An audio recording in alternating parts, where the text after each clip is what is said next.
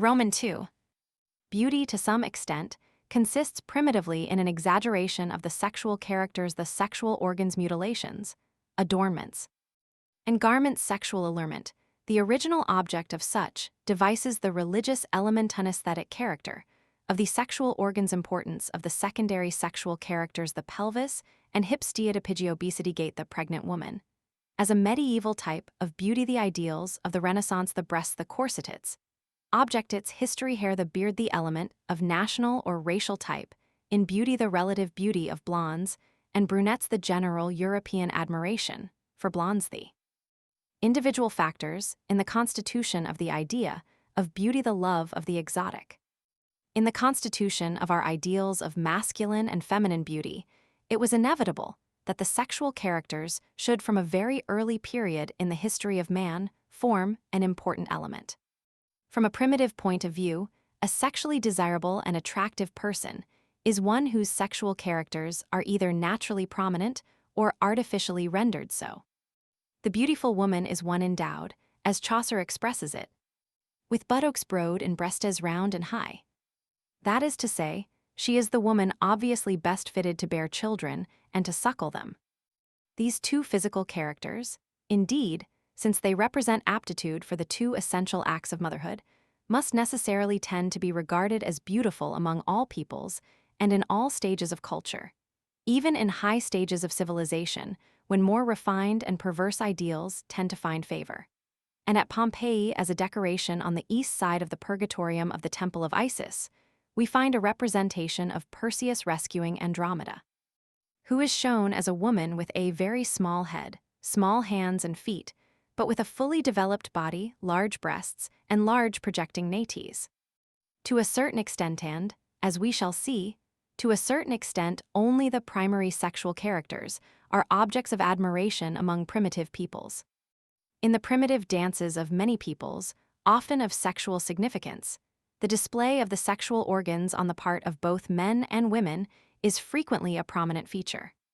Even down to medieval times in Europe, the garments of men sometimes permitted the sexual organs to be visible.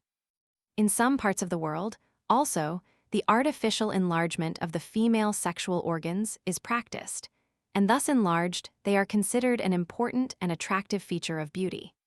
Sir Andrew Smith informed Darwin that the elongated nymphy, or Hottentot apron, found among the women of some South African tribes was formerly greatly admired by the men, Descent of Man, Chapter 19.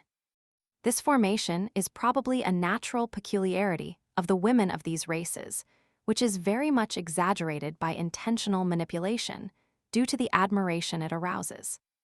The missionary Merensky reported the prevalence of the practice of artificial elongation among the Basuto and other peoples, and the anatomical evidence is in favor of its partly artificial character.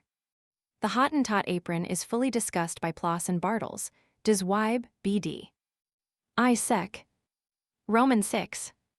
In the Jabu country on the Bight of Benin in West Africa, Daniel stated, it was considered ornamental to elongate the labia and the clitoris artificially.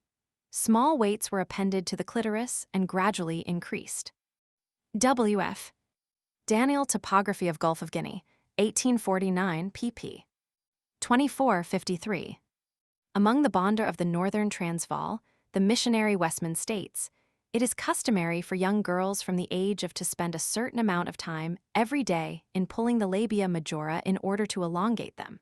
In selecting a wife, the young men attach much importance to this elongation, and the girl whose labia stand out most is most attractive. Zeitschrift für Ethnologie, 1894 HT. 4p. 363. It may be added that in various parts of the world mutilations of the sexual organs of men and women, or operations upon them, are practiced, for reasons which are imperfectly known, since it usually happens that the people who practice them are unable to give the reason for this practice, or they assign a reason which is manifestly not that which originally prompted the practice. Thus, the excision of the clitoris, practiced in many parts of East Africa and frequently supposed to be for the sake of dulling sexual feeling. J.S. King Journal of the Anthropological Society, Bombay, 1890 p. 2 seems very doubtfully accounted for thus, for the women have it done of their own accord. All Sobo women have their clitoris cut off. Unless they have this done, they are looked down upon, as slave women who do not get cut. As soon, therefore, as a Sobo woman has collected enough money, she goes to an operating woman and pays her to do the cutting. Journal of the Anthropological Institute, August-November, 1898, p. 117. The Comte de Cardi investigated this matter in the Niger Delta. I have questioned both native men and women, he states, to try and get the natives' reason for this right, but the almost universal answer to my queries was, it is our country's fashion. One old man told him it was practiced because favorable to continence, and several old women said that once the women of the land used to suffer from a peculiar kind of madness which this rite reduced. Journal of the Anthropological Institute, August-November, 1899, p. 59. In the same way, the subincision of the urethra mica operation of Australia is frequently supposed to be for the purpose of preventing conception. See, e.g., the description of the operation by J.G. Garson, Medical Press, February 21, 1894, but this is very doubtful, and E.C. Sterling found that subincised natives often had large families. Intercolonial Quarterly Journal of Medicine and Surgery, 1894. A passage in the Mainz Chronicle for 1367, as quoted by Schultz, Des Hoffisch Leben, p. 297, shows that at that time the tunics of the men were so made that it was always possible for the sexual organs to be seen in walking or sitting. This insistence on the naked sexual organs as objects of attraction is, however, comparatively rare and confined to peoples in a low state of culture. Very much more widespread is the attempt to beautify and call attention to the sexual organs by tattooing, by adornment, and by striking peculiarities of clothing. The tendency for beauty of clothing to be accepted as a substitute for beauty of body appears early in the history of mankind, and, as we know, tends to be absolutely accepted in civilization. We exclaim, as Goethe remarks, "What a beautiful little foot!" when we have merely seen a pretty shoe. We admire the lovely waist when nothing has met out eyes but an elegant girdle. Our realities and our traditional ideals are hopelessly at variance. The Greeks represented their statues without pubic hair because in real life they had adopted the Oriental custom of removing the hairs. We compel our sculptors and painters to make similar representations, though they no longer correspond either to realities or to our own ideas of what is beautiful and fitting in real life. Our artists are themselves equally ignorant and confused, and, as Stratz has repeatedly shown, they constantly reproduce in all innocence the deformations and pathological characters of defective models. If we were honest, we should say like the little boy before a picture of the Judgment of Paris, in answer to his mother's question as to which of the three goddesses he thought most beautiful, "I can't tell, because they haven't their clothes on." The concealment actually attained was not, however, it would appear originally sought. Various authors have brought together evidence to show that the main primitive purpose of adornment and clothing among savages is not to conceal the body, but to draw attention to it and to render it more attractive. Westermarck, especially, brings forward numerous examples of savage adornments, which serve to attract attention to the sexual regions of man and woman. He further argues that the primitive object of various savage peoples in practicing circumcision, as other similar mutilations, is really to secure sexual attractiveness, whatever religious significance they may sometimes have developed subsequently.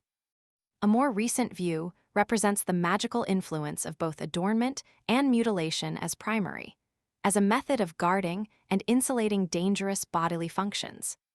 Fraser, in The Golden Bough, is the most able and brilliant champion of this view, which undoubtedly embodies a large element of truth, although it must not be accepted to the absolute exclusion of the influence of sexual attractiveness.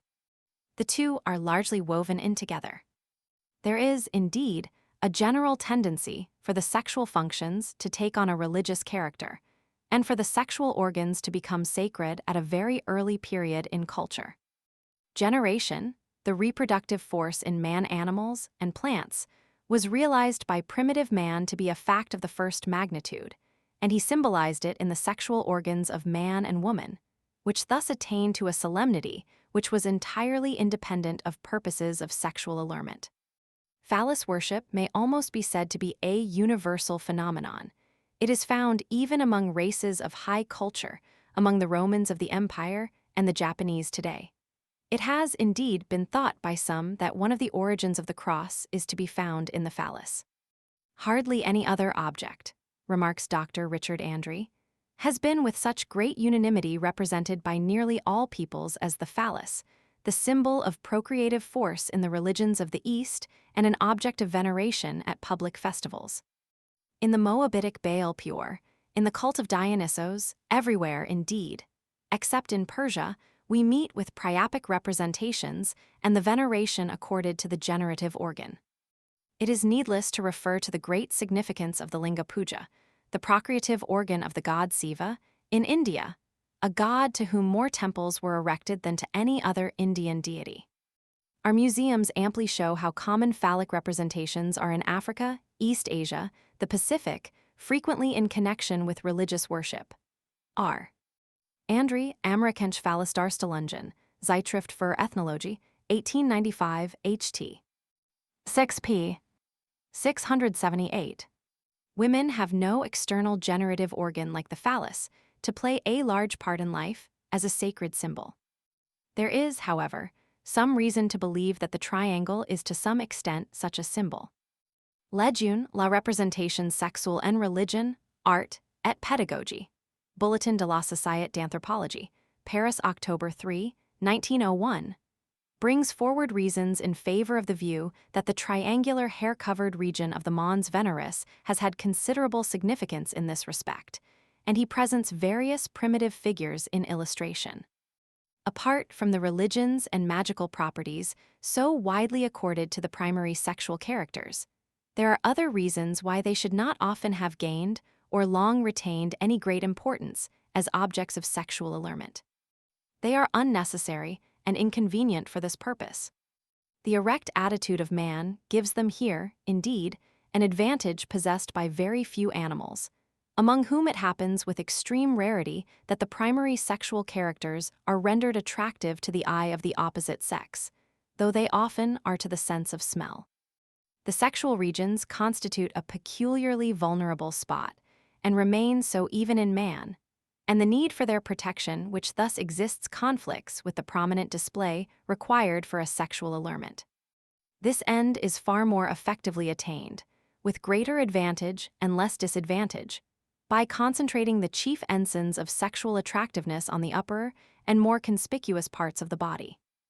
This method is well nigh universal among animals as well as in man.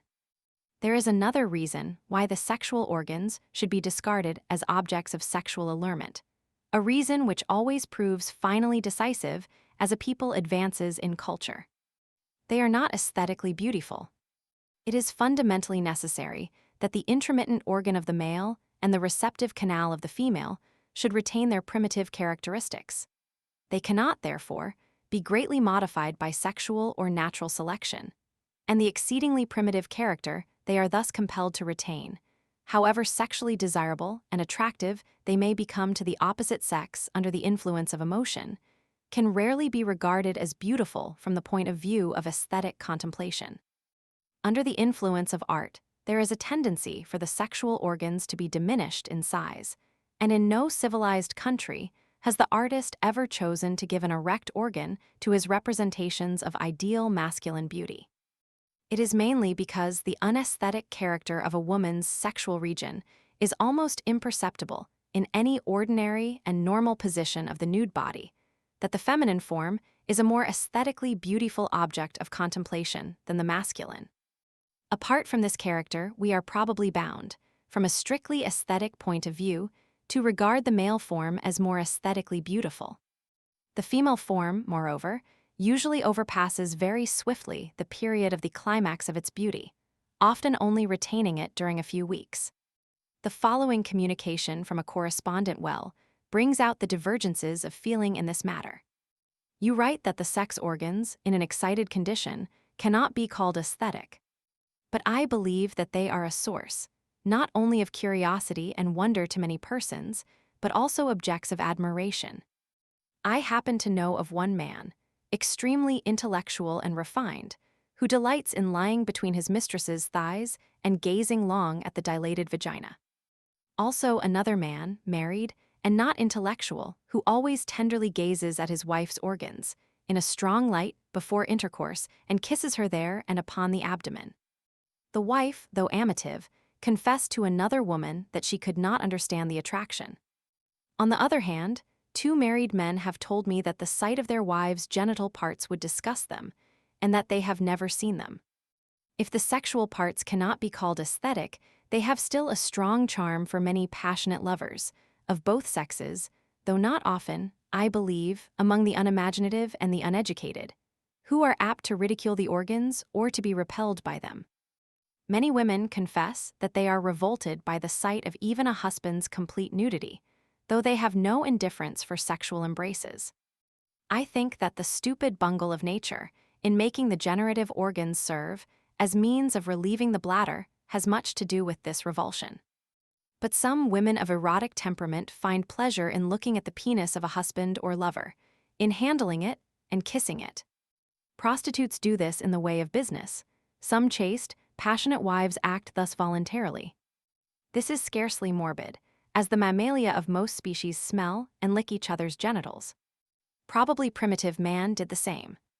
Brantome, Vides Dames Gallants, Discours Roman II, has some remarks to much the same effect concerning the difference between men, some of whom take no pleasure in seeing the private parts of their wives or mistresses, while others admire them and delight to kiss them.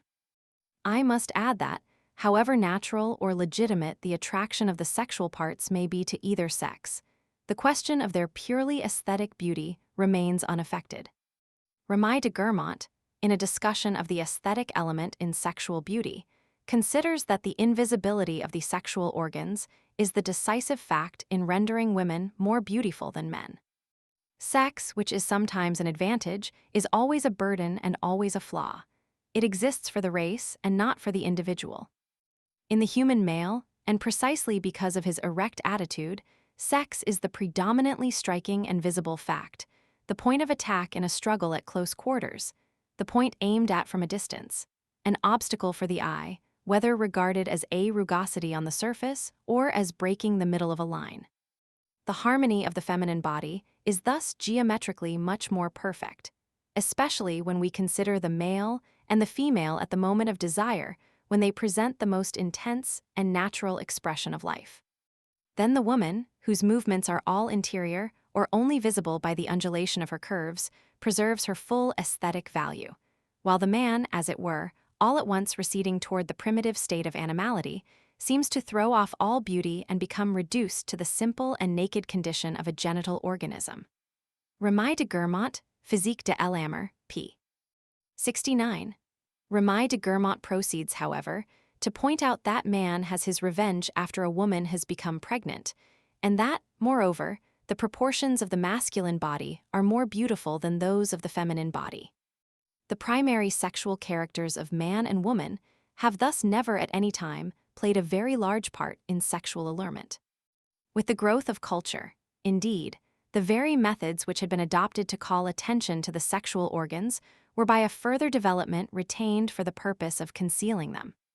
From the first, the secondary sexual characters have been a far more widespread method of sexual allurement than the primary sexual characters, and in the most civilized countries today, they still constitute the most attractive of such methods to the majority of the population. The main secondary sexual characters in woman and the type which they present in beautiful and well-developed persons are summarized as follows by Stratz, who, in his book on the beauty of the body in woman, sets forth the reasons for the characteristics here given.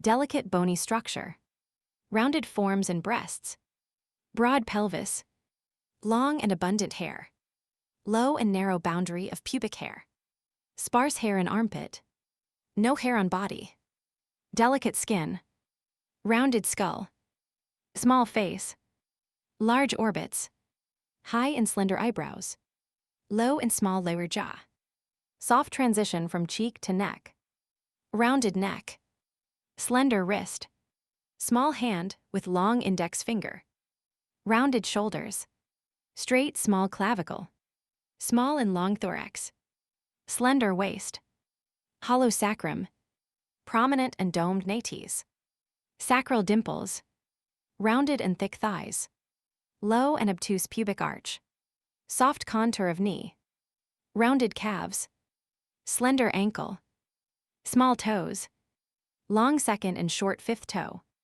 broad middle incisor teeth. Stratz die Schoonheid des Weiblichen Körpers, 14th edition, 1903, p. 200. This statement agrees at most points with my own exposition of the secondary sexual characters. Man and Woman, 4th edition, revised and enlarged, 1904. Thus we find, among most of the peoples of Europe, Asia, and Africa, the chief continents of the world, that the large hips and buttocks of women are commonly regarded as an important feature of beauty.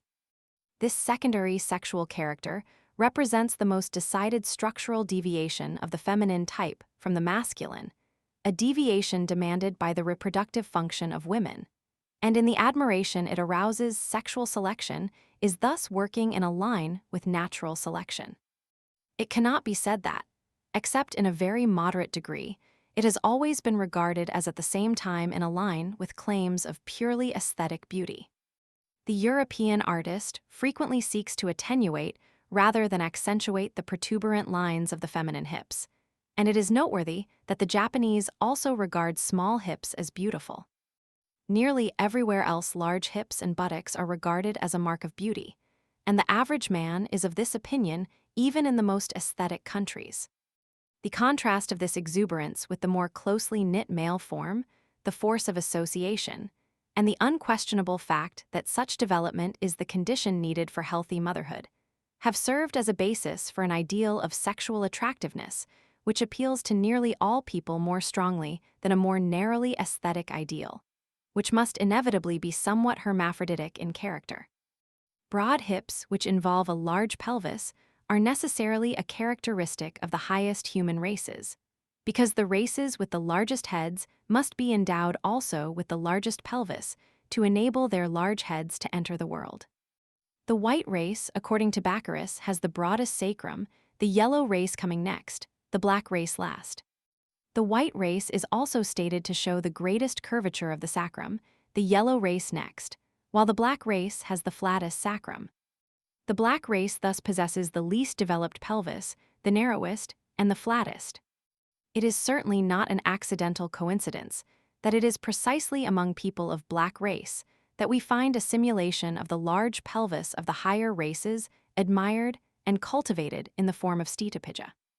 This is an enormously exaggerated development of the subcutaneous layer of fat, which normally covers the buttocks and upper parts of the thighs in woman, and in this extreme form constitutes a kind of natural fatty tumor. Steatopygia cannot be said to exist, according to Denneker, unless the projection of the buttocks exceeds 4% of the individual's height. It frequently equals 10%. True steatopygia only exists among Bushmen and Hottentot women, and among the peoples who are by blood connected with them. An unusual development of the buttocks is, however, found among the Woloffs and many other African peoples. There can be no doubt that among the black peoples of Africa generally, whether true steatopygia exists among them or not, extreme gluteal development is regarded as a very important, if not the most important, mark of beauty, and Burton stated that a Somali man was supposed to choose his wife by ranging women in a row and selecting her who projected farthest a tergo. In Europe, it must be added, clothing enables this feature of beauty to be simulated. Even by some African peoples, the posterior development has been made to appear still larger by the use of cushions, and in England in the 16th century, we find the same practice well recognized, and the Elizabethan dramatists refer to the bum roll, which in more recent times has become the bustle, devices which bear witness to what Watts, the painter, called the persistent tendency to suggest that the most beautiful half of humanity is furnished with tails. In reality, as we see, it is simply a tendency not to simulate an animal character, but to emphasize the most human and the most feminine of the secondary sexual characters, and therefore, from the sexual point of view, a beautiful feature. Sometimes admiration for this characteristic is associated with admiration for marked obesity generally, and it may be noted that a somewhat greater degree of fatness may also be regarded as a feminine secondary sexual character. This admiration is specially marked among several of the black peoples of Africa, and here to become a beauty, a woman must, by drinking enormous quantities of milk, seek to become very fat. Sanini noted that to some extent, the same thing might be found among the Mohammedan women of Egypt.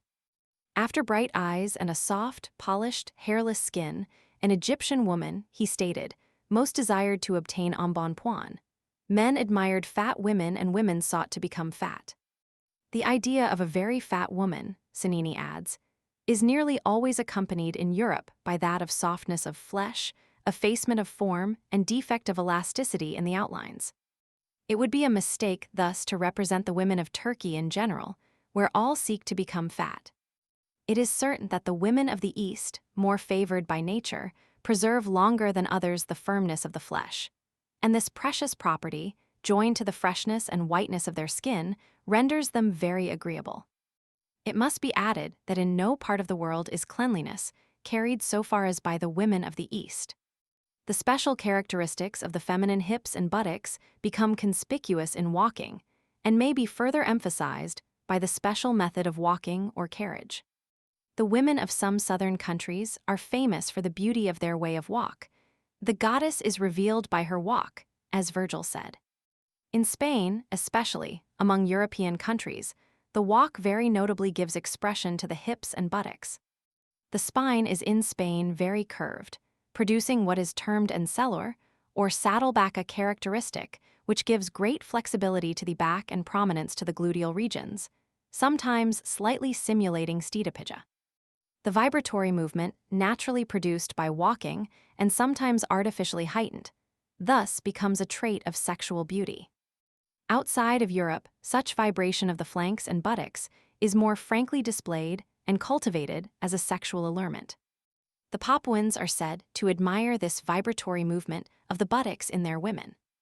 Young girls are practiced in it by their mothers for hours at a time as soon as they have reached the age of 7 or 8, and the Papuan maiden walks thus whenever she is in the presence of men, subsiding into a simpler gait when no men are present. In some parts of tropical Africa, the women walk in this fashion. It is also known to the Egyptians, and by the Arabs is called gung.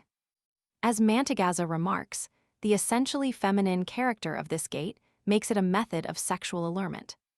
It should be observed that it rests on feminine anatomical characteristics, and that the natural walk of a femininely developed woman is inevitably different from that of a man. In an elaborate discussion of beauty of movement, Stratz summarizes the special characters of the gait in woman as follows. A woman's walk is chiefly distinguished from a man's by shorter steps, the more marked forward movement of the hips, the greater length of the phase of rest in relation to the phase of motion, and by the fact that the compensatory movements of the upper parts of the body are less powerfully supported by the action of the arms and more by the revolution of the flanks. A man's walk has a more pushing and active character, a woman's a more rolling and passive character. While a man seems to seek to catch his fleeing equilibrium, a woman seems to seek to preserve the equilibrium she has reached. A woman's walk is beautiful when it shows the definitely feminine and rolling character, with the greatest predominance of the moment of extension over that of flexion. Stratz, Die Schönheit des weiblichen Körpers, 14th edition, p. 275. An occasional development of the idea of sexual beauty as associated with developed hips is found in the tendency to regard the pregnant woman as the most beautiful type. Stratz observes that a woman artist once remarked to him that since motherhood is the final aim of woman, and a woman reaches her full flowering period in pregnancy, she ought to be most beautiful when pregnant. This is so, Stratz replied, if the period of her full physical bloom chances to correspond with the early months of pregnancy. For with the onset of pregnancy, metabolism is heightened, the tissues become active, the tone of the skin softer and brighter, the breasts firmer, so that the charm of fullest bloom is increased until the moment when the expansion of the womb begins to destroy the harmony of the form. at one period of European culture, however at a moment, and among a people not very sensitive to the most exquisite aesthetic sensations, the ideal of beauty has even involved the character of advanced pregnancy. In Northern Europe, during the centuries immediately preceding the Renaissance, the ideal of beauty, as we may see by the pictures of the time, was a pregnant woman, with protuberant abdomen and body more or less extended backward. This is notably apparent in the work of the Van Eycks, in the Eve in the Brussels Gallery, in the wife of Arnolfini in the highly finished portrait group in the National Gallery, even the Virgins in the great masterpiece of the Van Eycks in the cathedral at Ghent assume the type of the pregnant woman. Through all the Middle Ages down to Dürer and Cranach, quite truly remarks Laura Marholm, as quoted by I. Bloch, Beitrag zur Ideologie der Psychopathia Sexualis, Teil IP. 154, we find a very peculiar type which has falsely been regarded as one of merely ascetic character. It represents quiet, peaceful, and cheerful faces, full of innocence, tall, slender, young figures, the shoulders still scanty, the breasts small, with slender legs beneath their garments, and round the upper part of the body clothing that is tight almost to the point of constriction. The waist comes just under the bosom, and from this point, the broad skirts in folds give to the most feminine part of the feminine body full and absolutely unhampered power of movement and expansion. The womanly belly, even in saints and virgins, is very pronounced in the carriage of the body and clearly protuberant beneath the clothing. It is the maternal function, in sacred and profane figures alike, which marks the whole type indeed, the whole conception of woman. For a brief period, this fashion reappeared in the 18th century, and women wore pads and other devices to increase the size of the abdomen. With the Renaissance, this ideal of beauty disappeared from art. But in real life, we still seem to trace its survival in the fashion for that class of garments, which involved an immense amount of expansion below the waist, and secured such expansion by the use of whalebone hoops and similar devices. The Elizabethan farthingale was such a garment. This was originally a Spanish invention, as indicated by the name, from Verjugardo, provided with hoops, and reached England through France. We find the fashion at its most extreme point in the fashionable dress of Spain in the 17th century, such as it has been immortalized by Velázquez. In England, hoops died out during the reign of George Roman III, but were revived for a time, half a century later, in the Victorian crinoline.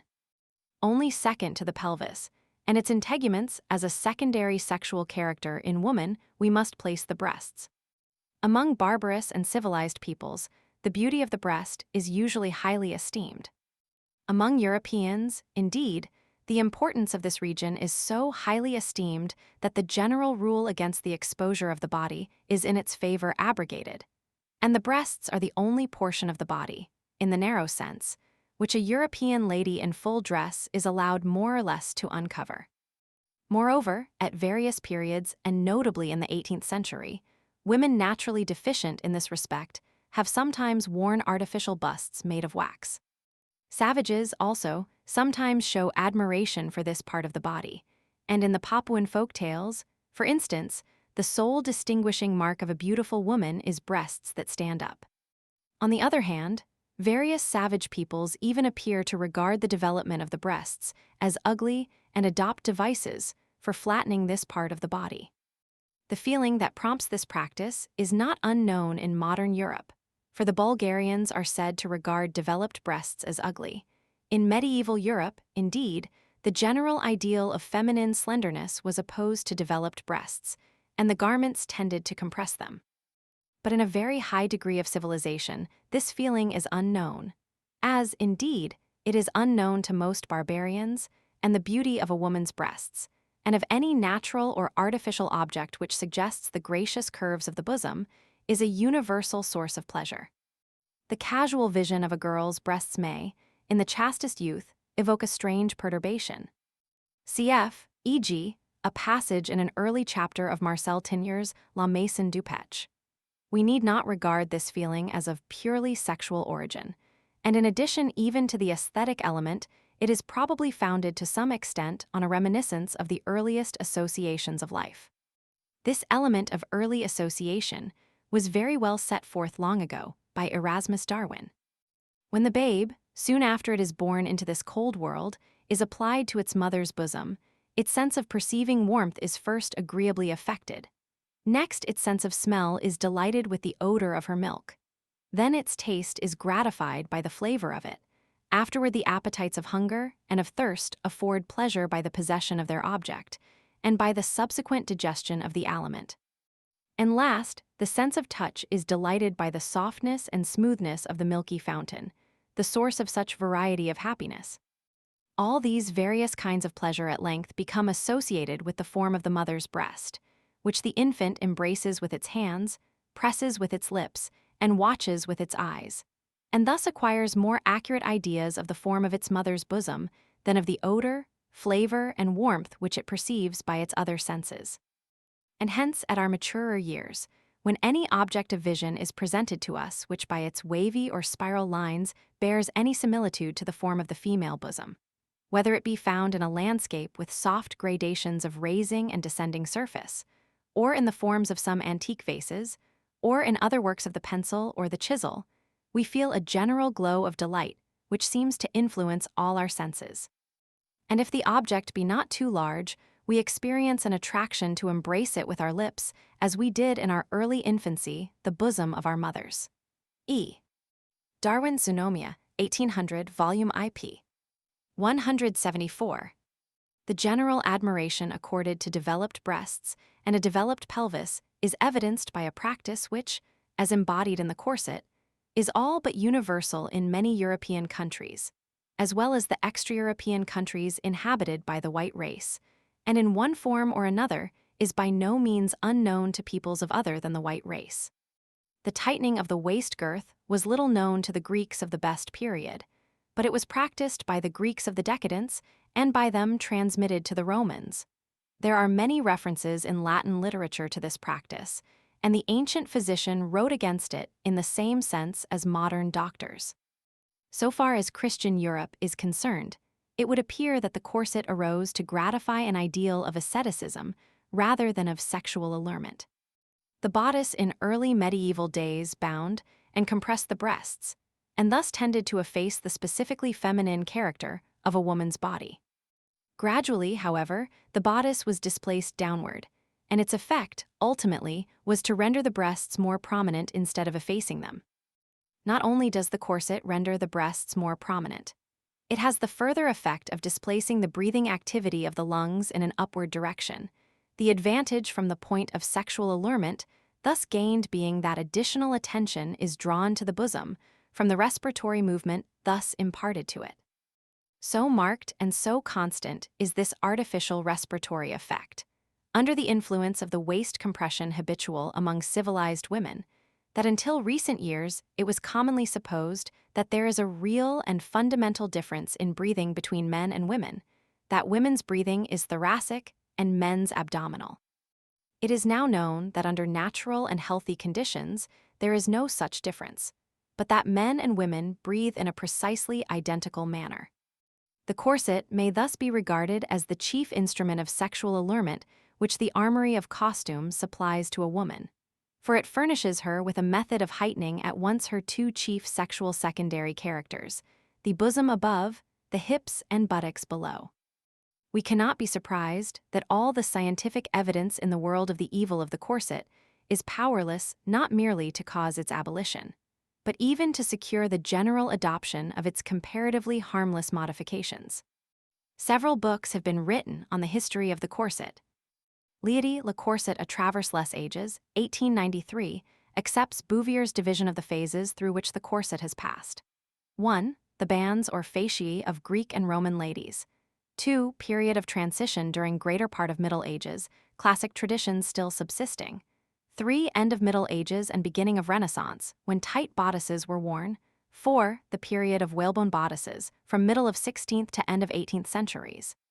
5. The period of the modern corset. We hear of embroidered girdles in Homer. Even in Rome, however, the fasciae were not in general use, and were chiefly employed either to support the breasts or to compress their excessive development, and then called mammillare. The zona was a girdle, worn usually round the hips, especially by young girls. The modern corset is a combination of the fascia and the zona. It was at the end of the 14th century that Isabeau of Bavaria introduced the custom of showing the breasts uncovered, and the word corset was then used for the first time. Stratz in his Frankleidung pp. 366 et seq. And in his Schönheit des weiblichen Körpers, chapters Roman 8, X and Roman 16, also deals with the corset and illustrates the results of compression on the body.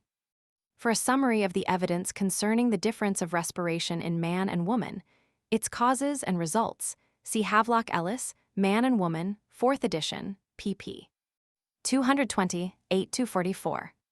With reference to the probable influence of the corset and unsuitable clothing generally during early life in impeding the development of the mammary glands, causing inability to suckle properly, and thus increasing infant mortality, see especially a paper by Professor Bollinger, Correspondenzblatt Deutsch. Jessel, Anthropology, October, 1899. The compression caused by the corset, it must be added, is not usually realized or known by those who wear it. Thus, Rushton Parker and Hugh Smith found, in 2 independent series of measurements, that the waist measurement was, on the average, 2 inches less over the corset than round the naked waist. The great majority seemed quite unaware of the fact. In one case, the difference was as much as 5 inches. British Medical Journal, September 15 and 22, 1900. The breasts and the developed hips are characteristics of women and are indications of functional effectiveness as well as sexual allurement. Another prominent sexual character, which belongs to man and is not obviously an index of function, is furnished by the hair on the face. The beard may be regarded as purely a sexual adornment, and thus comparable to the somewhat similar growth on the heads of many male animals.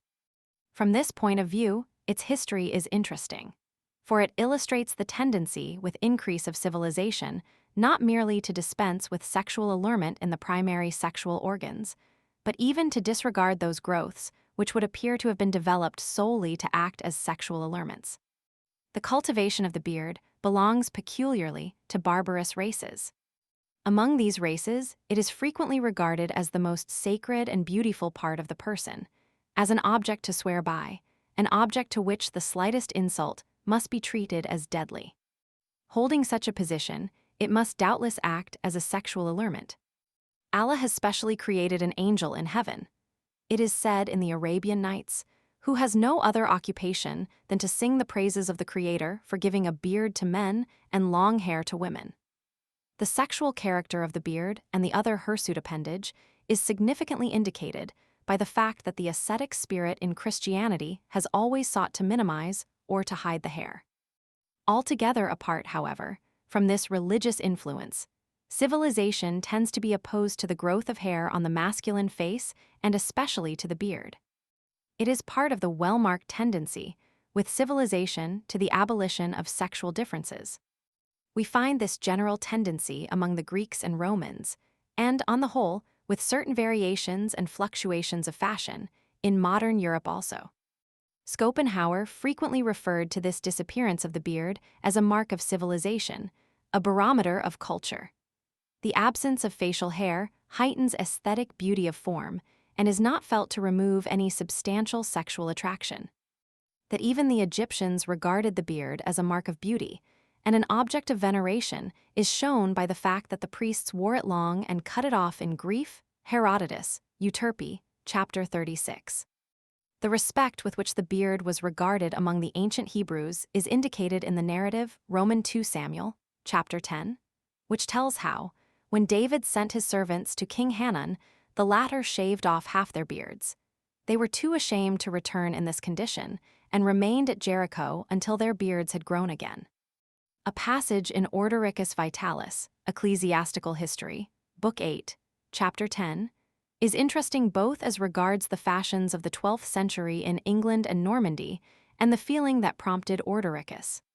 Speaking of the men of his time, he wrote, "The forepart of their head is bare after the manner of thieves, while at the back they nourish long hair like harlots. In former times penitents, captives and pilgrims usually went unshaved and wore long beards, as an outward mark of their penance or captivity or pilgrimage. Now almost all the world wear crisped hair and beards, carrying on their faces the token of their filthy, lust-like stinking goats. Their locks are curled with hot irons, and instead of wearing caps, they bind their heads with fillets.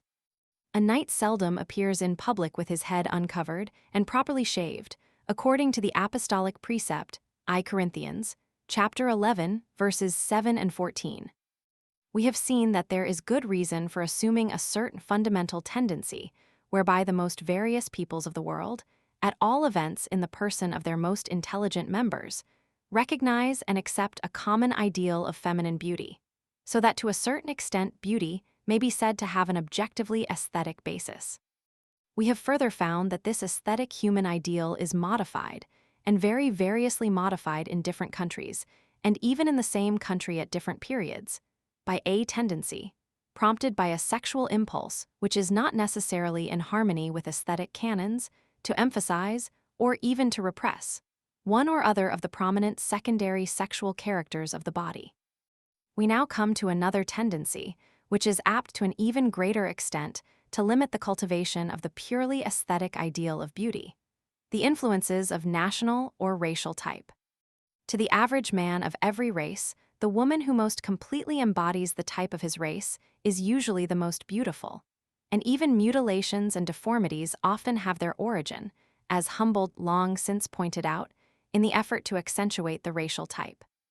Eastern women possess by nature large and conspicuous eyes, and this characteristic they seek still further to heighten by art. The Ainu are the hairiest of races, and there is nothing which they consider so beautiful as hair. It is difficult to be sexually attracted to persons who are fundamentally unlike ourselves in racial constitution. It frequently happens that this admiration for racial characteristics leads to the idealization of features which are far removed from aesthetic beauty. The firm and rounded breast is certainly a feature of beauty, but among many of the black peoples of Africa, the breasts fall at a very early period, and here we sometimes find that the hanging breast is admired as beautiful. The African Biganda, the Rev. J. Roscoe states, Journal of the Anthropological Institute, January-June 1902, p.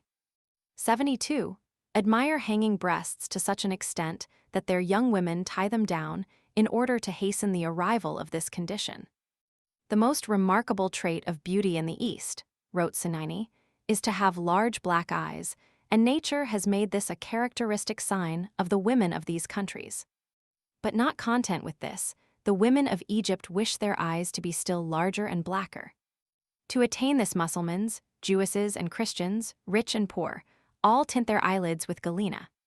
They also blacken the lashes, as Juvenal tells us the Roman ladies did, and mark the angles of the eye so that the fissure appears larger. Sinini, Voyage dans l'Oued at Basse Egypt, 1799, Volume I, p.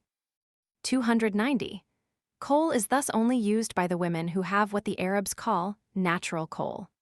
As Flinders Petrie has found, the women of the so-called New Race, between the 6th and 10th dynasties of ancient Egypt, used galena and malachite for painting their faces.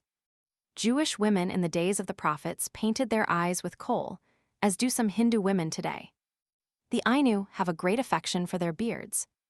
They regard them as a sign of manhood and strength, and consider them as especially handsome. They look upon them, indeed, as a great and highly prized treasure. J. Batchelor, The Ainu and Their Folklore, p. 162. A great many theories have been put forward to explain the Chinese fashion of compressing and deforming the foot.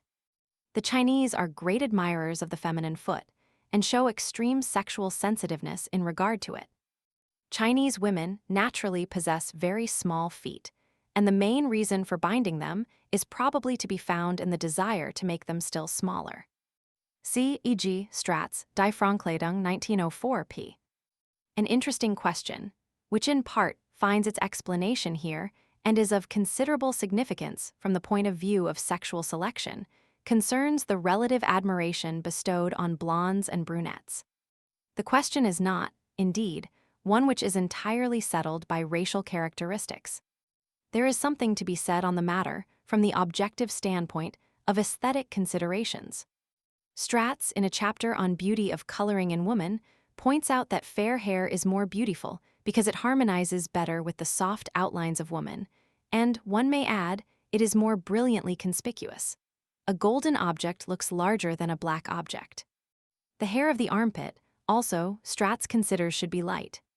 On the other hand, the pubic hair should be dark in order to emphasize the breadth of the pelvis and the obtusity of the angle between the mons veneris and the thighs.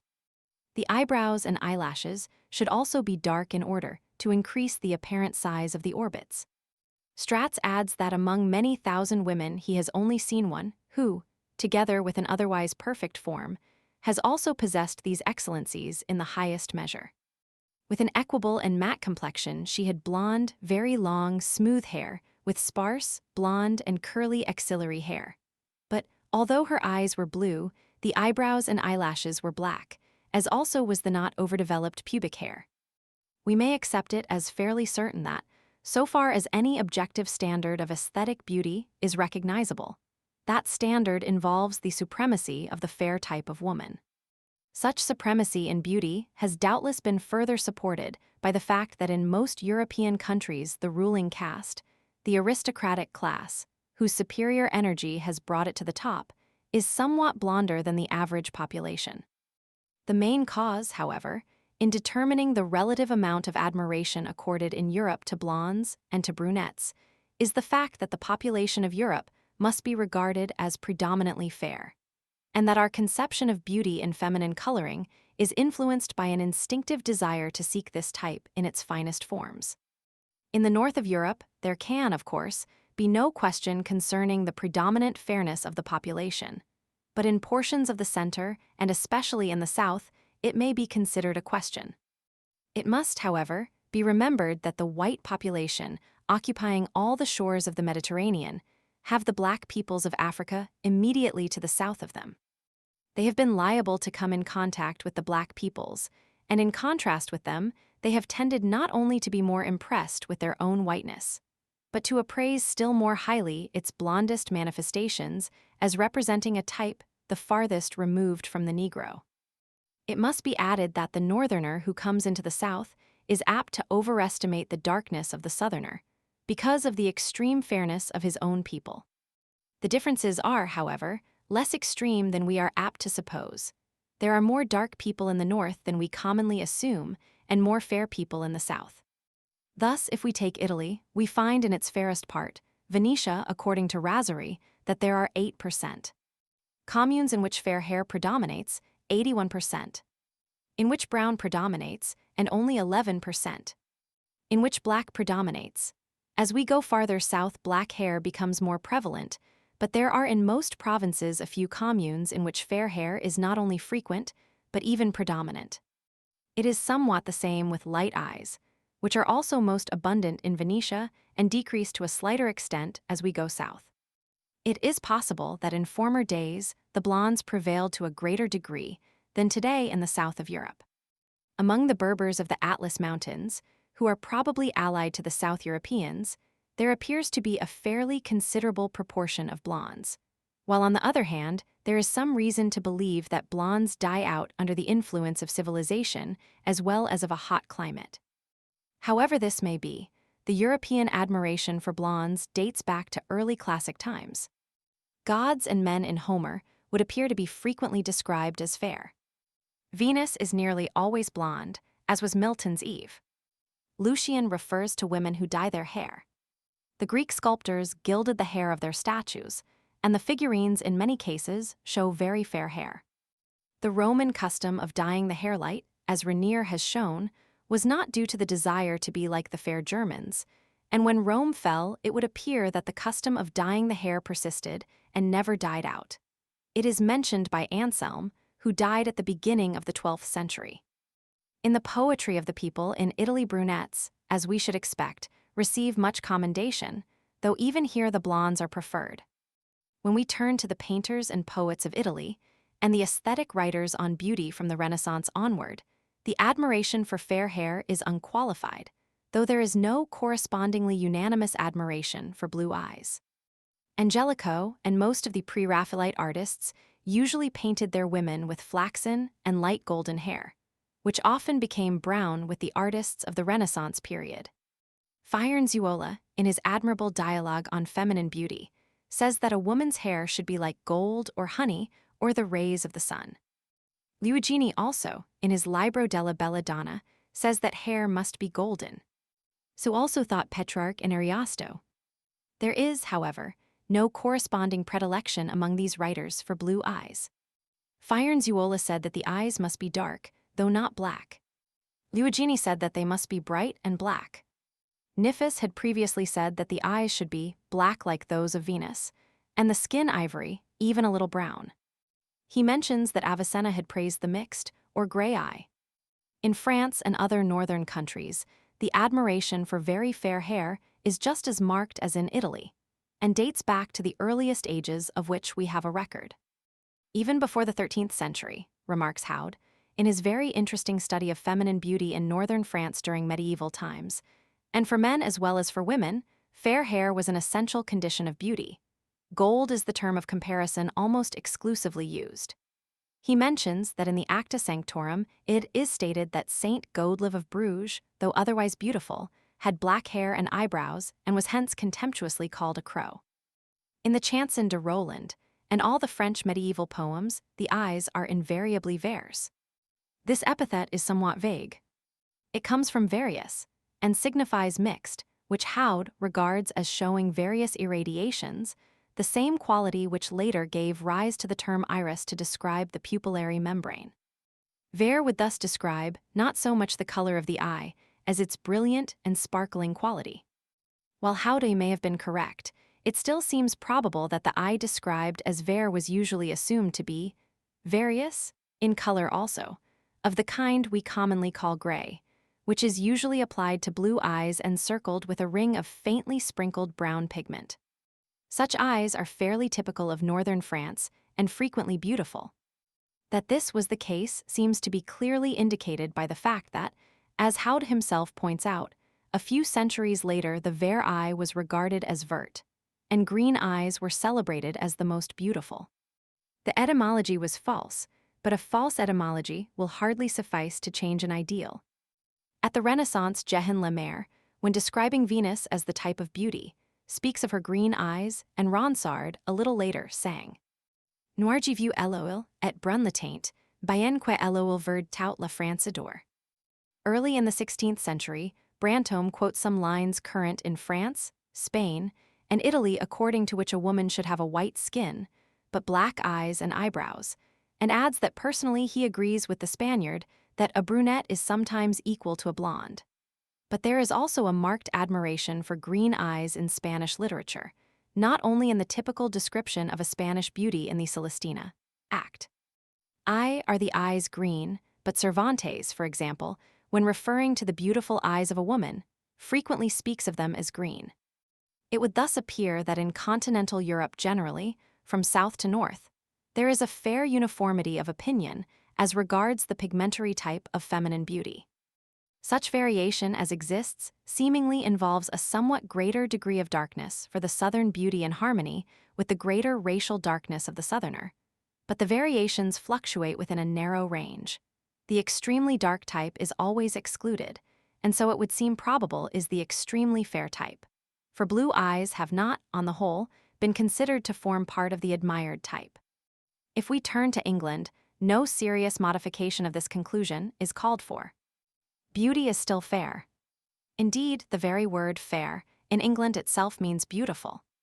That in the 17th century it was generally held essential that beauty should be blonde is indicated by a passage in the Anatomy of Melancholy, where Burton argues that golden hair was ever in great account, and quotes many examples from classic and more modern literature. That this remains the case is sufficiently evidenced by the fact that the ballet and chorus on the English stage wear yellow wigs, and the heroine of the stage is blonde, while the female villain of melodrama is a brunette. While, however, this admiration of fairness as a mark of beauty unquestionably prevails in England, I do not think it can be said as it probably can be said of the neighboring and closely allied country of France that the most beautiful women belong to the fairest group of the community. In most parts of Europe, the coarse and unbeautiful plebeian type tends to be very dark. In England, it tends to be very fair. England is, however, somewhat fairer generally than most parts of Europe. So that, while it may be said that a very beautiful woman in France or in Spain may belong to the blondest section of the community, a very beautiful woman in England, even though of the same degree of blondness as her continental sister, will not belong to the extremely blonde section of the English community. It thus comes about that when we are in northern France, we find that gray eyes, a very fair but yet unfreckled complexion, brown hair, finely molded features, and highly sensitive facial expression combine to constitute a type which is more beautiful than any other we meet in France, and it belongs to the fairest section of the French population. When we cross over to England, however, unless we go to a so-called Celtic district, it is hopeless to seek among the blondest section of the community for any such beautiful and refined type. The English beautiful woman, though she may still be fair, is by no means very fair, and from the English standpoint she may even sometimes appear somewhat dark. In determining what I call the index of pigmentation or degree of darkness of the eyes and hair of different groups in the National Portrait Gallery, I found that the famous beauties, my own personal criterion of beauty not being taken into account, was somewhat nearer to the dark than to the light end of the scale. If we consider, at random, individual instances of famous English beauties, they are not extremely fair. Lady Venetia Stanley, in the early 17th century, who became the wife of Sir Kenelm Digby, was somewhat dark, with brown hair and eyebrows. Mrs. Overall, a little later in the same century, a Lancashire woman, the wife of the Dean of St. Paul's, was, says Aubrey, the greatest beauty in her time in England, though very wanton, with the loveliest eyes that were ever seen. If we may trust a ballad given by Aubrey, she was dark with black hair. The Gunnings, the famous beauties of the 18th century, were not extremely fair, and Lady Hamilton, the most characteristic type of English beauty, had blue, brown-flecked eyes and dark chestnut hair. Coloration is only one of the elements of beauty, though an important one. Other things being equal, the most blonde is most beautiful. But it so happens that among the races of Great Britain the other things are very frequently not equal, and that, notwithstanding a conviction ingrained in the language, with us the fairest of women is not always the fairest. So magical, however, is the effect of brilliant coloring that it serves to keep alive in popular opinion and unqualified belief in the universal European creed of the beauty of blondness. We have seen that underlying the conception of beauty, more especially as it manifests itself in woman to man, are to be found at least three fundamental elements. First, there is the general beauty of the species, as it tends to culminate in the white peoples of European origin. Then there is the beauty due to the full development or even exaggeration of the sexual, and more especially the secondary sexual characters. And last, there is the beauty due to the complete embodiment of the particular racial or national type. To make the analysis fairly complete must be added at least one other factor: the influence of individual taste. Every individual, at all events in civilization, within certain narrow limits, builds up a feminine ideal of his own, in part on the basis of his own special organization and its demands, in part on the actual accidental attractions he has experienced. It is unnecessary to emphasize the existence of this factor, which has always to be taken into account in every consideration of sexual selection in civilized man. But its variations are numerous, and in impassioned lovers, it may even lead to the idealization of features which are in reality the reverse of beautiful. It may be said of many a man, as D'Annunzio says of the hero of his Trionfo della Morte in relation to the woman he loved, that he felt himself bound to her by the real qualities of her body, and not only by those which were most beautiful, but specially by those which were least beautiful. The novelist italicizes these words, so that his attention was fixed upon her defects, and emphasized them, thus arousing within himself an impetuous state of desire. Without invoking defects, however, there are endless personal variations which may all be said to come within the limits of possible beauty or charm. There are no two women, as Stratz remarks, who in exactly the same way stroke back a rebellious lock from their brows, no two who hold the hand in greeting in exactly the same way, No two who gather up their skirts as they walk with exactly the same movement. Among the multitude of minute differences which yet can be seen and felt, the beholder is variously attracted or repelled according to his own individual idiosyncrasy, and the operations of sexual selection are affected accordingly. Another factor in the constitution of the ideal of beauty, but one perhaps exclusively found under civilized conditions, is the love of the unusual, the remote, the exotic. It is commonly stated that rarity is admired in beauty. This is not strictly true, except as regards combinations and characters which vary only in a very slight degree from the generally admired type. Jucundum nihil est quod non reficit variatas, according to the saying of Publilius Syrus. The greater nervous restlessness and sensibility of civilization heightens this tendency, which is not infrequently found also among men of artistic genius. One may refer, for instance, to Baudelaire's profound admiration for the mulatto type of beauty. In every great center of civilization, the national ideal of beauty tends to be somewhat modified in exotic directions, and foreign ideals, as well as foreign fashions, become preferred to those that are native. It is significant of this tendency that when, a few years since, an enterprising Parisian journal hung in its salle the portraits of 131 actresses, etc., and invited the votes of the public by ballot as to the most beautiful of them, not one of the three women who came out at the head of the poll was French. A dancer of Belgian origin, Cleo de Merode, was by far at the head with over 3,000 votes, followed by an American from San Francisco, Sybil Sanderson, and then a Polish woman. Footnotes: Figure de Mouse Pompey, p. 174. As a native of Luconer said to the traveler Mertens, it has the same object as your clothes, to please the women. The greatest provocations of lust are from our apparel, as Burton states, Anatomy of Melancholy, Part 3, Sec. Roman 2 Mem. Roman 2 Subs. Roman 3, illustrating this proposition with immense learning. Stanley Hall, American Journal of Psychology, Volume Roman 9, Part 3, pp. 365 et seq., has some interesting observations on the various psychic influences of clothing. Cf. Bloch, Beitrage zur Ideologie der Psychopathia Sexualis, Tale Roman 2, pp. 330 et seq. History of Human Marriage, Chapter 9, especially p. 201. We have a striking and comparatively modern European example of an article of clothing designed to draw attention to the sexual sphere in the codpiece, the French breaked. Familiar to us through 15th and 16th century pictures and numerous allusions in Rabelais and in Elizabethan literature. This was originally a metal box for the protection of the sexual organs in war, but subsequently gave place to a leather case only worn by the lower classes, and became finally an elegant article of fashionable apparel, often made of silk and adorned with ribbons, even with gold and jewels. See e.g. Bloch, Beitrage zur Ideologie der Psychopathia Sexualis, Tale IP. 159.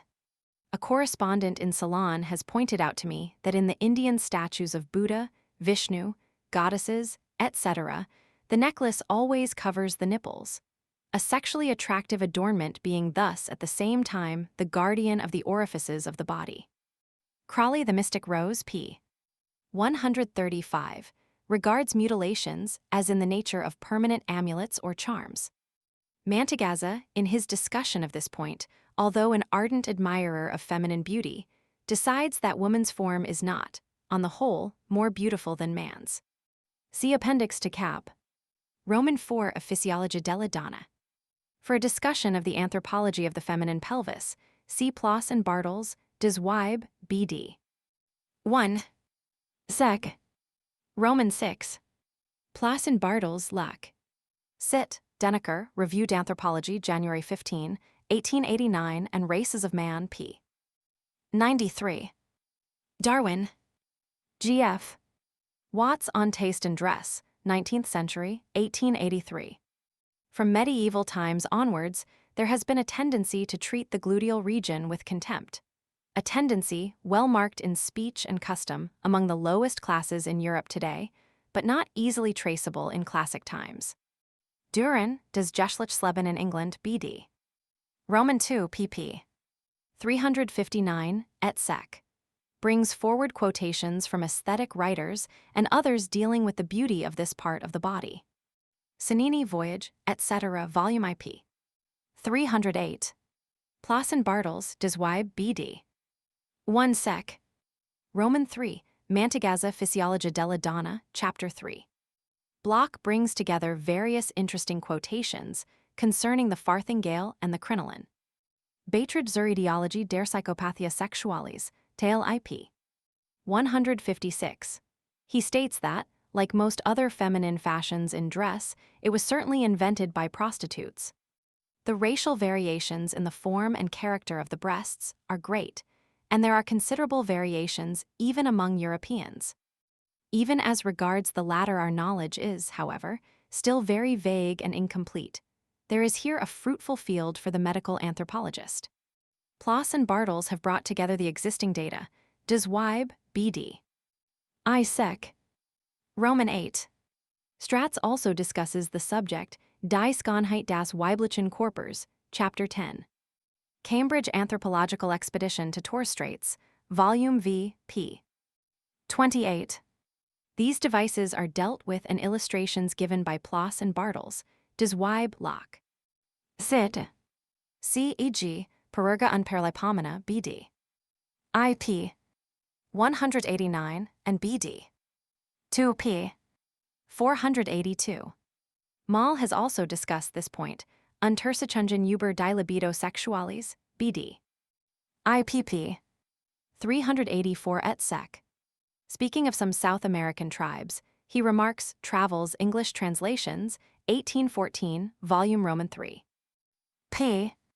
236, that they have as great an antipathy to the beard as the Eastern nations hold it in reverence. This antipathy is derived from the same source as the predilection for flat foreheads, which is seen in so singular a manner in the statues of the Aztec heroes and divinities. Nations attach the idea of beauty to everything which particularly characterizes their own physical conformation, their natural physiognomy. See also Westermarck, History of Marriage, p. 261. Ripley, Races of Europe, pp. 49, 202, attaches much importance to the sexual selection founded on a tendency of this kind. Differences of race are irreducible, Abel Hermit remarks, Confession d'un enfant de hiérer, p. 209, and between two beings who love each other they cannot fail to produce exceptional and instructive reactions. In the first superficial ebullition of love, indeed, nothing notable may be manifested, but in a fairly short time the two lovers, innately hostile, in striving to approach each other strike against an invisible partition which separates them. Their sensibilities are divergent, everything in each shocks the other, even their anatomical conformation, even the language of their gestures, all is foreign. Ch. Stratz Die Schönheit des weiblichen Körpers, 14th edition, Chapter 12. C.A.G. Sergei, The Mediterranean Race, pp. 5975. Sergei, The Mediterranean Race, Chapter 1, by an analysis of Homer's color epithets, argues that in very few cases do they involve fairness. But his attempt scarcely seems successful, although most of these epithets are undoubtedly vague and involve a certain range of possible color. Lechat's study of the numerous realistic colored statues recently discovered in Greece, summarized in Zentralblatt für Anthropologie, 1904, HT. 1p. 22, shows that with few exceptions the hair is fair. Rainier, Il tipo estetico, pp. 127, et seq. In another book, Les femmes blondes sellen les painters de l'école de Venise, par du Venetians, one of these, Venetians, being Armand Baschet, is brought together much information concerning the preference for blondes in literature, together with a great many of the recipes anciently used for making the hair fair. J. Haude, la butte des femmes dans la littérature et dans l'art du XVIe siècle, 1876, pp. 32 et seq. Howdy up. Sit, pp. 41 et seq. Howdy up. Sit, p. 83. Brantome Vites Dames Gallants, Discours Roman 2. Anatomy of Melancholy, Part 3 Sec. Roman 2 Mem. Roman 2 Subs. Roman 2. It is significant that Burton, Anatomy of Melancholy, Locke. Sit, while praising golden hair, also argues that, of all eyes black are most amiable, quoting many examples to this effect from classic and later literature. Relative Abilities of the Fair and the Dark, Monthly Review, August 1901, cf. A. Ellis, A Study of British Genius, p. 215. Strats, Die Schönheit des weiblichen Körpers, p. 217. Bloch, Beiträge zur Ideologie der Psychopathia Sexualis, Teil Roman 2, pp. 261, et seq.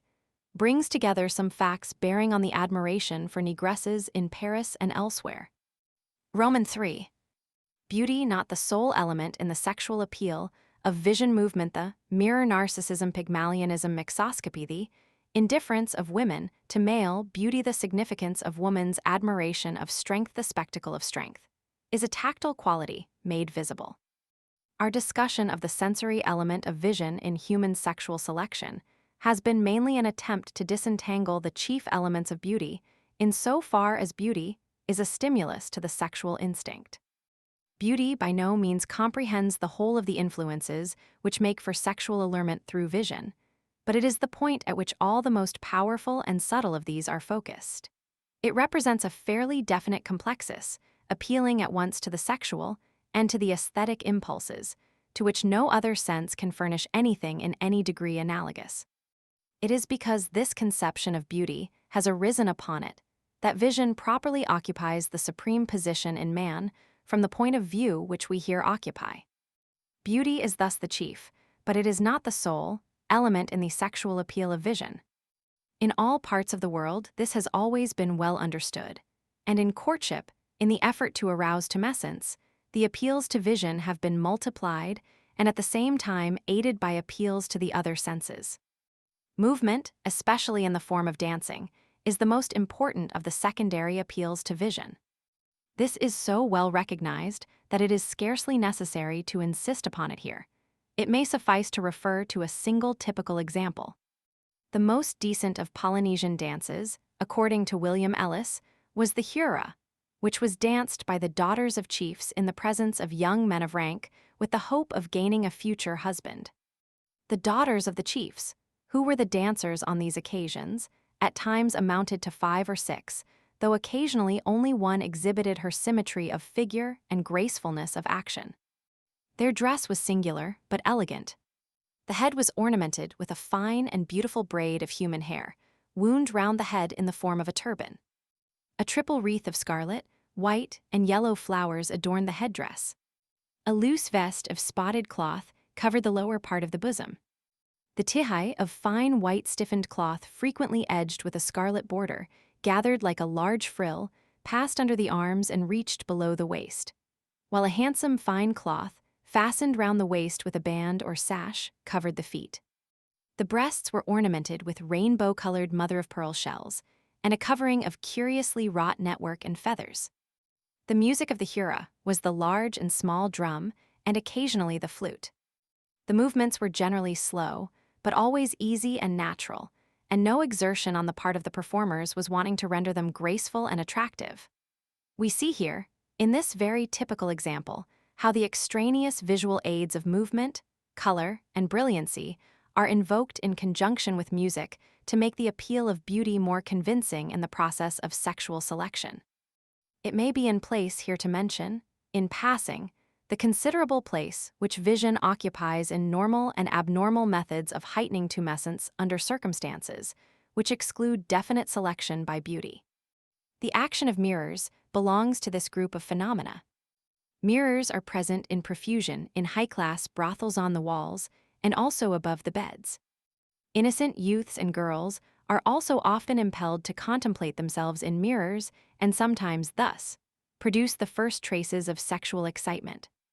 I have referred to the developed forms of this kind of self-contemplation in the study of autoerotism, and in this connection have alluded to the fable of Narcissus, whence Naki has since devised the term narcissism for this group of phenomena. It is only necessary to mention the enormous production of photographs, representing normal and abnormal sexual actions, specially prepared for the purpose of exciting or of gratifying sexual appetites, and the frequency with which even normal photographs of the nude appeal to the same lust of the eyes. Pygmalionism, or falling in love with statues, is a rare form of erotomania founded on the sense of vision and closely related to the allurement of beauty. I here use Pygmalionism as a general term for the sexual love of statues.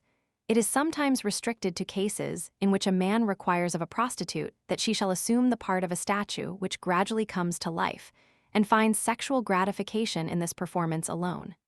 Eulenberg quotes examples: sexual neuropathy, p. 107. An emotional interest in statues is by no means uncommon among young men during adolescence. Heine, in Florentine Nights, records the experiences of a boy who conceived a sentimental love for a statue, and, as this book appears to be largely autobiographical, the incident may have been founded on fact. Youths have sometimes masturbated before statues, and even before the image of the Virgin. Such cases are known to priests and mentioned in manuals for confessors. Pygmalionism appears to have been not uncommon among the ancient Greeks, and this has been ascribed to their aesthetic sense. But the manifestation is due rather to the absence than to the presence of aesthetic feeling, and we may observe among ourselves that it is the ignorant and uncultured who feel the indecency of statues, and thus betray their sense of the sexual appeal of such objects. We have to remember that in Greece, statues played a very prominent part in life, and also that they were tinted and thus more lifelike than with us. Lucian, Athenaeus, Aelian, and others refer to cases of men who fell in love with statues. Tarnowski, Sexual Instinct, English edition, p. 85, mentions the case of a young man who was arrested in St. Petersburg for paying moonlight visits to the statue of a nymph on the terrace of a country house. And Krafft-Ebing quotes from a French newspaper the case which occurred in Paris during the spring of 1877 of a gardener who fell in love with a Venus in one of the parks. Bloch, Beiträge zur Ideologie der Psychopathia Sexualis, Teil Roman 2, pp. 297-305, brings together various facts bearing on this group of manifestations. Necrophilia, or a sexual attraction for corpses, is sometimes regarded as related to Pygmalionism.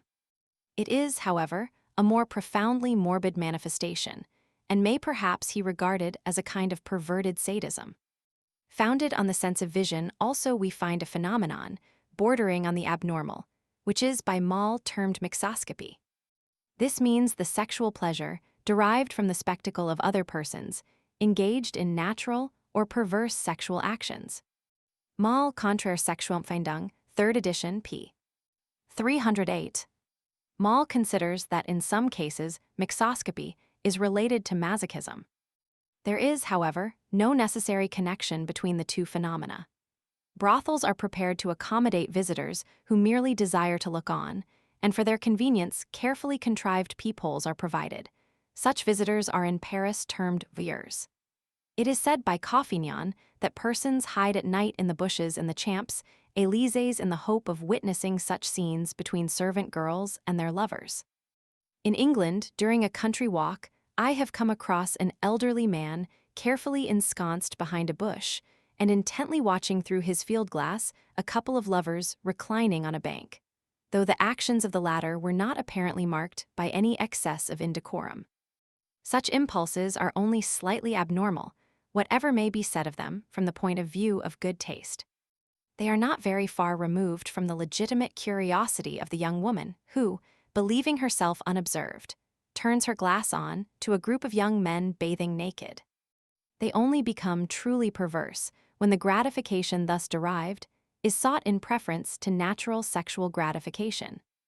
They are also not normal when they involve, for instance, a man desiring to witness his wife in the act of coitus with another man. I have been told of the case of a scientific man who encouraged his wife to promote the advances of a young friend of his own, in his own drawing room, he himself remaining present and apparently taking no notice. The younger man was astonished, but accepted the situation. In such a case, when the motives that led up to the episode are obscure, we must not too hastily assume that masochism or even mixoscopy is involved. For information on some of the points mentioned above, see, e.g., I. Block, Beiträge zur Ideologie der Psychopathia Sexualis, Teil I, pp. 200 et sec, Teil Roman II, pp. 195 et sec.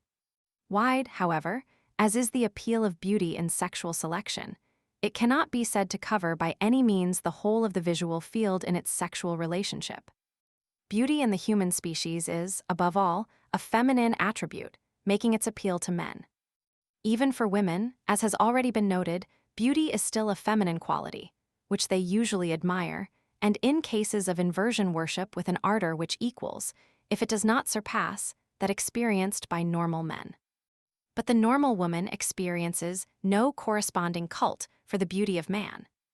The perfection of the body of man is not behind that of woman in beauty, but the study of it only appeals to the artist or the aesthetician. It arouses sexual enthusiasm almost exclusively in the male sexual invert. Whatever may be the case among animals or even among savages, in civilization the man is most successful with women is not the most handsome man, and may be the reverse of handsome. The maiden, according to the old saying, who has to choose between Adonis and Hercules, will turn to Hercules. A correspondent writes, "Men are generally attracted in the first instance by a woman's beauty, either of face or figure. Frequently this is the highest form of love they are capable of. Personally, my own love is always prompted by this. In the case of my wife, there was certainly a leaven of friendship and moral sympathies, but these alone would never have been translated into love had she not been young and good-looking. Moreover, I have felt intense passion for other women, in my relations with whom the elements of moral or mental sympathy have not entered. And always, as youth and beauty went, I believe I should transfer my love to someone else. Now, in woman I fancy this element of beauty and youth does not enter so much. I have questioned a large number of women, some married, some unmarried, young and old ladies, shop girls, servants, prostitutes, women whom I have known only as friends, others with whom I have had sexual relations, and I cannot recollect one instance when a woman said she had fallen in love with a man for his looks.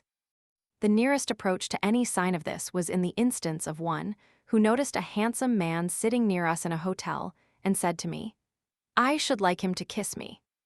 I have also noticed that women do not like looking at my body when naked, as I like looking at theirs. My wife has, on a few occasions, put her hand over my body and expressed pleasure at the feeling of my skin. I have very fair, soft skin, but I have never seen women exhibit the excitement that is caused in me by the sight of their bodies, which I love to look at, to stroke, to kiss all over. It is interesting to point out, in this connection, that the admiration of strength is not confined to the human female. It is by the spectacle of his force that the male among many of the lower animals sexually affects the female. Darwin duly allows for this fact, while some evolutionists, and notably Wallace, consider that it covers the whole field of sexual selection. When choice exists, Wallace states, all the facts appear to be consistent with the choice depending on a variety of male characteristics, with some of which color is often correlated. Thus, it is the opinion of some of the best observers that vigor and liveliness are most attractive, and these are, no doubt, usually associated with some intensity of color. There is reason to believe that it is his persistency and energy rather than his beauty which wins the day. A.R. Wallace, Tropical Nature, 1898 p. 199. In his later book, Darwinism p. 295, Wallace reaffirms his position that sexual selection means that in the rivalry of males for the female, the most vigorous secures the advantage. Ornament, he adds, is the natural product and direct outcome of superabundant health and vigor. As regards woman's love of strength, see Westermarck, History of Marriage, p. 255. Women admire a man's strength rather than his beauty. This statement is commonly made, and with truth, but so far as I am aware, its meaning is never analyzed. When we look into it, I think, we shall find that it leads us into a special division of the visual sphere of sexual allurement. The spectacle of force, while it remains strictly within the field of vision, really brings to us, although unconsciously, impressions that are correlated with another sense, that of touch. We instinctively and unconsciously translate visible energy into energy of pressure. In admiring strength, we are really admiring a tactile quality which has been made visible. It may therefore be said that, while through vision men are sexually affected mainly by the more purely visual quality of beauty, women are more strongly affected by visual impressions, which express qualities belonging to the more fundamentally sexual sense of touch.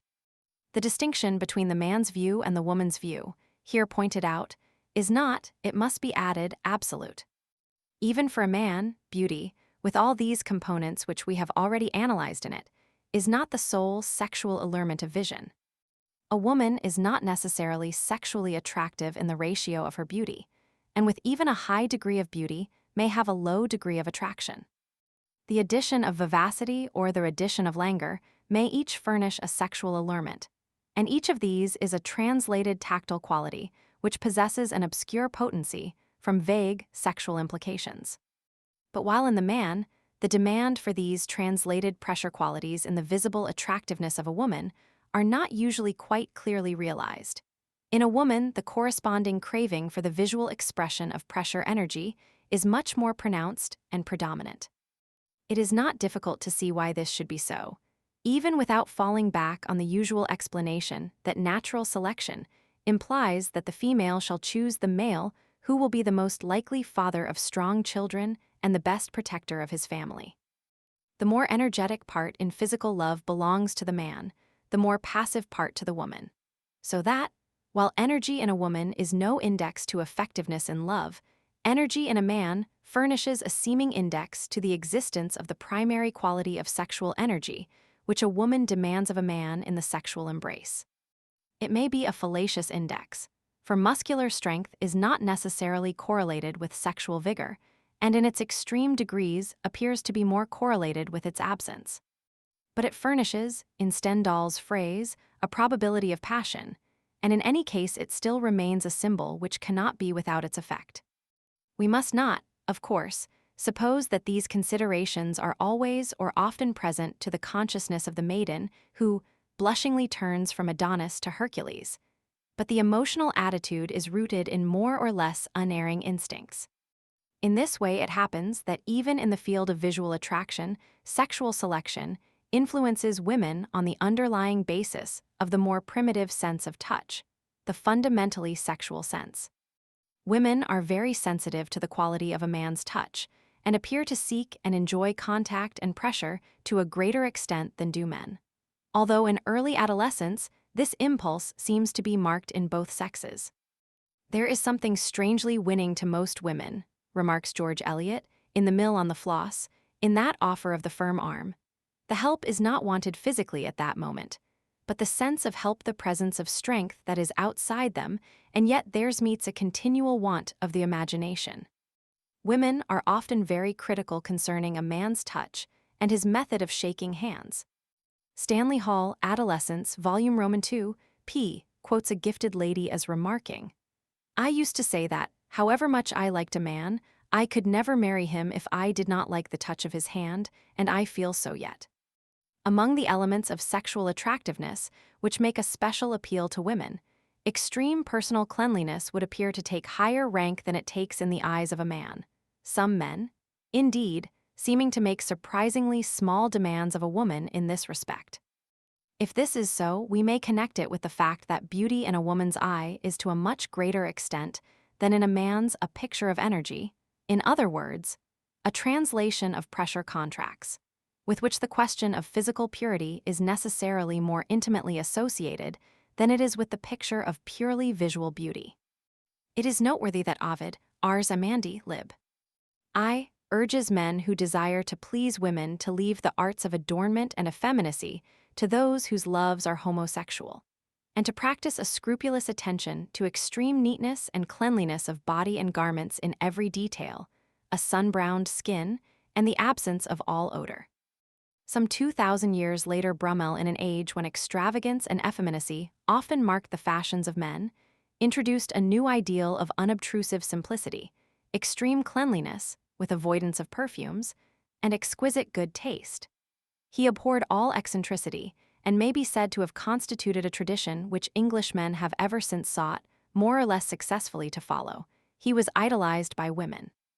It may be added that the attentiveness of women to tactile contacts is indicated by the frequency with which in them it takes on morbid forms, as the desire due contact, the horror of contamination, the exaggerated fear of touching dirt.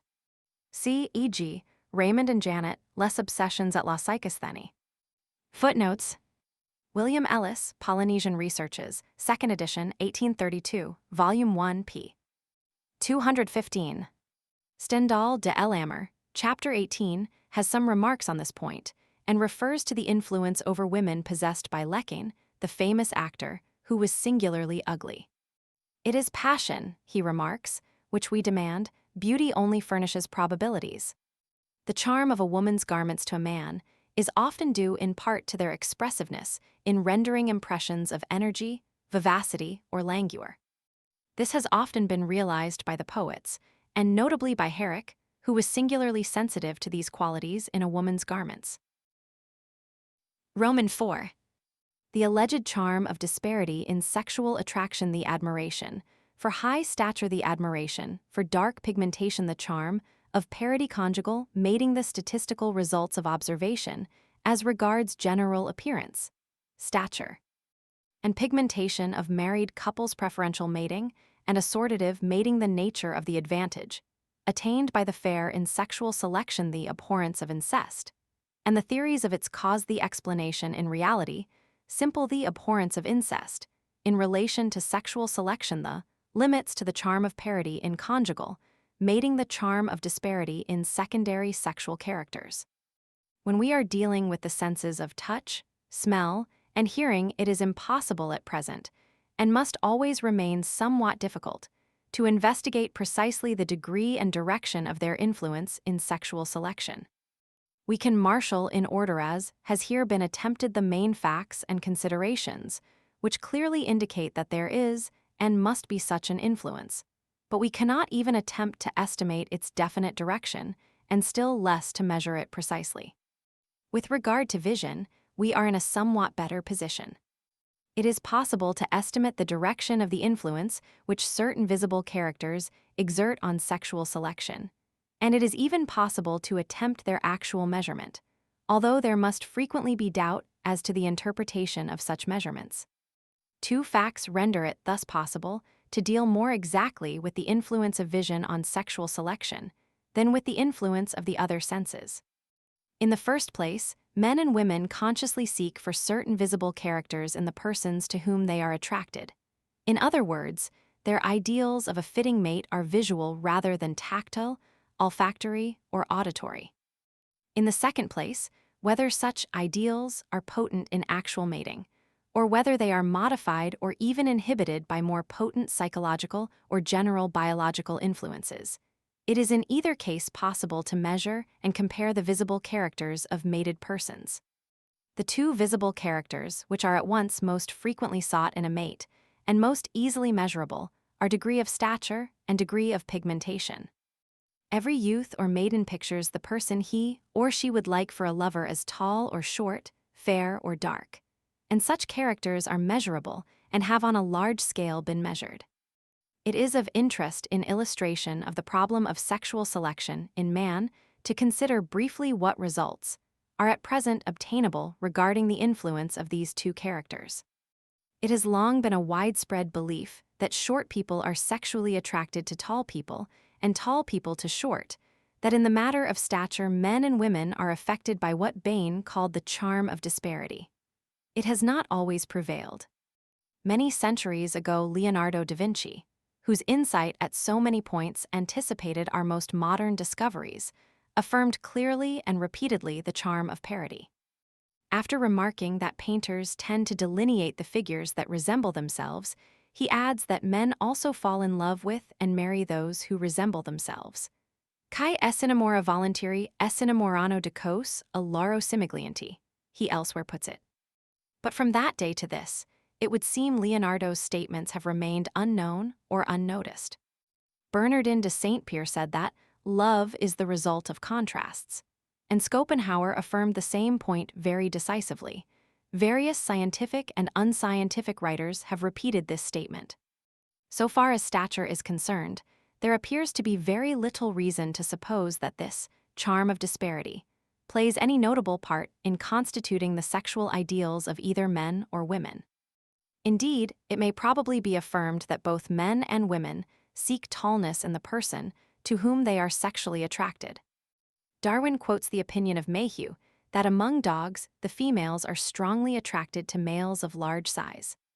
I believe this is true, and it is probably merely a particular instance of a general psychological tendency. It is noteworthy as an indication of the direction of the sexual ideal, in this matter, that the heroines of male novelists are rarely short, and the heroes of female novelists almost invariably tall. A reviewer of novels addressing to lady novelists in the Speaker, July 26, 1890, a plea for shorter heroes, publishes statistics on this point. Heroes, he states, are longer this year than ever. Of the 192 of whom I have had my word to say since October of last year, 27 were merely tall, and 11 were only slightly above the middle height. No less than 85 stood exactly 6 feet in their stocking soles, and the remainder were considerably over the 2 yards. I take the average to be 6 feet 3. As a slight test alike of the supposed charm of disparity, as well as of the general degree in which tall and short persons are sought as mates by those of the opposite sex, I have examined a series of entries in the Roundabout, a publication issued by a club, of which the president is Mr. W.T. Stead, having for its object the purpose of promoting correspondence, friendship, and marriage between its members.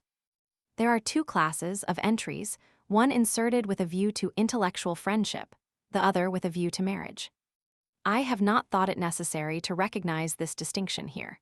If a man describes his own physical characteristics and those of the lady he would like as a friend, I assume that, from the point of view of the present inquiry, he is much on the same footing as the man who seeks a wife. In the series of entries, which I have examined, 35 men and women state approximately the height of the man or woman they seek to know. 30 state in addition their own height. The results are expressed in the table on the following page. Although the cases are few, the results are, in 2 main respects, sufficiently clear without multiplication of data. In the first place, those who seek parity, whether men or women, are in a majority over those who seek disparity. In the second place, the existence of any disparity at all is due only to the universal desire to find a tall person. Not one man or woman sets down shortness as his or her ideal. The very fact that no man in these initial announcements ventures to set himself down as short, although a considerable proportion describe themselves as tall, indicates a consciousness that shortness is undesirable, as also does the fact that the women very frequently describe themselves as tall. The same charm of disparity, which has been supposed to rule in selective attraction as regards stature, has also been assumed as regards pigmentation. The fair, it is said, are attracted to the dark to the fair. Again, it must be said that this common assumption is not confirmed either by introspection or by any attempt to put the matter on a statistical basis. Women. Men. Totals. Tall women seek tall men. 8 tall men seek tall women. 6:14 short women seek short men. 0 short men seek short women. 0 medium-sized women seek medium-sized men. Seek medium-sized men. 0 medium-sized women. 3:3 seek parity. 8 seek parity. 9:17 tall women seek short men. Tall men seek short women. 0 short women seek tall men. 4 short men seek tall women. 4 medium-sized woman seeks medium-sized men. Seek tall man. 1 women. 8-9 seek disparity. 5 seek disparity. 8-13 Men of unknown height seek tall women. 5. Most people who will carefully introspect their own feelings and ideals in this matter will find that they are not attracted to persons of the opposite sex who are strikingly unlike themselves in pigmentary characters. Even when the abstract ideal of a sexually desirable person is endowed with certain pigmentary characters, such as blue eyes or darkness, either of which is liable to make a vaguely romantic appeal to the imagination, it is usually found, on testing the feeling for particular persons, that the variation from the personal type of the subject is usually only agreeable within narrow limits, and that there is a very common tendency for persons of totally opposed pigmentary types, even though they may sometimes be considered to possess a certain aesthetic beauty, to be regarded as sexually unattractive or even repulsive. With this feeling may perhaps be associated the feeling, certainly very widely felt, that one would not like to marry a person of foreign, even though closely allied race. From the same number of the roundabout from which I have extracted the data on stature, I have obtained corresponding data on pigmentation and have embodied them in the following table. They are likewise very scanty, but they probably furnish as good a general indication of the drift of ideals in this matter as we should obtain from more extensive data of the same character. Women. Men. Totals. Fair women seek fair men. 2 fair men seek fair women 2. 4 dark women seeks dark man. 1 dark men seek dark women 7 8. Seek parity. 3 seek parity. 9 12. Fair women seek dark men. 4 fair men seek dark women. 3 7 dark woman seeks fair man. 1 dark men seek fair women. 4 5 medium-colored man seek disparity. 5 dark womans. 1 medium-colored man seeks fair woman. 1 seek disparity. 9 14. Men of unknown color seek dark women. 3 It will be seen that in the case of pigmentation, there is not, as in the case of stature, a decided charm of parity in the formation of sexual ideals. The phenomenon, however, remains essentially analogous. Just as in regard to stature there is without exception an abstract admiration for tall persons, so here, though to a less marked extent, there is a general admiration for dark persons. As many as 6 out of 8 women and 14 out of 21 men seek a dark partner. This tendency ranges itself with the considerations already brought forward, p. 182, leading us to believe that, in England at all events, the admiration of fairness is not efficacious to promote any sexual selection, and that if there is actually any such selection, it must be put down to other causes. No doubt, even in England, the abstract aesthetic admiration of fairness is justifiable and may influence the artist. Probably also it influences the poet, who is affected by a long-established convention in favor of fairness, and perhaps also by a general tendency on the part of our poets to be themselves fair and to yield to the charm of parity. The tendency to prefer the women of one's own stock, which we have already found to be a real force. But as a matter of fact, our famous English beauties are not very fair. Probably our handsomest men are not very fair, and the abstract sexual ideals of both our men and our women thus go out toward the dark. The formation of a sexual ideal, while it furnishes a predisposition to be attracted in a certain direction, and undoubtedly has a certain weight in sexual choice, is not by any means the whole of sexual selection. It is not even the whole of the psychic element in sexual selection. Let us take, for instance, the question of stature. There would seem to be a general tendency for both men and women, apart from and before experience, to desire sexually large persons of the opposite sex. It may even be that this is part of a wider zoological tendency. In the human species, it shows itself also on the spiritual plane, in the desire for the infinite, in the deep and unreasoning feeling that it is impossible to have too much of a good thing.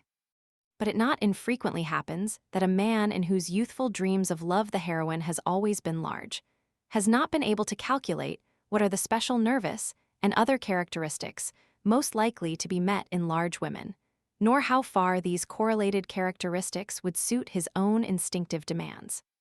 He may, and sometimes does, find that in these other demands, which prove to be more important and insistent than the desire for stature, the tall women he meets are less likely to suit him than the medium or short women. It may thus happen that a man whose ideal of woman has always been as tall may yet throughout life never be in intimate relationship with a tall woman, because he finds that practically he has more marked affinities in the case of shorter women. His abstract ideals are modified or negatived by more imperative sympathies or antipathies. In one field, such sympathies have long been recognized, especially by alienists, as leading to sexual unions of parity, notwithstanding the belief in the generally superior attraction of disparity. It has often been pointed out that the neuropathic, the insane and criminal, degenerates of all kinds, show a notable tendency to marry each other.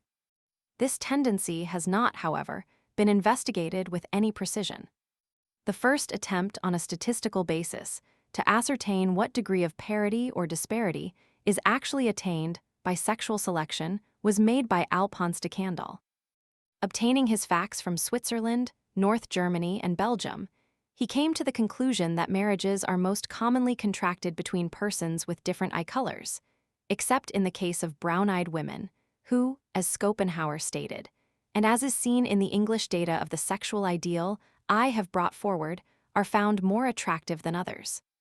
The first series of serious observations tending to confirm the result reached by the genius of Leonardo da Vinci, and to show that sexual selection results in the pairing of like rather than of unlike persons, was made by Hermann Fall, the embryologist.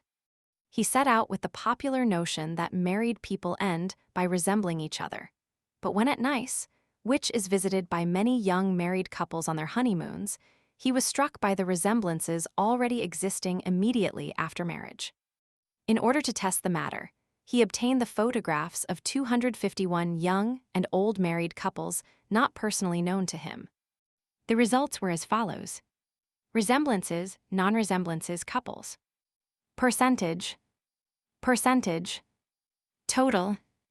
Young, yes. 132, about 6,666, about 33.33 198 old. 38, about 71.715, about 28.3.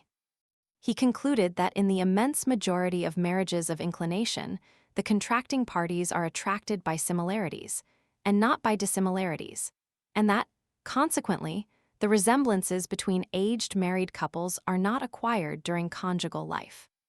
Although Fall's results were not obtained by good methods, and do not cover definite points like stature and eye color, they represented the conclusions of a highly skilled and acute observer and have since been amply confirmed.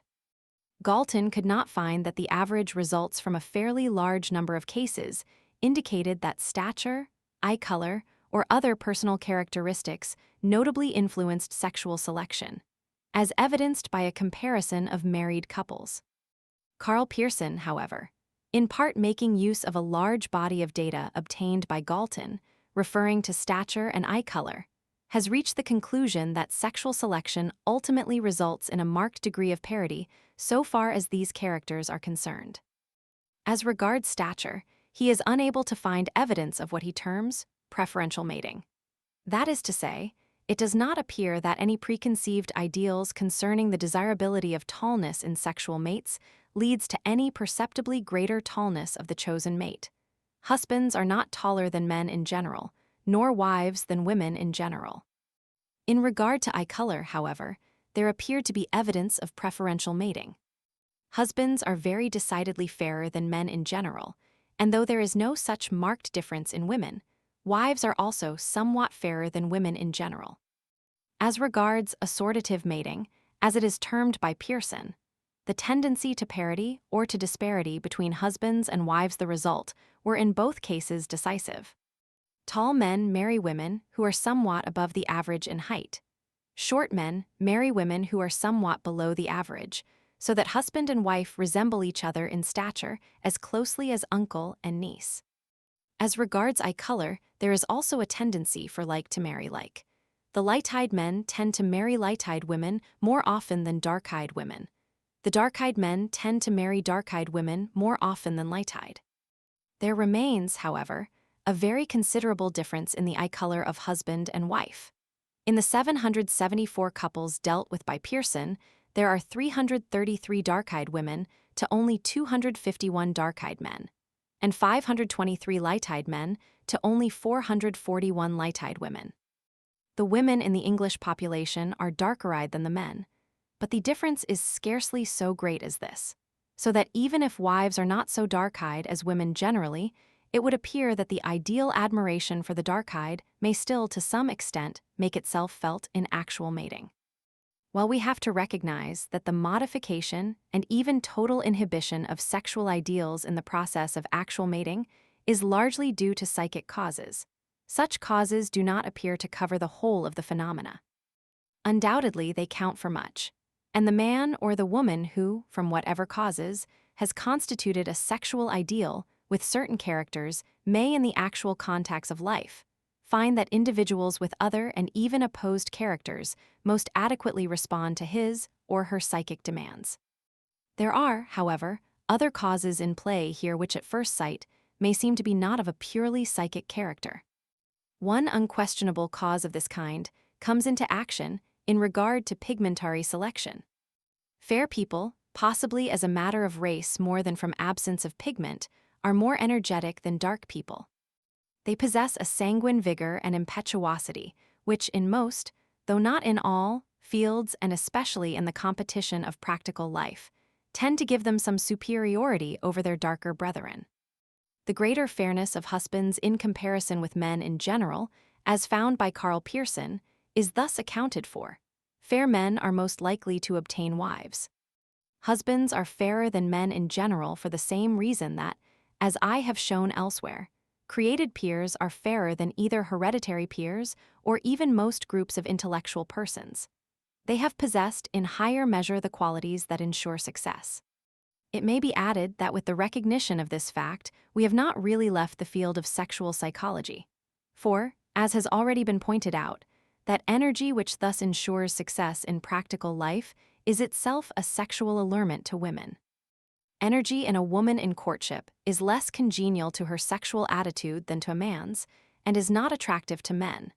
Thus it is not surprising, even apart from the probably greater beauty of dark women, that the preponderance of fairness among wives as compared to women generally, indicated by Carl Pearson's data, is very slight.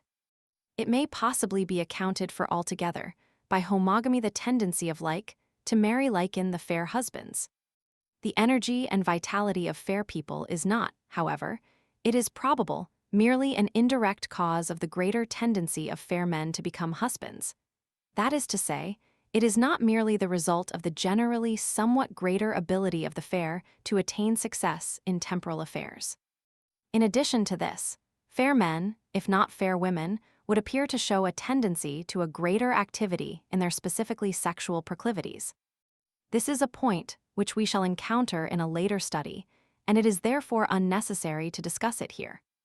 In dealing with the question of sexual selection in man, various writers have been puzzled by the problem presented by that abhorrence of incest which is usually, though not always so clearly marked among the different races of mankind.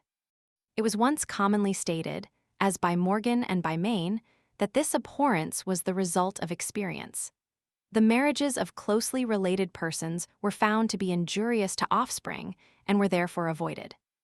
This theory, however, is baseless because the marriages of closely related persons are not injurious to the offspring. Consanguineous marriages, so closely as they can be investigated on a large scale that, is to say, marriages between cousins, as Huth was the first to show, develop no tendency to the production of offspring of impaired quality, provided the parents are sound. They are only injurious in this respect, in so far as they may lead to the union of couples who are both defective in the same direction. According to another theory, that of Westermarck, who has very fully and ably discussed the whole question, there is an innate aversion to sexual intercourse between persons living very closely together from early youth, and, as such persons are in most cases related, this feeling displays itself chiefly as a horror of intercourse between near kin. Westermarck points out very truly that the prohibition of incest could not be founded on experience even if, as he is himself inclined to believe, consanguineous marriages are injurious to the offspring. Incest is prevented neither by laws, nor by customs, nor by education, but by an instinct which under normal circumstances makes sexual love between the nearest kin a psychic impossibility. There is, however, a very radical objection to this theory. It assumes the existence of a kind of instinct which can with difficulty be accepted. An instinct is fundamentally a more or less complicated series of reflexes set in action by a definite stimulus. An innate tendency, at once so specific and so merely negative, involving at the same time deliberate intellectual processes, can only with a certain force be introduced into the accepted class of instincts. It is as awkward and artificial an instinct as would be, let us say, an instinct to avoid eating the apples that grew in one's own yard.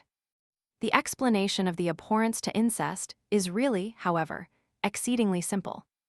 Any reader who has followed the discussion of sexual selection in the present volume and is also familiar with the analysis of the sexual impulse, set forth in the previous volume of these studies, will quickly perceive that the normal failure of the pairing instinct to manifest itself in the case of brothers and sisters, or of boys and girls brought up together from infancy, is a merely negative phenomenon due to the inevitable absence, under those circumstances, of the conditions which evoke the pairing impulse.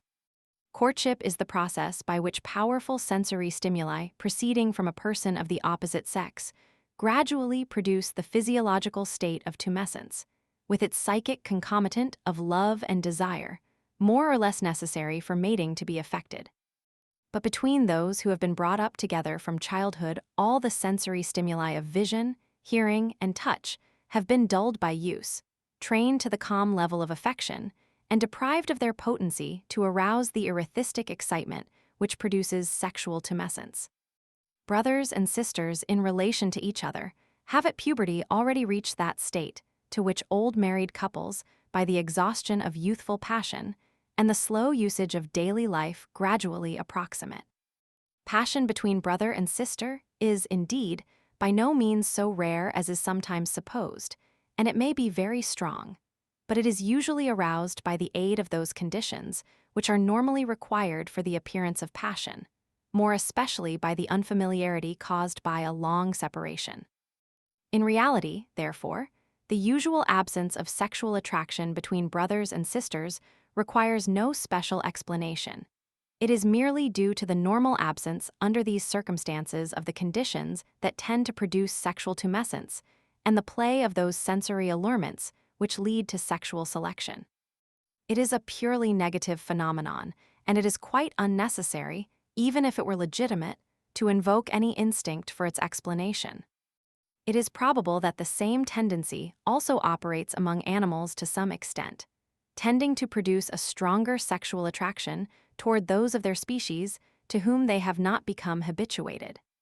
In animals, and in man also when living under primitive conditions, sexual attraction is not a constant phenomenon. It is an occasional manifestation only called out by the powerful stimulation. It is not its absence which we need to explain. It is its presence which needs explanation, and such an explanation we find in the analysis of the phenomena of courtship. The abhorrence of incest is an interesting and significant phenomenon from our present point of view, because it instructively points out to us the limits to that charm of parity which apparently makes itself felt to some considerable extent in the constitution of the sexual ideal, and still more in the actual homogamy which seems to predominate over heterogamy. This homogamy is, it will be observed, a racial homogamy. It relates to anthropological characters which mark stocks. Even in this racial field, it is unnecessary to remark the homogamy attained is not, and could not be, absolute, nor would it appear that such absolute racial homogamy is even desired. A tall man who seeks a tall woman can seldom wish her to be as tall as himself. A dark man who seeks a dark woman certainly will not be displeased at the inevitably greater or less degree of pigment which he finds in her eyes as compared to his own. But when we go outside the racial field, this tendency to homogamy disappears at once. A man marries a woman who, with slight but agreeable variations, belongs to a like stock to himself. The abhorrence of incest indicates that even the sexual attraction to people of the same stock has its limits, for it is not strong enough to overcome the sexual indifference between persons of near kin. The desire for novelty shown in this sexual indifference to near kin and to those who have been housemates from childhood, together with the notable sexual attractiveness often possessed by a strange youth or maiden who arrives in a small town or village, indicates that slight differences in stock, if not indeed a positive advantage from this point of view, are certainly not a disadvantage. When we leave the consideration of racial differences to consider sexual differences, not only do we no longer find any charm of parity, but we find that there is an actual charm of disparity. At this point, it is necessary to remember all that has been brought forward in earlier pages concerning the emphasis of the secondary sexual characters in the ideal of beauty. All those qualities which the woman desires to see emphasized in the man are the precise opposite of the qualities which the man desires to see emphasized in the woman. The man must be strong, vigorous, energetic, hairy, even rough, to stir the primitive instincts of the woman's nature. The woman who satisfies this man must be smooth, rounded, and gentle. It would be hopeless to seek for any homogamy between the manly man and the virile woman, between the feminine woman and the effeminate man. It is not impossible that this tendency to seek disparity in sexual characters may exert some disturbing influences on the tendency to seek parity in anthropological racial characters. For the sexual difference to some extent makes itself felt in racial characters. A somewhat greater darkness of women is a secondary, or more precisely, tertiary sexual character, and on this account alone it is possible somewhat attractive to men. A difference in size and stature is a very marked secondary sexual character. In the considerable body of data concerning the stature of married couples reproduced by Pearson from Galton's tables, although the tall on the average tend to marry the tall, and the short, it is yet noteworthy that, while the men of 5 ft. 4 ins have more wives at 5 ft. 2 ins than at any other height, men of 6 ft. show in an exactly similar manner more wives at 5 ft. 2 ins than at any other height, although for many intermediate heights, the most numerous groups of wives are taller. In matters of carriage, habit, and especially clothing, the love of sexual disparity is instinctive, everywhere well marked, and often carried to very great lengths. To some extent, such differences are due to the opposing demands of more fundamental differences in custom and occupation.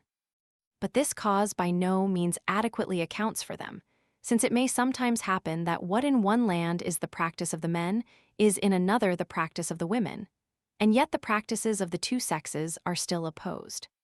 Men instinctively desire to avoid doing things in women's ways, and women instinctively avoid doing things in men's ways, yet both sexes admire in the other sex those things which in themselves they avoid. In the matter of clothing, this charm of disparity reaches its highest point, and it has constantly happened that men have even called in the aid of religion to enforce a distinction which seemed to them so urgent. One of the greatest of sex allurements would be lost, and the extreme importance of clothes would disappear at once if the two sexes were to dress alike. Such identity of dress has, however, never come about among any people. Footnotes: L. Da Vinci Frammenti, selected by Salmi, pp. 177-180. Westermarck, who accepts the charm of disparity, gives references, History of Human Marriage, p. 354. Descent of Man. Part 2, Chapter 18. Bloch Beiträge zur Ideologie der Psychopathia Sexualis, Teil Roman 2, pp. 260 et seq. Refers to the tendency to admixture of races and to the sexual attraction occasionally exerted by the negress, and sometimes the Negro on white persons as evidence in favor of such charm of disparity. In part, however, we are here concerned with vague statements concerning imperfectly known facts, in part with merely individual variations, and with that love of the exotic under the stimulation of civilized conditions to which reference has already been made p. 184. In this connection, the exceptional case of Tennyson is of interest. He was born and bred in the very fairest part of England, Lincolnshire, but he himself and the stock from which he sprang were dark to a very remarkable degree. In his work, although it reveals traces of the conventional admiration for the fair, there is a marked and unusual admiration for distinctly dark women, the women resembling the stock to which he himself belonged. See Havelock Ellis, The Color Sense in Literature, Contemporary Review, May, 1896. It is noteworthy that in the roundabout, already referred to, although no man expresses a desire to meet a short woman, when he refers to announcements by women as being such as would be likely to suit him, the persons thus pointed out are in a notable proportion short. It has been discussed by F.J. Debret, La sélection naturelle dans l'espèce humaine, these de Paris, 1901. Debret regards it as due to natural selection.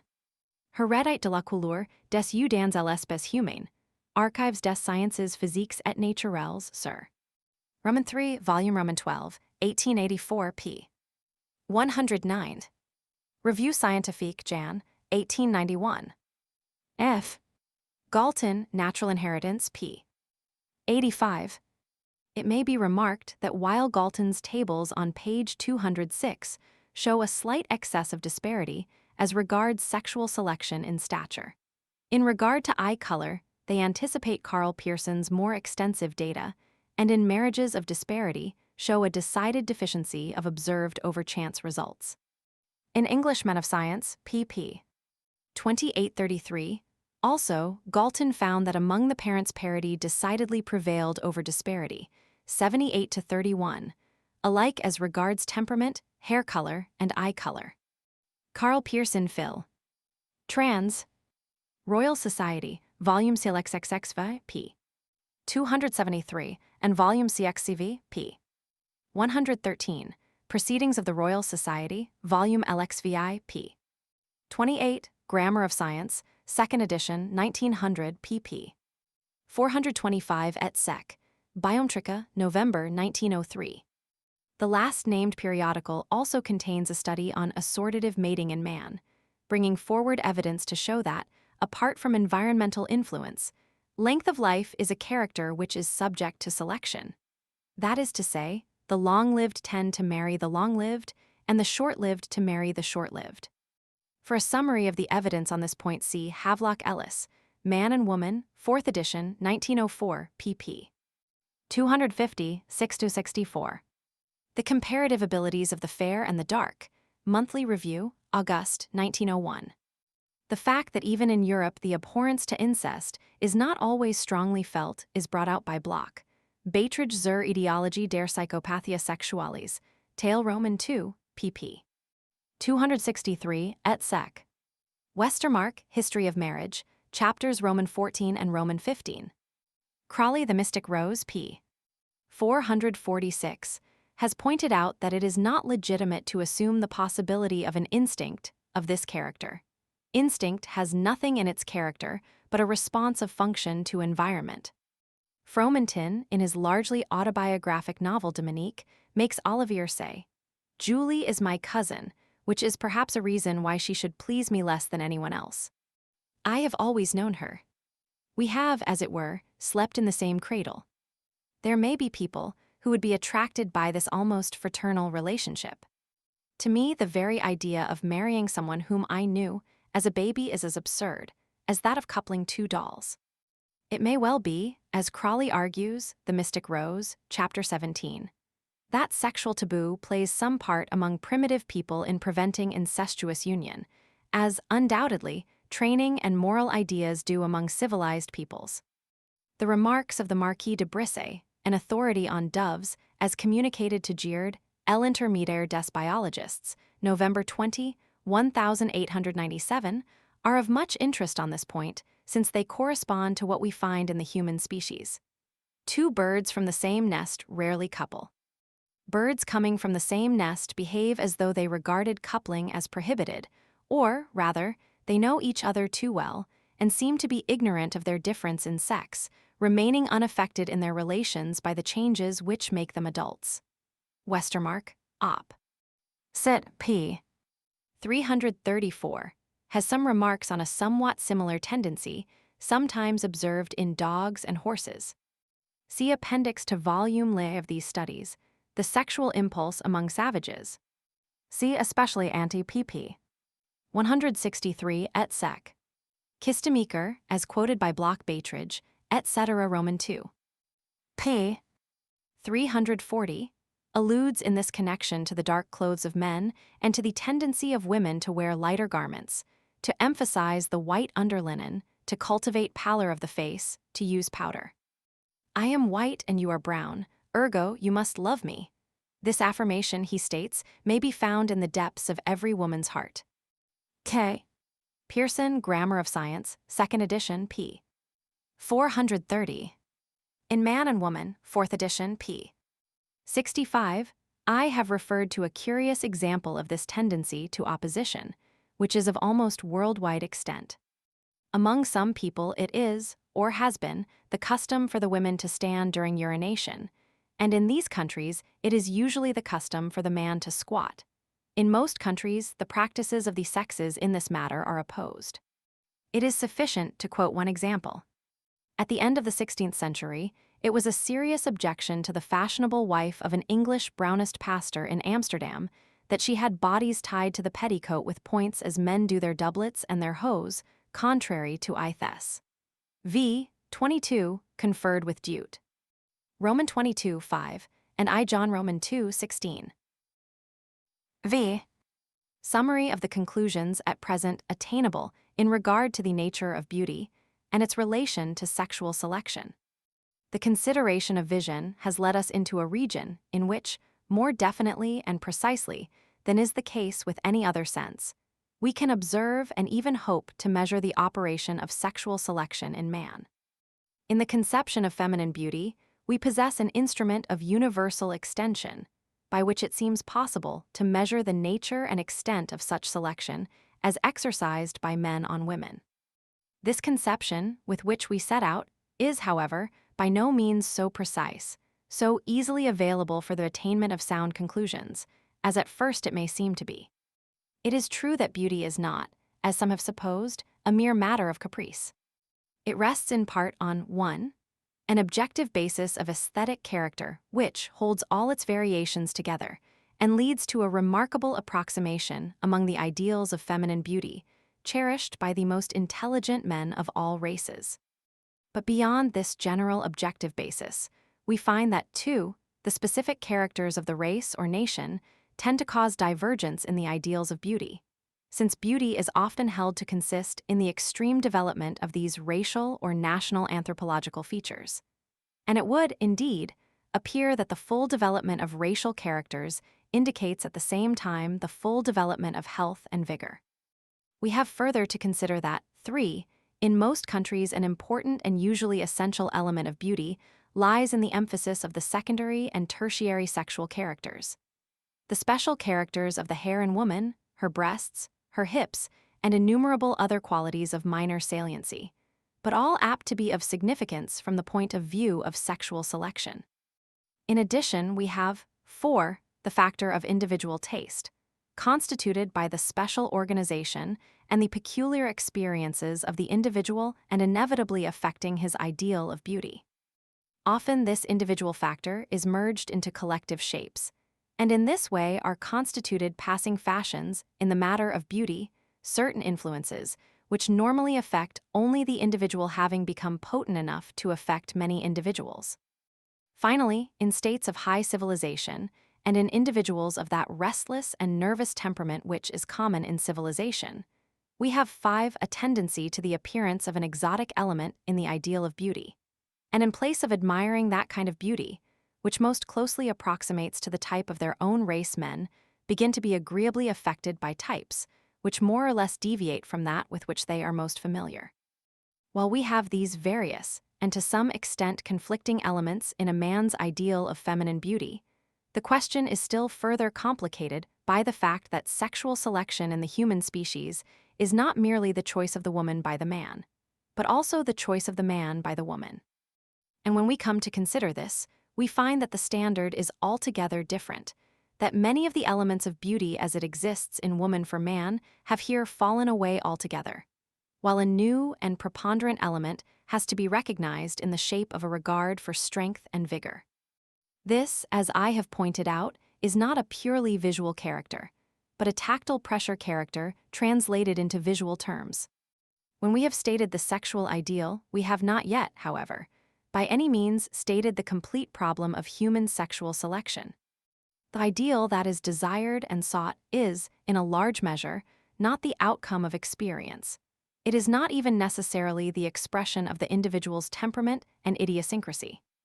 It may be largely the result of fortuitous circumstances, of slight chance attractions in childhood, of accepted traditions consecrated by romance. In the actual context of life, the individual may find that his sexual impulse is stirred by sensory stimuli, which are other than those of the ideal he had cherished, and may even be the reverse of them. Beyond this, also, we have reason for believing that factors of a still more fundamentally biological character, to some extent deeper even than all these psychic elements, enter into the problem of sexual selection. Certain individuals, apart altogether from the question of whether they are either ideally or practically the most fit mates, display a greater energy and achieve a greater success than others in securing partners. These individuals possess a greater constitutional vigor, physical or mental, which conduces to their success in practical affairs generally, and probably also heightens their specifically phylogamic activities. Thus, the problem of human sexual selection is in the highest degree complicated. When we gather together such scanty data of precise nature as are at present available, we realize that, while generally according with the results which the evidence not of a quantitative nature would lead us to accept, their precise significance is not at present altogether clear. It would appear on the whole that in choosing a mate, we tend to seek parity of racial and individual characters, together with disparity of secondary sexual characters. But we need a much larger number of groups of evidence of varying character and obtained under varying conditions. Such evidence will doubtless accumulate now that its nature is becoming defined and the need for it recognized. In the meanwhile, we are, at all events, in a position to assert, even with the evidence before us, that now that the real meaning of sexual selection is becoming clear, its efficacy in human evolution can no longer be questioned. Appendices. Appendix A. The origins of the kiss. Manifestations resembling the kiss, whether with the object of expressing affection or sexual emotion, are found among various animals much lower than man. The caressing of the antennae practiced by snails and various insects during sexual intercourse is of the nature of a kiss. Birds use their bills for a kind of caress. Thus, referring to guillemots and their practice of nibbling each other's feet, and the interest the mate always takes in this proceeding, which probably relieves irritation caused by insects, Edmund Sellis remarks, "When they nibble and preen each other they may, I think, be rightly said to cosset and caress, the expression and pose of the bird receiving the benefit being often beatific." Among mammals, such as the dog, we have what closely resembles a kiss, and the dog who smells, licks, and gently bites his master or a bitch combines most of the sensory activities involved in the various forms of the human kiss. As practiced by man, the kiss involves mainly either the sense of touch or that of smell. Occasionally, it involves to some extent both sensory elements. The tactile kiss is certainly very ancient and primitive. It is common among mammals generally. The human infant exhibits, in a very marked degree, the impulse to carry everything to the mouth and to lick or attempt to taste it, possibly, as Compare suggests, from a memory of the action of the lips protruded to seize the maternal nipple. The affectionate child, as Mantegazza remarks, not only applies inanimate objects to its lips or tongue, but of its own impulse licks the people it likes. Stanley Hall, in the light of a large amount of information he obtained on this point, found that some children insist on licking the cheeks, necks, and hands of those they wish to caress, or like having animals lick them. This impulse in children, may be associated with the maternal impulse in animals to lick the young. The method of licking the young practiced by the mother, remarks S.S. Buckman, would cause licking to be associated with happy feelings. And further, there is the allaying of parasitical irritation, which is afforded by the rubbing and hence results in pleasure. It may even be suggested that the desire of the mother to lick her young was prompted in the first place by a desire to bestow on her offspring a pleasure she felt herself. The licking impulse in the child may thus, it is possible, be regarded as the evanescent manifestation of a more fundamental animal impulse, a manifestation which is liable to appear in adult life under the stress of strong sexual emotion.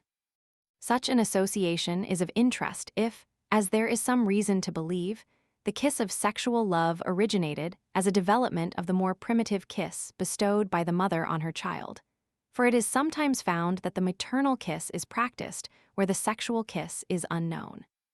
The impulse to bite is also a part of the tactile element which lies at the origin of kissing. As Stanley Hall notes, children are fond of biting, though by no means always as a method of affection. There is, however, in biting a distinctly sexual origin to invoke, for among many animals the teeth, and among birds the bill are used by the male to grasp the female more firmly during intercourse. This point has been discussed in the previous volume of these studies in reference to love and pain, and it is unnecessary to enter into further details here. The heroine of Kleist's Penthesilea remarks, "Kissing, cuss, rhymes with biting bis, and one who loves with the whole heart may easily confound the two." The kiss, as known in Europe, has developed on a sensory basis that is mainly tactile, although an olfactory element may sometimes coexist. The kiss, thus understood, is not very widely spread and is not usually found among rude and uncultured peoples. We can trace it in Aryan and Semitic antiquity, but in no very pronounced form. Homer scarcely knew it, and the Greek poets seldom mention it. Today it may be said to be known all over Europe, except in Lapland. Even in Europe it is probably a comparatively modern discovery, and in all the Celtic tongues, restates, there is no word for kiss, the word employed being always borrowed from the Latin pax. At a fairly early historic period, however, the Welsh Cymry, at all events, acquired a knowledge of the kiss, but it was regarded as a serious matter and very sparingly used, being by law only permitted on special occasions, as at a game called rope-playing or a carousal. Otherwise, a wife who kissed a man not her husband could be repudiated. Throughout Eastern Asia, it is unknown. Thus, in Japanese literature, kisses and embraces have no existence. Kisses and embraces are simply unknown in Japan as tokens of affection, Lafcadio Hearn states. If we accept the solitary fact that Japanese mothers, like mothers all over the world, lip and hug their little ones betimes. After babyhood, there is no more hugging or kisses. Such actions, except in the case of infants, are held to be immodest. Never do girls kiss one another. Never do parents kiss or embrace their children who have become able to walk. This holds true and has always held true of all classes. Hand clasping is also foreign to them. On meeting after a long absence, Hearn remarks, they smile, perhaps cry a little, they may even stroke each other, but that is all. Japanese affection is chiefly shown in acts of exquisite courtesy and kindness. Among nearly all of the black races of Africa, lovers never kiss, nor do mothers usually kiss their babies. Among the American Indians, the tactile kiss is, for the most part, unknown, though here and there, as among the Fuegians, lovers rub their cheeks together. Kissing is unknown to the Malays. In North Queensland, however, Roth states, kissing takes place between mothers, not fathers, and infants, also between husbands and wives. But whether it is an introduced custom, Roth is unable to say. He adds that the Pita language possesses a word for kissing. It must be remarked, however, that in many parts of the world where the tactile kiss, as we understand it, is usually said to be unknown, it still exists as between a mother and her baby. And this seems to support the view advocated by Lombroso that the lover's kiss is developed from the maternal kiss. Thus, the Angoni Zulus to the north of the Zambesi, we states, kiss their small children on both cheeks, and among the Fuegians, according to Heidi's, mothers kiss their small children. Even in Europe, the kiss in early medieval days was, it seems probable, not widely known as an expression of sexual love. It would appear to have been a refinement of love only practiced by the more cultivated classes.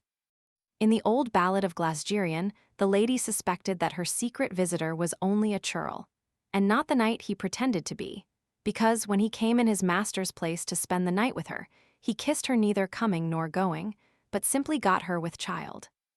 It is only under a comparatively high stage of civilization that the kiss has been emphasized and developed in the art of love. Thus, the Arabic author of The Perfumed Garden, a work revealing the existence of a high degree of social refinement, insists on the great importance of the kiss, especially if applied to the inner part of the mouth, and he quotes a proverb that a moist kiss is better than a hasty coitus. Such kisses, as well as on the face generally, and all over the body, are frequently referred to by Hindu, Latin, and more modern erotic writers as among the most efficacious methods of arousing love. A reason which may have stood in the way of the development of the kiss in a sexual direction has probably been the fact that in the Near East the kiss was largely monopolized for sacred uses, so that its erotic potentialities were not easily perceived. Among the early Arabians, the gods were worshipped by a kiss. This was the usual way of greeting the house gods on entering or leaving. In Rome, the kiss was a sign of reverence and respect far more than a method of sexual excitation. Among the early Christians, it had an all but sacramental significance. It retains its ancient and serious meaning in many usages of the Western, and still more the Eastern churches. The relics of saints, the foot of the Pope, the hands of bishops are kissed, just as the ancient Greeks kissed the images of the gods. Among ourselves, we still have a legally recognized example of the sacredness of the kiss, in the form of taking an oath by kissing the testament. So far, we have been concerned mainly with the tactile kiss, which is sometimes supposed to have arisen in remote times to the east of the Mediterranean where the vassal kissed his suzerain, and where the kiss of love was known, as we learn from the Songs of Songs, to the Hebrews' end has now conquered nearly the whole of Europe. But over a much larger part of the world, and even in one corner of Europe, Lapland, as well as among the Russian Yakuts, a different kind of salutation rules, the olfactory kiss. This varies in form in different regions and sometimes simulates a tactile kiss, but as it exists in a typical form in China, where it has been carefully studied by Denjoy, it may be said to be made up of 3 phases. 1. The nose is applied to the cheek of the beloved person. 2. There is a long nasal inspiration accompanied by lowering of the eyelids. 3. There is a slight smacking of the lips without the application of the mouth to the embraced cheek. The whole process, Denjoy considers, is founded on sexual desire and the desire for food, smell being the sense employed in both fields. In the form described by Denjoy, we have the Mongolian variety of the olfactory kiss. The Chinese regard the European kiss as odious, suggesting voracious cannibals, and yellow mothers in the French colonies still frighten children by threatening to give them the white man's kiss. Their own kiss the Chinese regard as exclusively voluptuous. It is only befitting as between lovers, and not only do fathers refrain from kissing their children except when very young, but even the mothers only give their children a rare and furtive kiss. Among some of the hill tribes of Southeast India, the olfactory kiss is found, the nose being applied to the cheek during salutation with a strong inhalation. Instead of saying, "kiss me," they here say, "smell me." The Tamils, I am told by a medical correspondent in Ceylon, do not kiss during coitus, but rub noses and also lick each other's mouth and tongue. The olfactory kiss is known in Africa. Thus, on the Gambia in inland Africa, when a man salutes a woman, he takes her hand and places it to his nose, twice smelling the back of it. Among the Jekris of the Niger coast, mothers rub their babies with their cheeks or mouths, but they do not kiss them, nor do lovers kiss, though they squeeze, cuddle, and embrace. Among the Swahilis, a smell kiss exists, and very young boys are taught to raise their clothes before women visitors, who thereupon playfully smell the penis. The child who does this is said to give tobacco. Kissing of any kind appears to be unknown to the Indians throughout a large part of America. I. M. Thurn states that it is unknown to the Indians of Guyana, and at the other end of South America, Hydes and Denneker state that it is unknown to the Fuegians. In Fourth America, the olfactory kiss is known to the Eskimo and has been noted among some Indian tribes as the Blackfeet. It is also known in Polynesia. At Samoa, kissing was smelling. In New Zealand, also the hangi or nose pressing was the kiss of welcome, of mourning, and of sympathy. In the Malay archipelago, it is said, the same word is used for greeting and smelling. Among the Dayaks of the Malay archipelago, however, Vaughan Stevens states that any form of kissing is unknown. In Borneo, Breitenstein tells us, kissing is a kind of smelling, the word for smelling being used, but he never himself saw a man kiss a woman. It is always done in private. The olfactory kiss is thus seen to have a much wider extension over the world than the European or Mediterranean tactile kiss. In its most complete development, however, it is mainly found among the people of Mongolian race, or those yellow peoples more or less related to them. The literature of the kiss is extensive. So far, however, as that literature is known to me, the following list includes everything that may be profitably studied. Darwin, The Expression of the Emotions, Lingroth, Salutations, Journal of the Anthropological Institute, November, 1889. K. André Nasengrus, Ethnographische Parallelen, 2nd Series, 1889 pp. 223-27, Alfred Kirchhoff, Wammersprung des Kusses, Deutsche Review, May, 1895. Lombroso, L'origine du baiser, Nouvelle Revue, 1897 p. 153. Paul Denjoy, Le baiser en Europe et en Chine, Bulletin de la Société d'Anthropologie, Paris, 1897, Fasc. 2. Professor Nyrop's book, The Kiss and Its History, translated from the Danish by W.F. Harvey, deals rather with the history of the kiss in civilization and literature than with its biological origins and psychological significance. Footnotes. A. Sellis, Birdwatching, 1901, p. 191.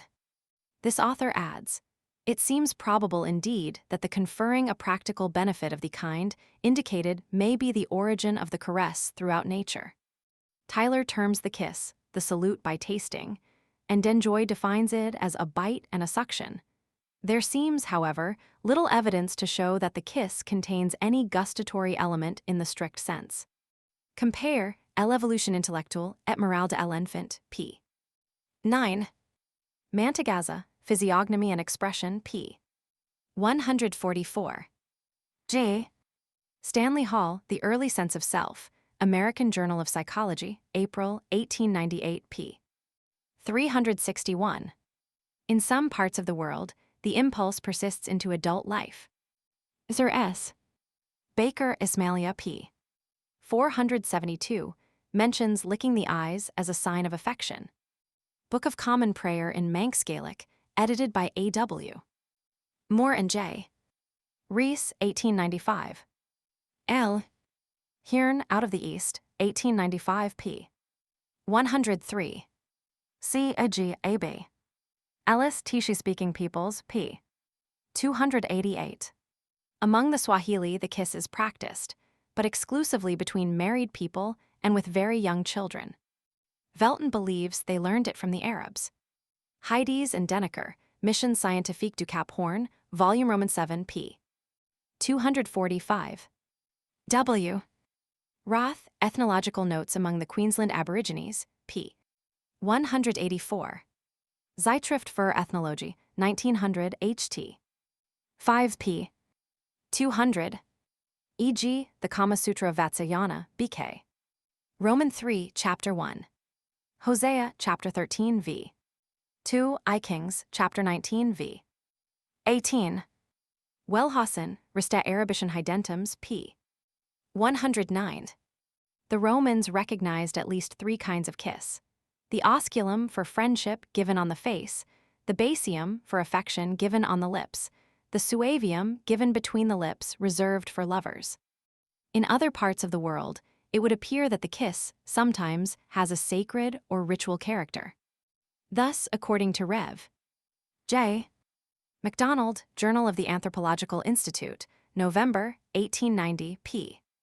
118, It is part of the initiation ceremony of a girl at her first menstruation that the women of the village should kiss her on the cheek, and on the mons, veneris, and labia. Journal of the Anthropological Institute, August and November, 1898, p. 107. Velten, Sitten Gebrat der Suheli, p. 142. Turner, Samoa, p. 45. Tregear, Journal of the Anthropological Institute, 1889. Zeitschrift für Ethnologie, 1896, ht. 4p. 272. Breitenstein, 21 Jar in India, Volume IP. 224. Appendix B. Histories of Sexual Development. The histories here recorded are similar in character to those given in Appendix B of the previous volume.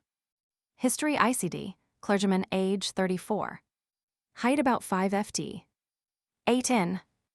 Weight 8th. 8 lb. Complexion fair. Physical infirmities, very myopic, tendency to consumption. My family is of old lineage on both sides. My parents were normal and fairly healthy, but I consider that heredity, though not vitiated, is somewhat over-refined, and there is a neuropathic tendency, which has appeared in myself and in one or two other members of the family. As a child, I suffered, though not very frequently, from nocturnal enuresis. My sexual nature, though normal, has been keenly alive and sensitive as far back as I can remember. And as I look back, I discern within myself in early childhood what I now understand to be a decided masochistic or passively algolagnic tendency. So far as I remember, this manifested itself in me in two aspects: one psychic or sentimental and free from carnality, expressing itself in imaginative visions such as the following. I used to imagine myself kneeling before a young and beautiful woman and being sentenced by her to some punishment, and even threatened with death. At other times, I would picture myself as a wounded soldier, watched over on his sickbed by queenly women. These visions always included an imagination of something heroic in my own personality. No doubt they were the same kind of dreamings as are present in multitudes of imaginative children. They are only of interest in so far as a sexual element was present, and that was algolagnic in character. I had a small fund of natural common sense, and my surroundings were not favorable to sentimental imaginings.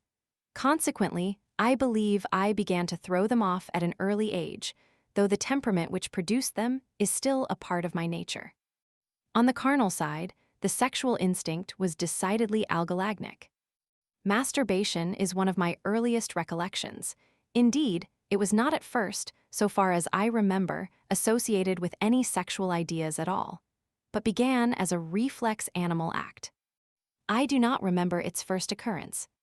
It soon, however, became associated in my mind with algolagnic excitement, giving rise to reveries which took the ordinary form of imagining oneself stripped and whipped, etc., by persons of the opposite sex.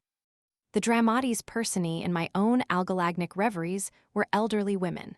Somewhat strangely, I did not associate physical sexuality at this period with young and attractive women. If scientific light on these matters were generally available in the practical bringing up of children, persons in charge of young children might refrain from exciting an algolagnic tendency or doing anything calculated to awake sexual emotions prematurely. In my own case, I recollect acts performed by older persons in ignorance and thoughtlessness, which undoubtedly tended to foster and strengthen my algolagnic instinct. Little or nothing was done to prevent, discover, or remedy the pernicious habit into which I was falling unknowingly. Circumcision was perhaps little thought of in those days as a preventive of juvenile masturbation. At any rate, it was not resorted to in my case. I remember, indeed, that a nurse discovered that I was practicing masturbation, and I think she made a few half-hearted attempts to stop it. It was probably these attempts which gave me a growing feeling that there was something wrong about masturbation, and that it must be practiced secretly. But they were unsuccessful in their main object. The practice continued. I went to school at the age of 10.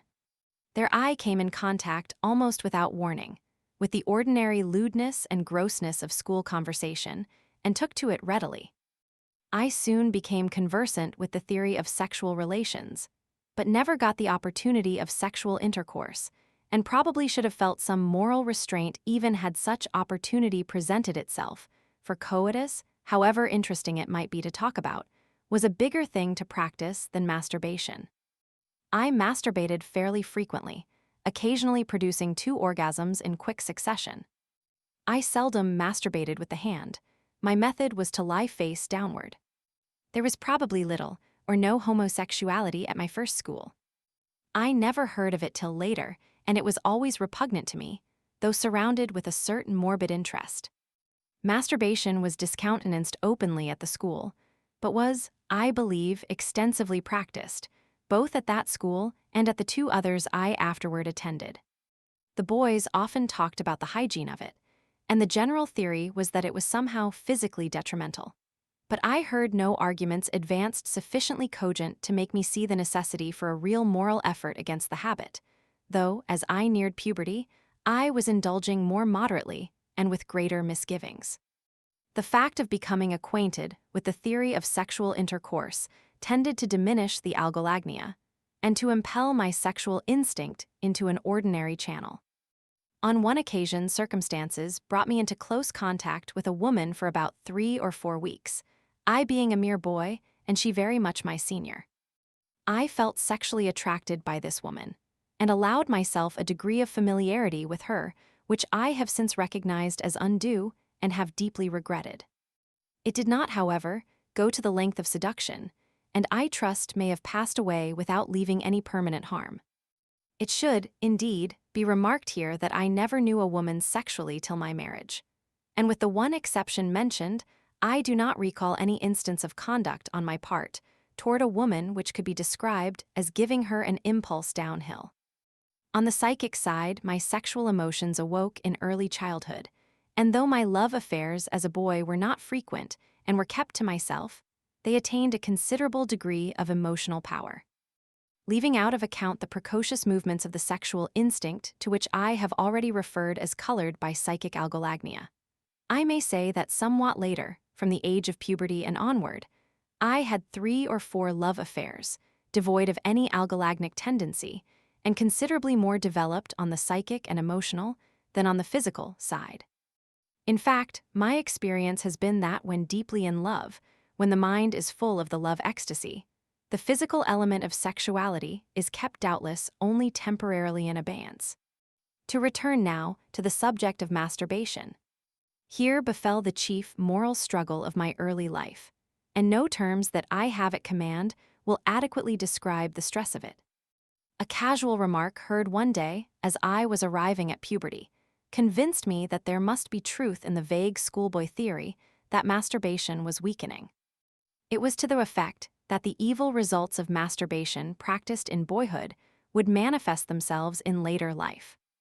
I then realized that I must relinquish masturbation, and I set myself to fight it, but with grave misgivings that, owing to the early age at which I had formed the habit, I had already done myself serious harm. Before many weeks had passed, I had formed a resolution to abstain, which I kept thereafter without so far as I remember more than one conscious lapse into my former habit. Here it must be said at once that, so far as touches my own experience of a struggle of this kind, the religious factor is of primary importance as strengthening and sustaining the moral effort which has to be made. I am writing an account of my sexual, not my spiritual, experiences, but I should not only be untrue to my convictions, but unable to give an accurate and penetrating survey of the development of my sex life, unless I were clearly to state that it was to a large extent on that life that my strongest and most valuable religious experiences arose. It is to the endeavor to discipline the sexual instinct, and to grapple with the difficulties and anxieties of the sex life, that I owe what I possess of spiritual religion, of the consciousness that my life has been brought into contact with divine love and power. My early habits, after they were broken off, left me none the less a legacy of sexual neurasthenia and a slight varicocele.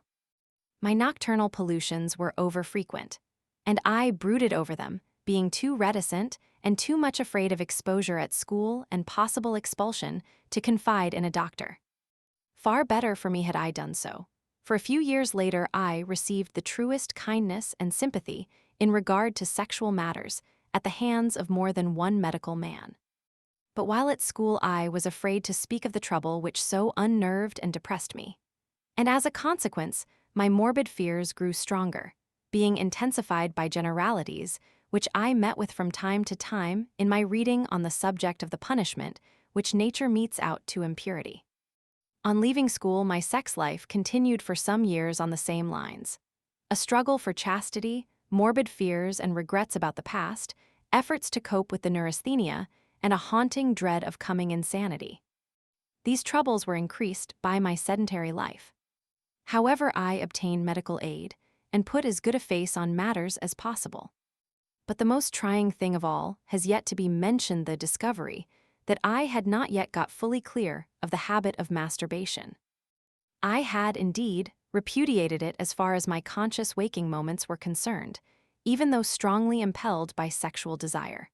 But one night, about a year after I had relinquished the practice, I found myself again giving way to it in those moments between sleeping and waking when the will is only semi-conscious. It was as if a race took place for wakefulness between my physical instinct, on the one side, and my moral sense and inhibitory nerves on the other. And very frequently, the physical instinct won. This, perhaps, is not an uncommon experience, but it distressed me greatly, and I never felt safe from it until marriage. I resorted to various expedients to combat this tendency, at length having to tie myself in a certain position every night with a cord round my legs, so as to render it impossible to turn over upon my face. In my early manhood, the strain on my constitution was considerable from causes other than the sexual neurasthenia, which, indeed, I am now well aware I exaggerated in importance. Medical advisors whom I consulted in that period assured me that this was so, and though at the time I often thought that they were concealing the real facts from me out of kindness, my own reading has since convinced me that they spoke nothing but scientific truth. The years went on. I went through a university course, and in spite of my poor health took a good degree.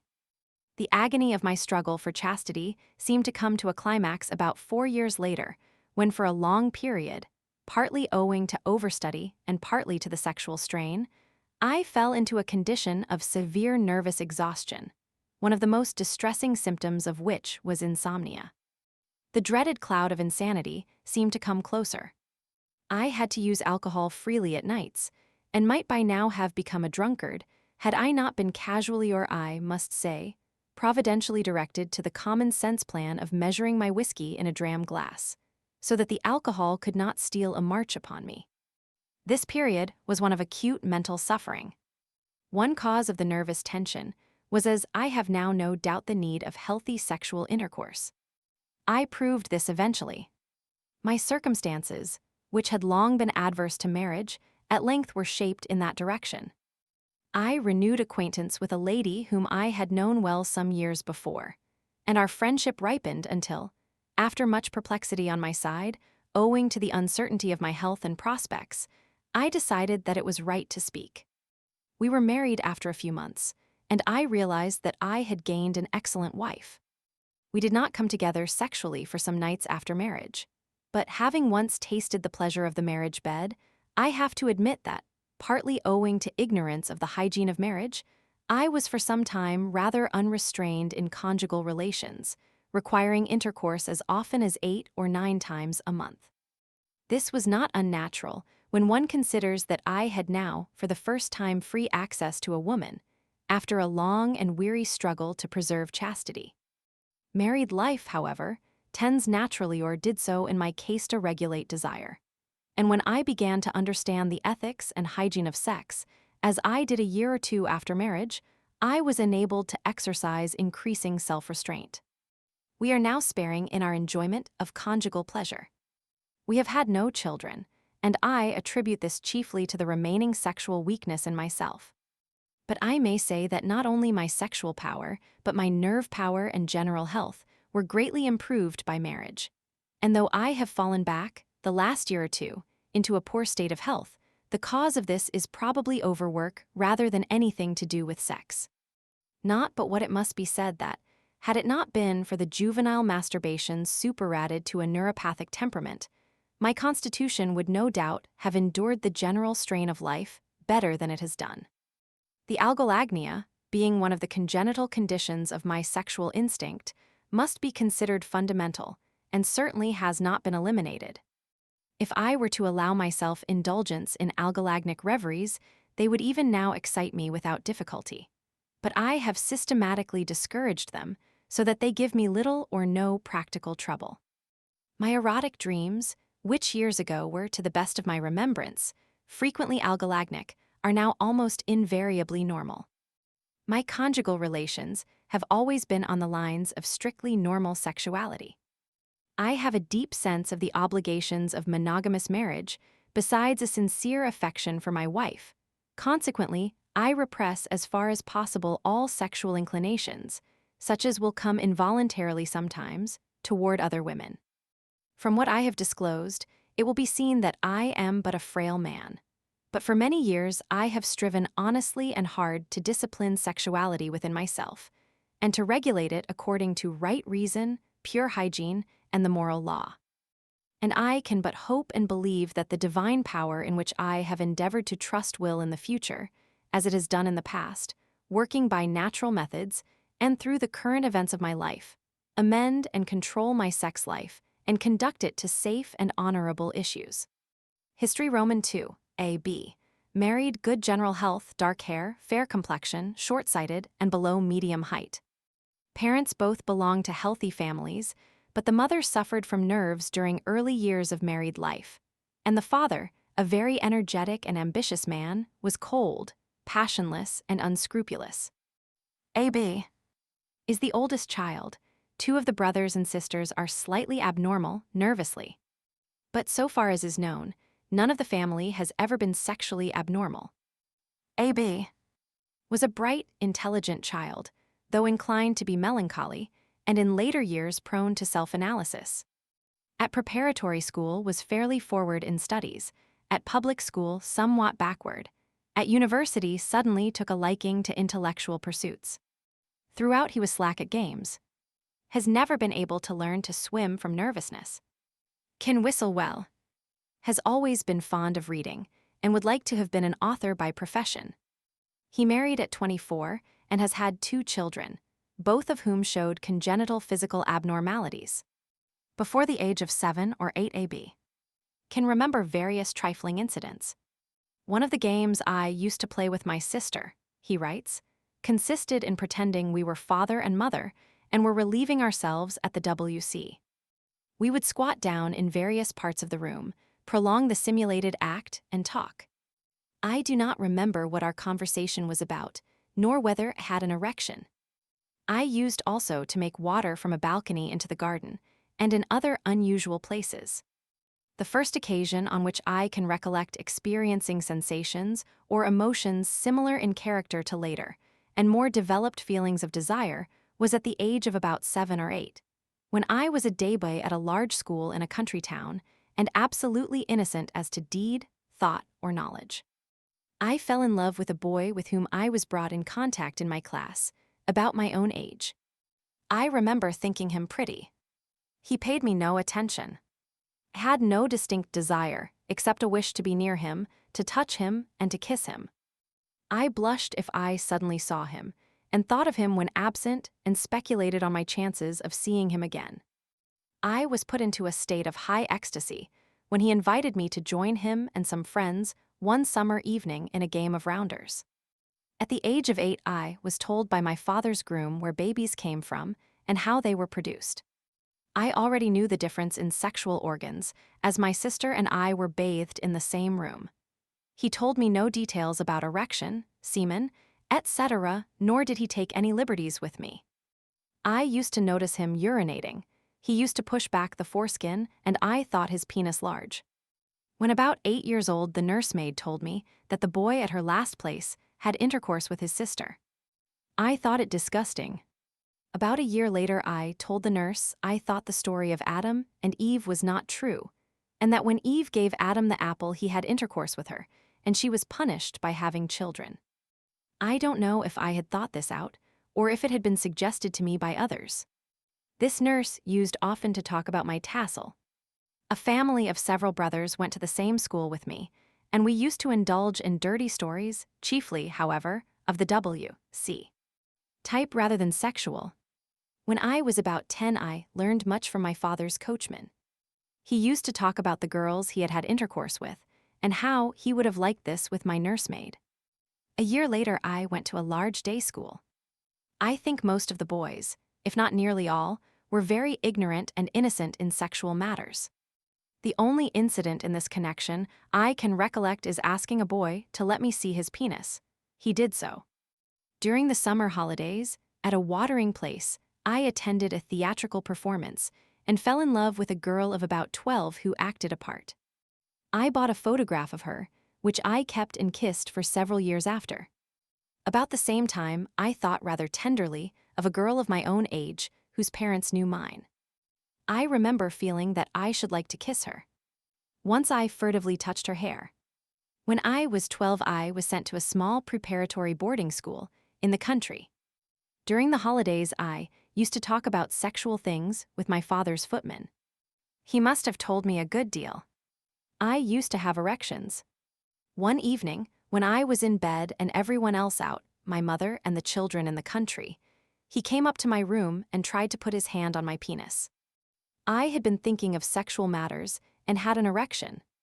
I resisted, but he persisted, and when he succeeded in touching me, I gave in. He then proceeded to masturbate me. I sank back, overcome by the pleasant sensation. He then stopped, and I went on myself. In the meantime, he had taken out his penis and masturbated himself before me until the orgasm occurred. I was disgusted at the sight of his large organ and the semen. He then left me. I could hardly sleep from excitement. I felt I had been initiated into a great and delightful mystery. I at once fell into the habit of masturbation. It was some months before I could produce the orgasm.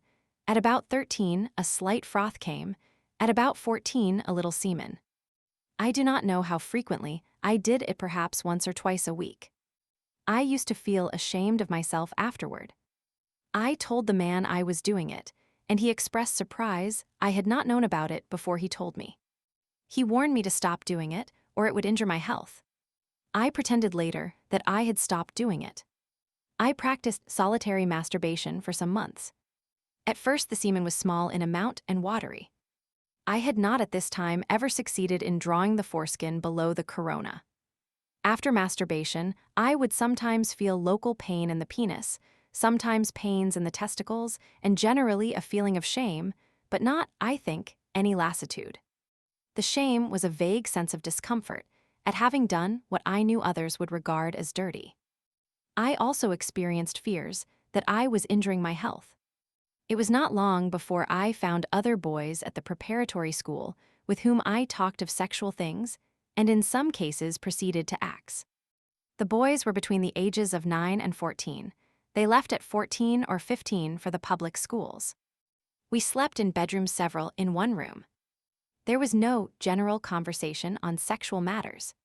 Few of the boys knew anything about things, perhaps 7 or 8 out of 40. Before describing my experiences at the school, I may mention that I cannot remember having at this period any wish to experience heterosexual intercourse. I knew as yet nothing of homosexual practices, and I did not have, except in one case, any love or affection for any of the boys. One night, in my bedroom there were about 6 of us. We were talking till rather late. My recollection commences with being aware that all the boys were asleep, except myself and one other, P., the son of a clergyman, who was in a bed at exactly the opposite end of the room. I suppose we must have been talking about this sort of thing, for I vividly remember having an erection, and suddenly, as if by premonition, getting out of my bed, and, with heart beating, going softly over to P's bed. He exhibited no surprise at my presence. A few whispered words took place. I placed my hand on his penis and found he had an erection. I started masturbating him, but he said he had just finished. I then suggested getting into bed with him. I had never heard at that time of such a thing being done. The idea arose spontaneously. He said it was not safe and placed his hand on my penis, I think with the object of satisfying and getting rid of me. He masturbated me till the orgasm occurred. I had no further relations with him, except on one occasion shortly afterward, when one day, in the WC, he asked me to masturbate him. I did so. He did not offer to do the same to me. He was a delicate, feeble boy, not good at work, womanish in his ways, inclined to go in for petty bullying until a boy showed fight when he discovered himself to be an arrant coward. 4 or 5 years later, I met him at the university. His greeting was cool. My next affair was with a boy who was about my age, 13, strong, full-blooded, coarse, always in hot water. He was the son of the headmaster of one of the best-known public schools. It was reported that 2 brothers had been expelled from this public school for what we called beastliness.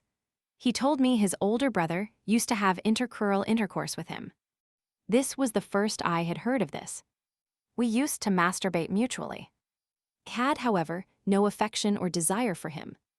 With E, another boy, I had no relations, but I remember him as the first person of the same sex for whom I experienced love. He was a small, fair, thin, and little boy, some 2 years younger than myself, so my inferior in the social hierarchy of a school. At the end of my last term, I had 2 disappointments.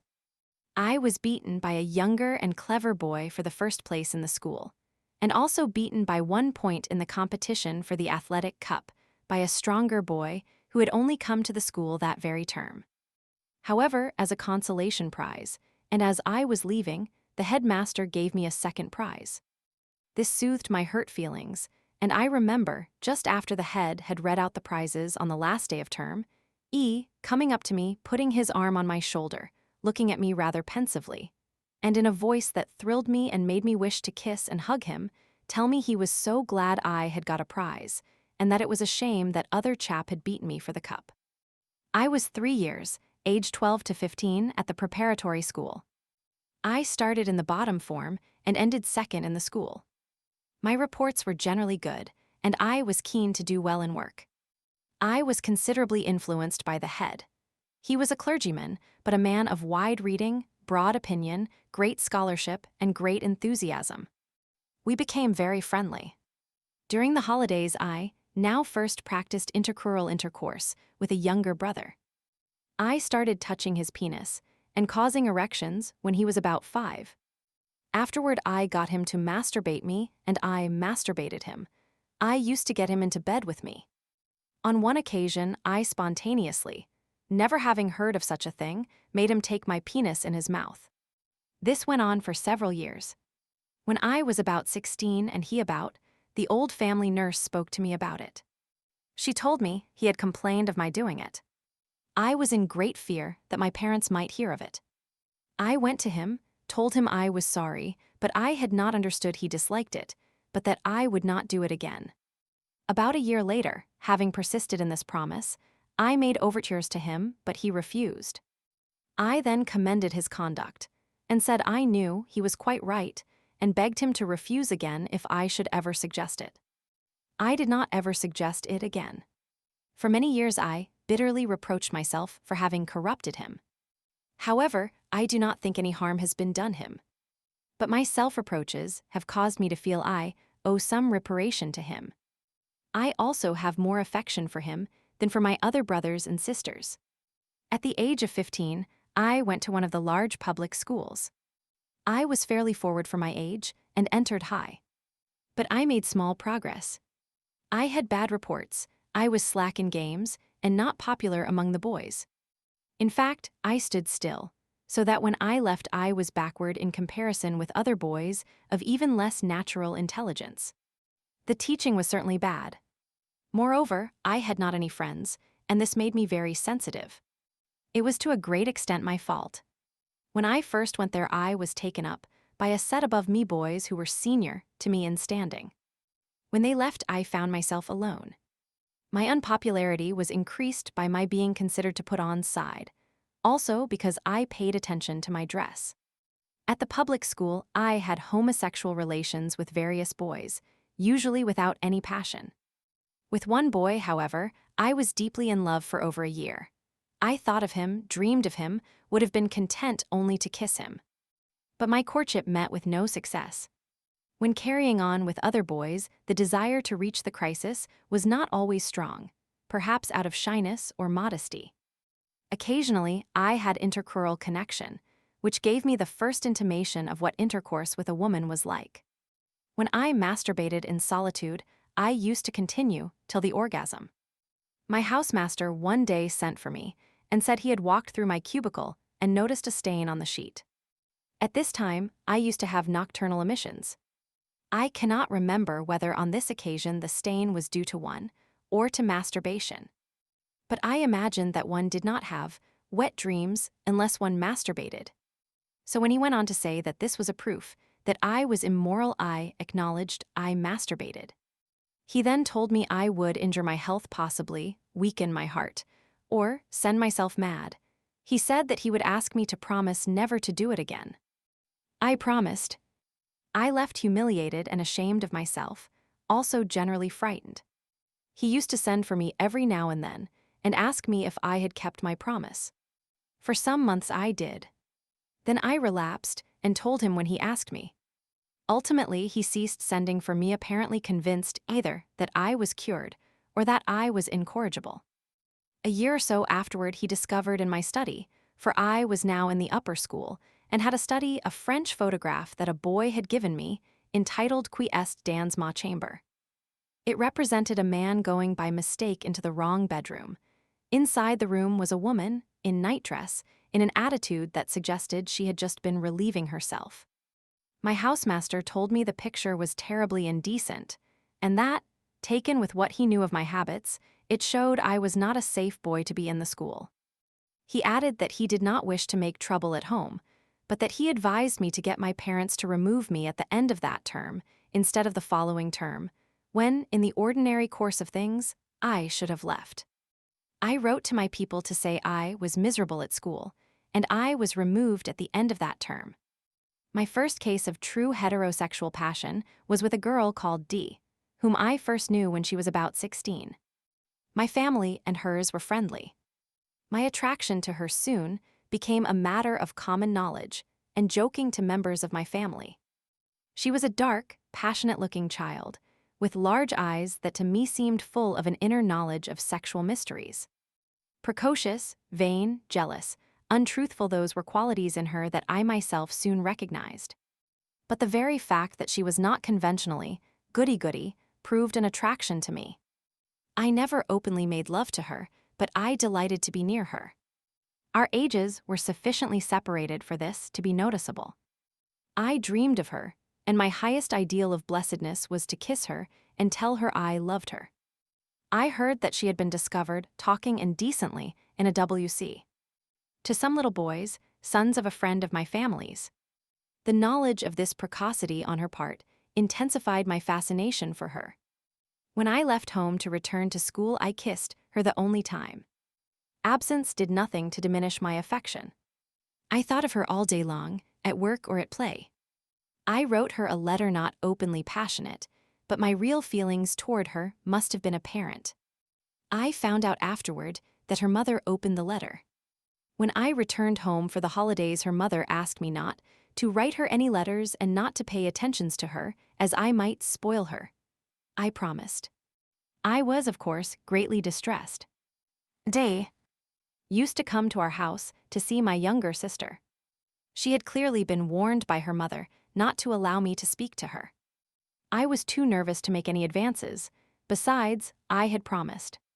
As I grew older, my passion died out. I have hardly ever seen her since. She married some years ago. I still retain sentimental feelings toward her. I was now 18. I had stopped growing and was fairly broad and healthy. Intellectually, I was rather precocious, though not ambitious. But I was no good at games, had no tastes for physical exercises, and no hobbies. During the holidays, in my last year at school, I had gone to the Royal Aquarium with a school companion. This was followed by 1 or 2 visits to the Empire Theatre. It was then that I first discovered that sexual intercourse took place outside the limits of married life. On one occasion, my friend talked to one of the women who were walking about. This same friend spoke to a prostitute at Oxford. At this time, I went up to the university. Once or twice, I met this girl. She used to ask about my friend. My feelings toward her were a combination of admiration for her physical beauty, a sense of the mystery of her life, and pity for her isolated position. On the whole, my first university term produced considerable improvement in me. I began to be interested in my work and to read a fair amount of general literature. I learned to bicycle and to row. I also made one intimate friend. In my first holiday, I went to the Empire and made the acquaintance of a girl there, W.H. She attracted me by her quiet appearance. I eventually made arrangements to pay her a visit. My apprehensions consisted of 1. Fear of catching venereal disease. This I decided to safeguard by using a French letter. 2. Fear that she might have a bully. The girl showed no sexual desire, but at that time this did not attract my attention. I got very much gone on her, paid her several visits, gave her some presents I could ill afford, and felt very distressed when she informed me she was to be married and therefore could not see me anymore. My experiences with prostitutes cover a period of 12 years. During 3 years of this period, I was continually in their company. I have had intercourse with some 24, in some cases only once, in others on numerous occasions. They have usually been of the class that frequent Piccadilly, St. James Restaurant, the Continental Hotel, and the dancing clubs. Usual fee, £2 for the night, in one case £5. 1. Not one of them, as far as I knew, was a drunkard. 2. As a rule, they were not mercenary or dishonest. 3. In their language and general behavior, they compared favorably with respectable women. 4. I never caught venereal disease. 5. I twice caught pediculi. 6. I did not find them, as a rule, very sensual or fond of indecent talk.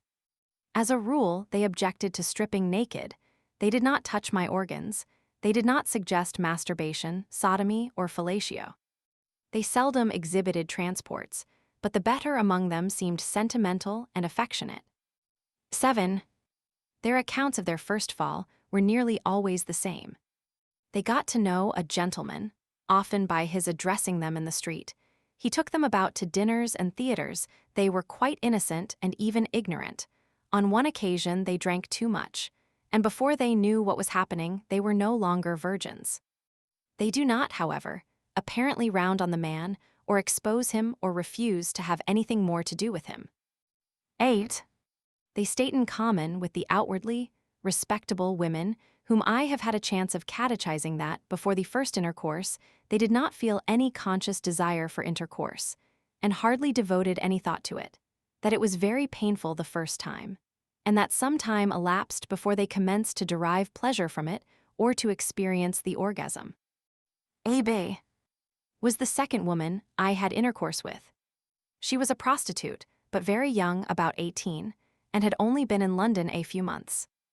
I met her first in the St. James Restaurant. I spoke a few words to her. The next day I saw her in the Burlington Arcade. I was not much attracted to her. She was pretty in a coarse, buxom style, vulgar in manners, voice, and dress. She asked me to go home with her. I refused. She pressed me. I said I had no money. She still urged me, just to drive home with her and talk to her while she dressed for the evening. I consented. We drove to lodgings in Albany Street. We went in. She proceeded to kiss me. I remained cold and told her again I had no money. She then said, "That does not matter. You remind me of a boy I love. I want you to be my fancy boy." I was flattered by this. I saw a good deal of her. She was sentimental. I never gave her any money. When I had some, she refused to take it, but allowed me to spend a little in buying her a present. On the night before I left London, she wept. She wrote me illiterate but affectionate letters. One day she wrote to me that she was to be kept by a man, but that she had made it a condition with him that she should be allowed to have me. I had never been in love with her because of her vulgarity. I therefore took the earliest opportunity of letting matters cool, by not writing often, etc. The next thing I remember was my fascination, a few months later, for SH. She was not a regular prostitute. She had taken a very minor part in light opera. She was American by birth, young, slim, and spoke like a lady. Her hair was dyed, her breasts padded. She acted sentiment, but was less affectionate than E.B. I met her when she was out of a job. I gave her £2 whenever I met her. She was not mercenary. She was sensual. I became very much in love with her. I discovered her, however, writing letters to a fellow whom I had met one day when I was walking with her. He was only an acquaintance, but the brother of my most intimate friend. What I objected to was that in this letter to him she protested she did not care for me, but could not afford to give me up. She had to plead guilty, but I was so fascinated by her I still kept in with her, for a time, until she was kept by a man, and I had found other women to interest me. Owing to the strict regulations made by the university authorities, prostitutes find it hard to make a living there, and I never had anything to do with one. My adventures were among the shopgirl class, and were of a comparatively innocent nature. One of them, however, MS, a very undemonstrative shopgirl, was the only girl not a prostitute with whom I had so far had intercourse. About this time I made the acquaintance of 3 other prostitutes, who, however, were nice, gentle, quiet girls, neither vulgar nor mercenary. A night passed with them always meant to me much more than mere intercourse. They were especially 2 of them of a sentimental nature, and would go to sleep in my arms. There was, on my part, not any passion, but a certain sympathy with them and pity and affection. I remained faithful to the first JH, until she was kept by a man and gave up her gentleman friends. Then came DV. She got in the family way and left London. Last MP. She was not pretty, but a good figure, well-dressed, a bright conversationalist, and an intelligent mind.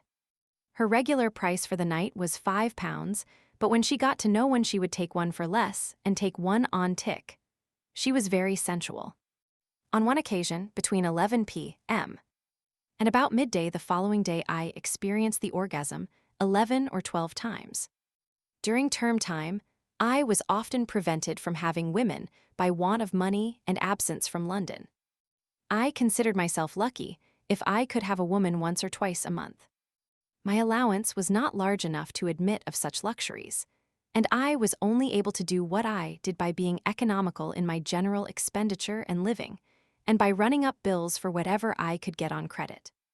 I lived in the hopes of picking up amateurs, who would give me what I wanted for the love of it and without payment. My efforts were not very successful at present, except in the case of MS.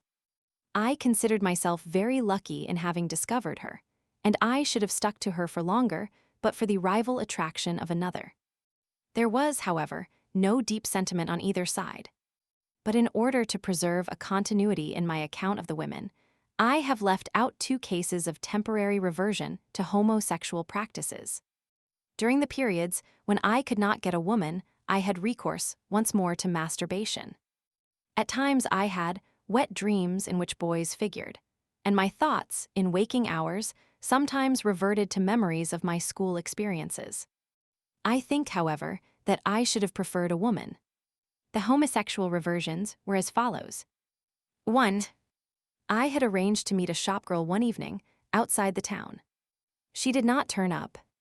The meeting place was a railway bridge. Waiting there, too, a few feet from me, was a boy of about. He was employed, I afterward found, by a gardener, and was waiting to meet his brother, who was engaged on the line. I got into casual conversation with him, and suddenly found myself wondering whether he ever masturbated. With a feeling that I can only describe by calling it an intuition, I moved nearer him and asked, "Do you ever play with yourself?" He did not seem surprised at the abruptness of my question, and answered, "Yes." I thereupon touched his penis and found he had an erection. I suggested retiring to a bench that was near. We sat down. I masturbated him till he experienced the orgasm, then intercrurally. I gave him a shilling and said good night. 2. During my last summer at the university, I took to gardening. There was a small piece of garden behind the house in which I had lodgings. My landlady suggested getting a cousin of hers, employed by a nurseryman, to supply me with plants, etc. He was a youth of about 16 or 17, tall, dark, not bad, favored in looks. I forget how many times I saw him, not many, perhaps twice or thrice. But one day, when he came to see me in my room about something connected with the garden, I gave him some old clothes of mine. He was a great deal taller than myself, and I suggested his trying on the trousers to see if they would fit. I do not know whether I made this suggestion with any ulterior motive, or whether I had ever before thought of him in connection with any sexual relations. I only know that once more, as if guided by instinct, I felt he would not rebuff me, although certainly no indecent talk had ever taken place between us. I pretended to help him to pull up the trousers and let my hand touch his penis. He did not resist, and I felt his penis for a few seconds. I then proposed he should come upstairs to my bedroom. No one was in the house. We went up. He did not at first have an erection. I asked why. He said because you are strange to me. He then felt my penis. Eventually, we mutually masturbated one another. I gave him half a crown. Some short time afterward, he came again to the house. On this occasion, I attempted fellatio. I don't think I had at that time ever heard of such a practice. He said, however, he did not like it. He masturbated intercrurally. He said he had never done this before, although he had girls. The other boy also told me he had girls. 3. On another occasion, I was out bicycling. A boy of about 10 years of age offered me a bunch of violets for a penny. I told him I would give him a shilling to pick me a large bunch. I am not sure if I had any ulterior motive. He proceeded into a wood on the side of the road. I dismounted from my machine and followed him. He was a pretty dark boy. He made water. I went up to him and asked him to let me feel his penis. He at once jumped away and ran off shrieking. I was frightened, mounted my bicycle, and rode as fast as I could home. There was no sentiment in the above cases. It is also to be noted that in neither instance did I make any arrangements to see the person again. As far as I can remember, when once I was satisfied, I felt disgust for my act. In the case of women, this was never so. 2 of the women described in the foregoing pages stand out above the others. Perhaps I have not sufficiently shown that in the cases of W.H. and S.H., I felt a considerable degree of passion. W.H. was the first woman with whom I had had intercourse. This invested her in my heart with a peculiar sentiment. In neither case can I be accused of fickleness. Indeed, I may say that up to this time, I had had no opportunity of being fickle. I never saw enough or had enough of a woman to get a surfeit of her. The case I now come to presents the features of the cases of W, H, and S.H. in a stronger form. I was then 20. I have since then married. I am a father. My experiences have been many and varied, but still I must confess that no other woman has ever stirred my emotions more than I doubt if as much as D.C. Up to date, if there has been any grand passion in my life, it is my love for her. D.C., when I got to know her by talking to her in the street, was a girl of about 20. She was short and plump, dark hair, dark, mischievous eyes, a fair complexion, small features, quiet manners, and a sensual ensemble. I do not know what her father was. He was dead. Her mother kept a university lodging house. She spoke and behaved like a lady. She dressed quietly, was absolutely unmercenary. Her intelligence, i.e., her intellectual caliber, was not great. Her master passion was one thing. The first evening I walked out with her, she put her hand down on my penis, before I had even kissed her, and proposed intercourse. I was surprised, almost embarrassed. She herself led me to a wall and standing up made me do it. Next day we went away for the day together. I may say she was always ready and never satisfied. She was sensual rather than sentimental. She was ready to shower her favors anywhere and to anyone. My feelings toward her soon became affectionate and sentimental, and then passionate. I thought of nothing else all day long, wrote her long letters daily, simply lived to see her. I found she was engaged to be married. Her fiancé, a schoolmaster, himself used to have intercourse with her, but he had taken a religious turn and thought it was wicked to do it until they married. I had intercourse with her on every possible occasion. In private rooms at hotels, in railway carriages, in a field, against a wall, and when the holidays came she stayed a night with me in London. She had apparently no fear of getting in the family way, and never used any precaution. Sensual as she was, she did not show her feelings by outward demonstration. On one occasion she proposed fellatio. She said she had done it to her fiancé and liked it. This is the only case I have known of a woman wishing to do it for the love of it. The emotional tension on my nerves, the continual jealousy I was in, the knowledge that before long she would marry and we must part eventually caused me to get ill. She never told me she loved me more than any other man, yet, owing to my importunity, she saw much more of me than anyone else. It came to the ears of her fiancé that she was in my company a great deal. There was a meeting of the three of us convened at his wish at which she had formally, before him, to say good-bye to me. Yet we still continued to meet and to have intercourse. Then the date of her marriage drew near. She wrote me saying that she could not see me anymore. I forced myself, however, on her, and our relations still continued.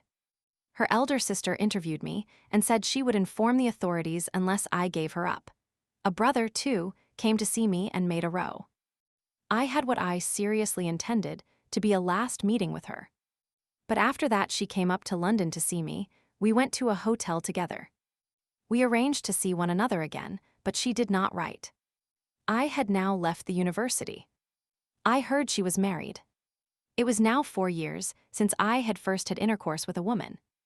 During this time, I was almost continually under the influence, either of a definite love affair or of a general lasciviousness and desire for intercourse with women.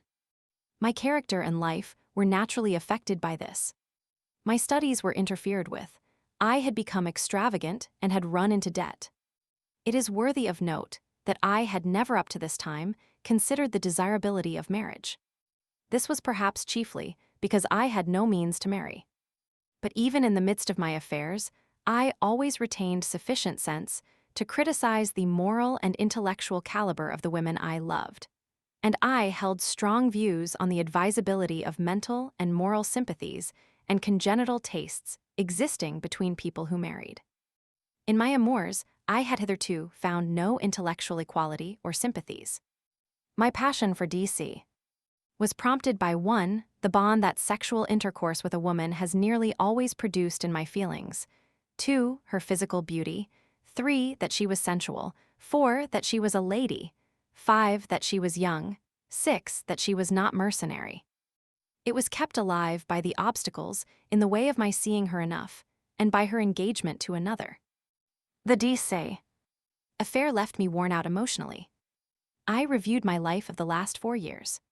It seemed to show much more heartache, anxiety, and suffering than pleasure. I concluded that this unsatisfactory result was inseparable from the pursuit of illegitimate amours. I saw that my work had been interfered with, and that I was in debt, owing to the same cause. Yet I felt that I could never do without a woman. In this quandary, I found myself thinking that marriage was the only salvation for me. Then I should always have a woman by me. I was sufficiently sensible to know that unless there were congenial tastes and sympathies, a marriage could not turn out happily, especially as my chief interests in life, after woman, were literature, history, and philosophy. But I imagined that, if I could find a girl who would satisfy the condition of being an intellectual companion to me, all my troubles would be over. My sexual desire would be satisfied, and I could devote myself to work. In this frame of mind I turned my thoughts more seriously in the direction of a girl whom I had known for some 2 years.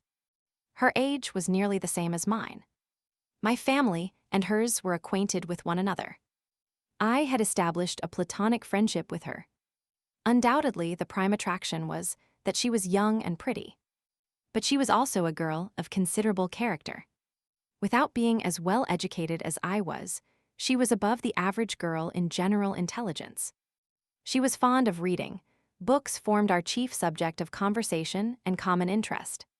She was, in fact, a girl of more intelligence than I had yet encountered. On her side, as I afterward discovered, the interest in me was less purely platonic. Our relations toward one another were absolutely correct. Yet we were intimate, informal, and talked on subjects that would be considered forbidden topics between two young persons by most people. I felt she was a true friend.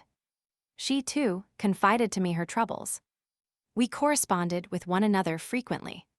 Sometimes it occurred to me that it was rather strange she should be so keen to write to me, to hear from me, and to see me, but I had never thought of her, consciously, except as a friend. I never for a moment imagined she thought of me except as an interesting and intelligent friend. Nor did the idea of illicit love ever suggest itself to me. She was one of those women whose face and expression put aside any such thought. I was, indeed, inclined to regard her as a good influence on me, but as passionless. I confided to her the affair of DC, which took place during our acquaintance. She was distressed, but sympathetic and not prudish. I did not suspect the cause of her distress. I thought it was owing to her disappointment in the ideals she had formed of me. She invited me to join her and her family for a part of the summer. I had now left the university, having obtained my degree in low honors, and I decided to join them. At this stage, there began to impress itself on my mind the possibility that she cared for me, also the desirability, if that were so, of becoming engaged to her. I found my feelings became warmer. On several occasions, we found ourselves alone. Then one day, our talk became more personal, more tender, and I kissed her. I do recollect distinctly the thought flashing through my mind, as she allowed me to kiss her, that she was not after all the passionless and straight girl I had thought. But the idea must have been a very temporary one. It did not return. She declared her love for me, and without any express proposal, on my part, we walked home that afternoon mutually taking it for granted that we were engaged. I was happy and calmly happy, proud and elated. Circumstances now made it necessary for me to make money for myself, and I was forced to enter a profession for which I had never felt any attraction. Indeed, I had never considered the possibility of it until I became engaged and saw I must support myself if I were ever to marry. I worked hard and rapidly improved my position. I think I am correct in stating that from the day I became engaged, my sexual troubles seemed to have ceased. My thoughts and passions were centered on one woman. We wrote to one another twice every week, and as far as I was concerned, every thought and feeling I told her. And the receipt of her letters was for me the event of my life for nearly 3 years. My anxiety in connection with my work used up a great deal of my energy, and, although I looked forward to the time when I should have a woman at my side every night, my sexual desires were in abeyance. Nor did I feel any desire or temptation for other women. I masturbated, but not frequently. Generally, I did it to the accompaniment of images or scenes associated with my betrothed. Sometimes the act was purely autoerotic. My leisure time was devoted to reading. On only one occasion did I have intercourse with a woman during my engagement, 3 years. It was with a girl whose acquaintance I had made at the university and who asked me to come to see her. I married at the age of 24. Looking back on the early days of my married life, it is now a matter of surprise to me that I was so far from exhibiting the transports of passion, which since then have accompanied any intercourse with a new woman. Partly I was frightened of shocking her, partly my 3 years of comparative abstinence had chastened me. It was some weeks before I ever saw my wife entirely naked. I never touched her parts with my hand for many months, and after the first few weeks, I did not have intercourse with her frequently. Perhaps this was to be expected. The basis of my affection for her had always been a moral or mental one rather than physical, although she was a handsome, well-made girl.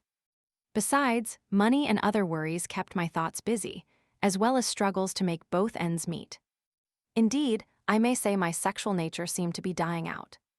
When I had been married less than 6 months, I discovered that sexual intercourse with my wife no longer meant what sexual intercourse used to mean: no excitement or exaltation or ecstasy.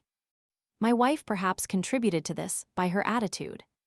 She confessed afterward to me that for the first week or so she positively dreaded bedtime, so physically painful was intercourse to her, that it was many weeks, if not months, before she experienced the orgasm. For the first year and more of marriage, she could not endure touching my penis. This at first disappointed me, then annoyed, and finally almost disgusted me. Later on, she learned to experience the orgasm. But she was very undemonstrative during the act, and it was seldom that the orgasm occurred simultaneously. She took a much longer time. I ceased to think about sexual matters. When I had been married about 3 years, I was aware that, in my case, marriage meant the loss of all mad ecstasy in the act. I knew that if I had no work to do, and plenty of money, and temptation came my way, I should like to have another woman. But there was no particular woman to enchain my fancy, and I did not have time or money or inclination to hunt for one. At times I masturbated. Sometimes I did this to the accompaniment of homosexual desires or memories of the past. Then I got my wife to masturbate me. About 4 years after marriage, I got a woman from Piccadilly Circus to do fellatio. I had never had this done before.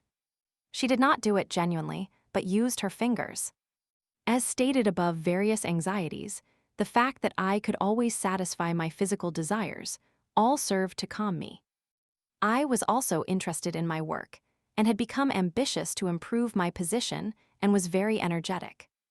On the whole, notwithstanding money worries, the first 4 or 5 years of my married life were the happiest in my life. Certainly I was very free from sexual desires, and the general effect of marriage was to make me economical, energetic, ambitious, and unselfish. I was certainly overworked. I seldom got to bed before 1 or 2, my meals were irregular, and I became worried and nervous. At the beginning of my 5th year of married life, I got run down and had a severe illness, and at one time my life was in danger, but I had a fairly rapid convalescence. My illness was critical in more senses than one. My convalescence was accompanied by a remarkable recrudescence of my sexual feelings. I will trace this in detail. 1. As I got well, but while still in bed, I found myself experiencing, almost continually, violent erections. These were at first of an autoerotic character, and I masturbated myself, thus gaining relief to my nerves. 2. I also found my thoughts tending toward sexual images, and I felt a desire toward my nurse. I first became conscious of this when I noticed that I experienced an erection during the time that she was washing me.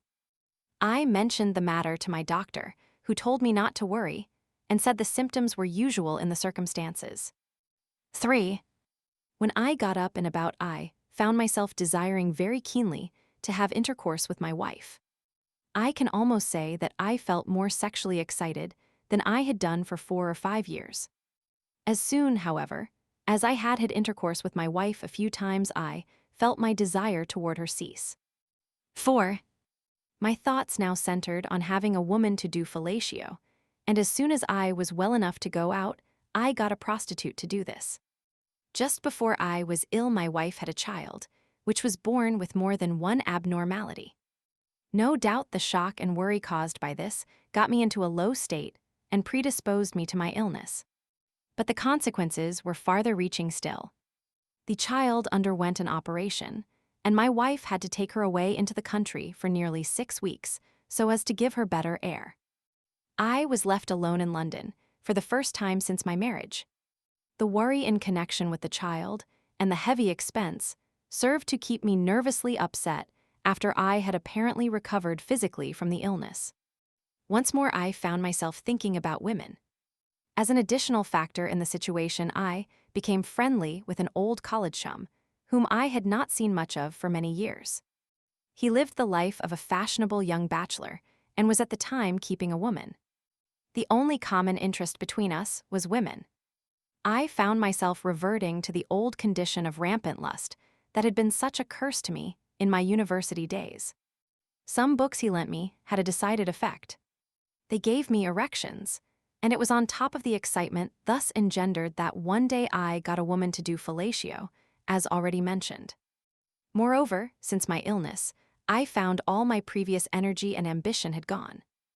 I have stated that I was in London alone with 2 servants.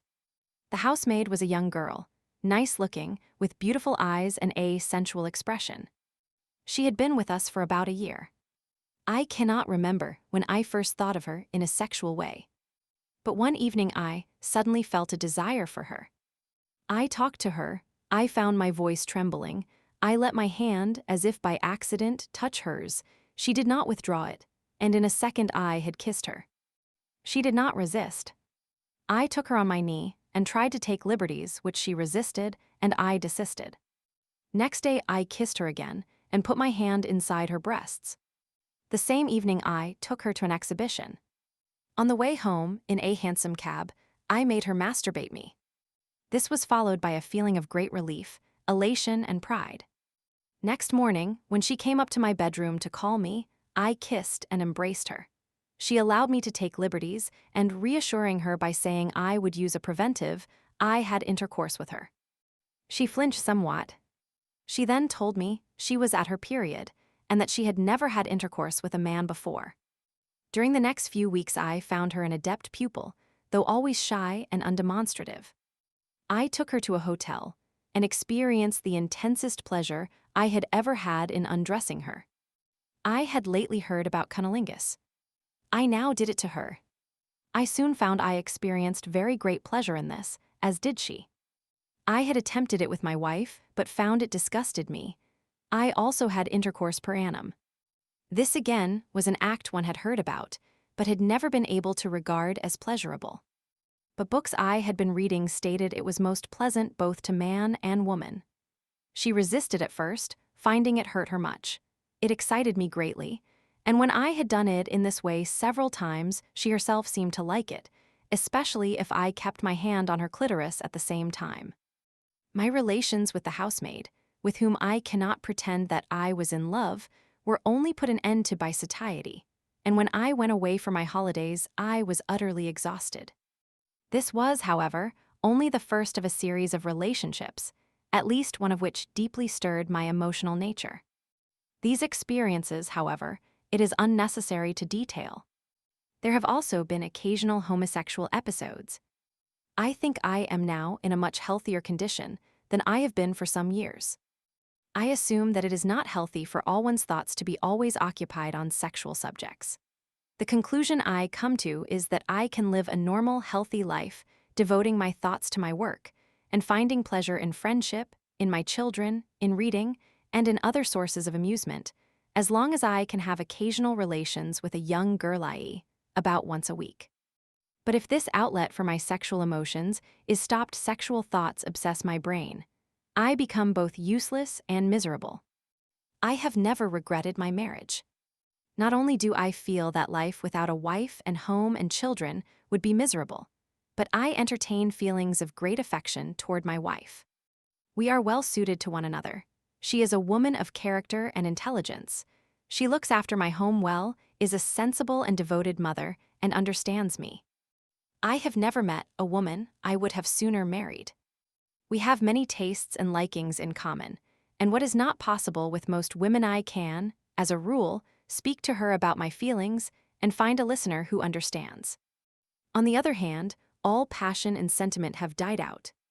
It seems to me that this is inevitable. Perhaps it is a good thing this should be so. If men and women remained in the state of erotic excitement they are in when they marry, the business and work of the world would go hang. Unfortunately, in my case, this very erotic excitement is the chief thing in life that appeals to me. The factors that in my case have produced this death of passion and sentiment are as follows. 1. Familiarity. When one is continually in the company of a person, all novelty dies out. In the case of husband and wife, the husband sees his wife every day, at all times and seasons, dressed, undressed, ill, good-tempered, bad-tempered. He sees her wash and perform other functions. He sees her naked whenever he likes. He can have intercourse with her whenever he feels inclined. How can love, as I use the expression i.e. sexual passion, continue? 2. Satiety. I am of a hot, sensual disposition, inclined to excess, as far as my health and nerves are concerned. The appetite gets jaded. 3. Absence of strong sexual reciprocity on the part of my wife. I have referred to this above. She likes intercourse, but she is never outwardly demonstrative. She has naturally a chaste mind. She never is guilty of those little indecencies which affect some men a great deal. She does not like talking of these things, and she tells me that if I died, she would never want to have intercourse again with anyone. At times, especially recently, she has even asked me to have intercourse with her or to masturbate her, but it is seldom that the orgasm occurs contemporaneously. In this respect, she is different from other women I knew, in whom the mere fact that the orgasm was occurring in me at once produced it in them. At the same time, I doubt whether even strong sexual reciprocity would have retained my passion for long. 4. During the early years of our married life, money worries caused at times disagreements, reproaches, and quarrels. Passion and sentiment are fragile and cannot stand these things. 5.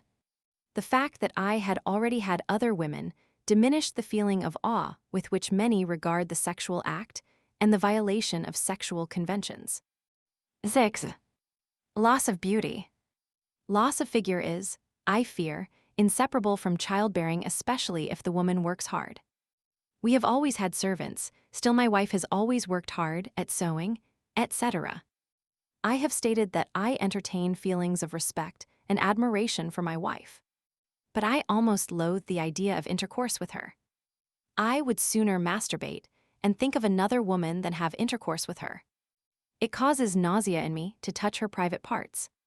Yet with other women it affords me mad pleasure to kiss them, every part of their bodies. But my wife still feels for me the love she had when we first married. There lies the tragedy. The following narrative is a continuation of History Roman 12 in the previous volume. History Roman 3, I had become good-looking. For a time, I knew what it was to have loving looks from every woman I met, and being saner and healthier I would seem to be moving in a divine atmosphere of color and fragrance, pearly teeth and bright eyes. Even the old women with daughters looked at me, amiably married women, with challenge, and maidens with paradise in their eyes. I was standing one morning at St. Peter's Corner with 2 young friends when a girl went by, coming over from the Roman Catholic Cathedral. When she had passed, she looked back, with that imperious swing that is almost a command at me, as my friends distinctly admitted. They advised me to follow her. I did so, and she turned a pretty, blushing face and pair of dark gray eyes with just the kind of eyebrows I liked. Brown, very level, rather thick, but long. Her teeth and mouth were perfect, and she spoke with a slight Irish brogue. She let me do all the talking while she took my measure. God knows what she saw in me. I spoke in an affected manner, I remember, imitating some swell character I had seen on the stage a night or 2 before, but I was wise enough not to talk too much and to behave myself. She promised to meet me again and made the appointment. She was a school teacher and engaged to be married to someone else. She meant to amuse herself her own way before she married. The second night I met her, she allowed me to kiss her as much as I liked and promised all her favors for the 3rd night. We took a long walk, and in the dark she gave herself to me, but I hurt her so much I had to stop 2 or 3 times. She had connection only once, years before, when at school herself. She was inclined to be sensual, but she was young, fresh, and pretty, and her kisses turned my head. I fell genuinely in love with her and told her so one night when she was particularly fascinating, with the tears in my eyes, and her face met mine with equal love. The first night or 2 I had felt no pleasure whether through years of self-abuse, or not I do not know, but this night my whole being was excited. I met her once and sometimes twice a week and was always thinking of her. My sister saw me looking lovesick one day, and I heard her say, "He's in love," which rather flattered me, and I looked more lovesick and idiotic than ever. It was all wrong and perverted. She continued to meet her fiancé and intended to marry him. We both spoke of him as an adulteress speaks of her husband. That high level of tears and childlike joy in our youth and love was never reached again. But I realized her sex, her kisses, her presence after all those years of horror, if she had only known more even than the sexual act itself, while she, as time went on, commenced to show a curiosity which I thought desecrating. She liked to examine to let her hand stray, were her words. Even her beauty seemed impaired some nights, and I caught a gleam in her eye, and a curve of her lip I thought vulgar. But perhaps the next night I met her, she would be as bright as ever. I introduced her to my friends, who knew our relations, for I blabbed everything. But she did not mind their knowing, and if we met would give them all a kiss, so that I felt I had been rather too profuse in my hospitality, though I still would say, "Have another one, Bert, I don't mind." But whatever ass I made of myself, she forgave me anything, and was fonder of me every time we met, while I, although I did not know it for a long time, was less fond of her. She knew how to revive my love, however. Some nights she would not meet me, and I would be like a madman. Other nights she would meet me, but not let me raise her dress. She would lie on me, on a moonlit night, and her young face in shadow like a siren's in its frame of hair, merely to kiss me. But what kisses! Slow, cold kisses changing to clinging, passionate ones. She would leave my mouth to look around, as if frightened, and come back, open-mouthed, with a side contact of lips that brought out unexpected felicities. One night her fiancé saw us together and followed me after I left her, but on turning a corner I ran. I ridiculed him to her and despised him. I should have found it difficult to say why. Another night her brother attacked me, and it would have gone hard with me, but Annie pulled me in and banged the door. We were in a friend's house, but her father came around soon and laid a stick about her shoulders, in my presence. I tried to talk big, and said something idiotic about being as good a man as her betrothed, as though my intentions were honorable, which for one brief moment made Anne look at me, paler-faced and changed, such a strange glance. But he beat her home, enjoying my rage, and she went away, crying in her hands. I was allowed to go unmolested. I soon received a letter from her asking me not to mind and making an appointment, at which she turned up cheerful and unconcerned. She went to confession and would meet me afterwards, and her faith in that and the difference of our religions, if I had any religion, would make her seem strange and alien to me at times, even banal. At last our meetings became a mere habit of sensuality, with all charm and suggestion of better things eliminated. I went with my friend George, who shared my room, one afternoon and called at Annie's school. She kept an infant school of her own. She came to the door herself. It was the first time I had seen her in daylight, and I thought her cheekbones bigger. She certainly was not so pretty as on the first evening I met her. George had told me he would sleep away if I wanted the room, and when next I met her, she promised to come and sleep with me. Before I had always met her on the grass, under trees. She came, and the sight of her young limbs and breasts revived something of my love for her, my better love. But she was insatiable and more sensual every day. One day she came when I was not well, and would not go away disappointed. I had met a very pretty girl about this time, and now resolved to give Annie up, which I did in the cruelest manner, cutting her dead, and refusing to answer her letters and touching messages. I heard that she would cry for hours, but I was harder than adamant. I thought myself very much in love with the very pretty girl for whom I had thrown up Annie. She lived with her mother and two sisters, one older than herself, the other a mere child. The eldest sister, a handsome, dark girl like a Spaniard, was not virtuous. She was good-natured, too much so, and took her pleasure with several of us, dying, not long after, of consumption. I thought her sister, my girl, was virtuous, and I meant to marry her some day. At any rate, I saw her mother, who lived in a well-furnished house and was a superior woman. This did not prevent my trying to seduce her daughter. I did not succeed for a long time, though she did not cease meeting me. The sisters came to see us. I knew one night her sister was upstairs with D. And I guessed what they were at, so I suggested to her she should creep up on them for fun. She did so, came back, excited, and Palin gave herself to me. But she was not a virgin, and in time I had a glimpse of her unhappy fate and her mother's position.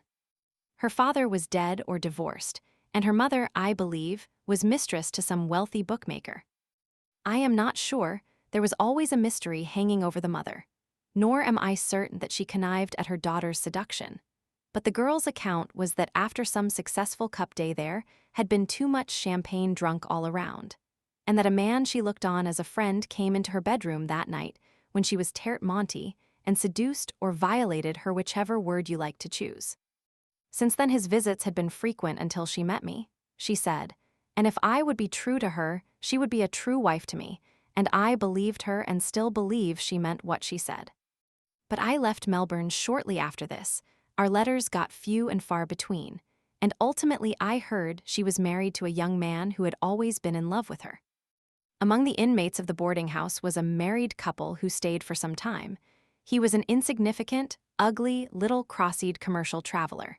She was a pretty, little creature who looked as innocent and was as merry as a child. We all vied in paying her attentions and waiting on her like slaves, the husband always smiling a cryptic smile. After they had left, it was hinted they were not married at all. The oldest hands had been taken in. One afternoon I met Dolly, the commercial traveler's wife, and she stopped and spoke to me. I remembered what I had heard and ventured on some pleasantry, at which she laughed, and on my proposing that we should go for a walk she consented. She had left the commercial traveler. It came out in conversation, and we went on talking and walking, one idea only in my mind now. Could I detain her till dark? Dolly, who was very pretty indeed, amused herself with me for hours, playing hot and cold, snubbing me one minute, encouraging me with her eye another. Hour after hour went, and she found this game so entertaining that she accompanied me to the park behind the botanical gardens. And it was not until it was too late for me to catch a train home that she gave herself to me. In fact, we stayed out the whole of that warm summer night. As the hours went by, she told me of her home in London and how she first went wrong. She had been a good girl till one day on an excursion she drank some rum or gin, which seemingly revived some dormant taint of heritage. When she went home that night, she fell flat at her mother's feet. Her parents, well-to-do shopkeepers, who had forgiven her several times before, turned her out. She became one man's mistress, and then another's. She began early, and was scarcely 19 now. She would leave off the drink for a time, and try to be respectable. She loved her father and mother, but she could not help drinking at times. She spoke cheerfully and laughingly about it all. She was young, strong, good-natured, and careless. We went to sleep for a little while, and then wandered in the early morning down toward the cemetery, when she tried to tidy her hair, asking me how I had enjoyed myself, and not waiting for an answer. She was thirsty, she said, and when the public houses opened, we went and had a drink. It was the first time I had seen her drink alcohol at the boarding house. She had always been the picture of health and sweetness, and I saw a change come over her at once, so that I understood all that she had told me. The sleepless night may have made it worse, but the look that came into her eyes and the looseness of the fibers, not only of her telltale wet mouth, but of every muscle of her face, was startling and piteous to see. She saw my look and laughed, but her laugh was equally piteous to hear, and when she spoke again her voice had changed too and was equally piteous. She asked for another. "No, don't," I begged. For the pretty girl I had flattered myself I had passed a summer's night with that most young men would envy, showed signs of changing, like some siren into a flabby, blear-eyed boozer. That hurt my vanity. I met her another night, and she took me to her lodgings, and I slept with her all night. I no longer tried to stop her drinking, but drank with her. I ceased to treat her with courtesy and gallantry. She noticed it, but only drank the more, drank till she became dirty in her ways, till her good looks vanished. I left her, too drunk to stand as some friend, a woman called on her. She came to see me once more, like her old self, so well-dressed and well-behaved, and chatted so cheerfully to my landlady that the latter afterward congratulated me on having such a friend. Dolly carried a parcel of underclothing she had made, with a few toys, for the children of a poor man in the suburbs, and I accompanied her to the house. There was great excitement among the ragged children. In fact, the atmosphere became so dangerously full of love and charity that I commenced to feel uncomfortable. The shower of roses again and was glad to find myself in the open air. We went for a walk and had several drinks, which made the usual change in Dolly. I got tired of her, determined I would leave her, spoke cruelly, and finally, after having connection with her on the dry seaweed rows and left her brutally, walked away faster and faster, deaf to her remonstrances, and careless whether or how she reached the station. I had gone to lodge with a family whom I had been accustomed to visit as a friend. There were 2 daughters. The elder, engaged to a young German who was away with a survey party, had a rather plain face, but a strong one, and was herself a strong character, and I came to like her in spite of myself. The second girl had light golden hair, a fresh complexion, a short nose, and rather large mouth, which contained beautiful teeth. They were both good, obedient, innocent church-going daughters. As there was plenty of amusement there of an evening, singing and dancing, I did not go out, got into better ways, and gradually gave up drinking to excess. I was so improved in appearance that an old acquaintance did not recognize me. My anecdotes and fun amused Mrs. S., the mother of the girls. She could be very violent on occasions, I found, and I learned that there had been terrible scenes at times, and that from time to time it had been necessary to place her in an asylum. I went for drives with the girls and to theaters, and ought to have been happy and glad to find myself in such good quarters. The mother trusted me so entirely that she left me for hours with the girls, the younger one of whom I would kiss sometimes. She was engaged to a young fellow whom I spoke to patronizingly, but whose shoes I was not worthy to fasten. I was the cause of quarrels between them. They made it up again, but I think he noticed the change that was taking place in Alice. For from kissing her I had gone on all larking at first. We formed the habit of sitting down on the sofa, when alone, and kissing steadily for 10 minutes or more at a time. She was excited, without knowing what was the matter with her, but I knew. And one day, when our mouths were together, I drew her to me and commenced to stroke her legs gently down. She trembled like a string bow and allowed my hand to go farther. And then she was frightened and ashamed and commenced to laugh and cry together. She had these hysterical attacks several times, and they always frightened me. It ended in my seducing her. She broke off her engagement and then was sorry, but soon she thought only of me. One day Alice and I were nearly caught. I had just left her on the sofa and had commenced drawing at a table with my back to her, when suddenly her mother came in without her shoes, while Alice had one hand up her clothes arranging her underclothing. The mother stopped dead and shot me one glance I shall never forget. "Why, Alice, you frighten me," she said. I feigned surprise and asked, "What is the matter?" Alice, although she was frightened out of her wits, managed to stammer, "He couldn't see me, you couldn't see me, could you?" appealing to me. But I had managed to collect my senses a bit, and although still under that maternal I asked, at last turning slowly around to Alice, "See." "What do you mean?" "See what?" And I looked so mystified that the mother was deceived, and contented herself with scolding Alice and telling her to run no risks of that sort. I breathed again. But I was near the end of my tether. Alice and I talked about everything now. She told me about her life at boarding school and the strange ideas some of the girls had about men and marriage. After leaving school, she had been sent to a large millinery or drapery establishment to learn sewing and dressmaking. Here, she said, the talk was awful at times, and one girl had a book with pictures of men's organs of generation, which was passed around and excited their curiosity to the highest pitch. I had days of tenderness and contrition, and even told her I would get on and marry her. Then the tears would come into her eyes, and she would say, "I seem to feel as if you were my husband now." I had to see a man on business and went to his cottage.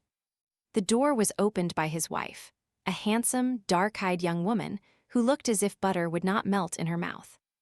After leaving a message, I went on talking to her on other subjects. She piqued my vanity in some way and made me feel curious and restless. I found myself thinking of her after I left, and looking back I saw she was still looking at me. To make a long story short, she encouraged me.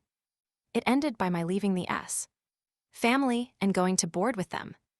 TD, the husband, was glad of my company and my money. They had a little boy whose father T. was not. I soon understood her inviting looks at me. For she was a general lover, and an old man in a good government billet visited her often when T.D. was away. I will call him Silenus. There was also a dark, handsome man who built organs. The latter came one day and sent for some beer. I was working in my room, and it so happened that before he knocked, she had been going further than usual in her talk with me. In fact, as good as giving me the word.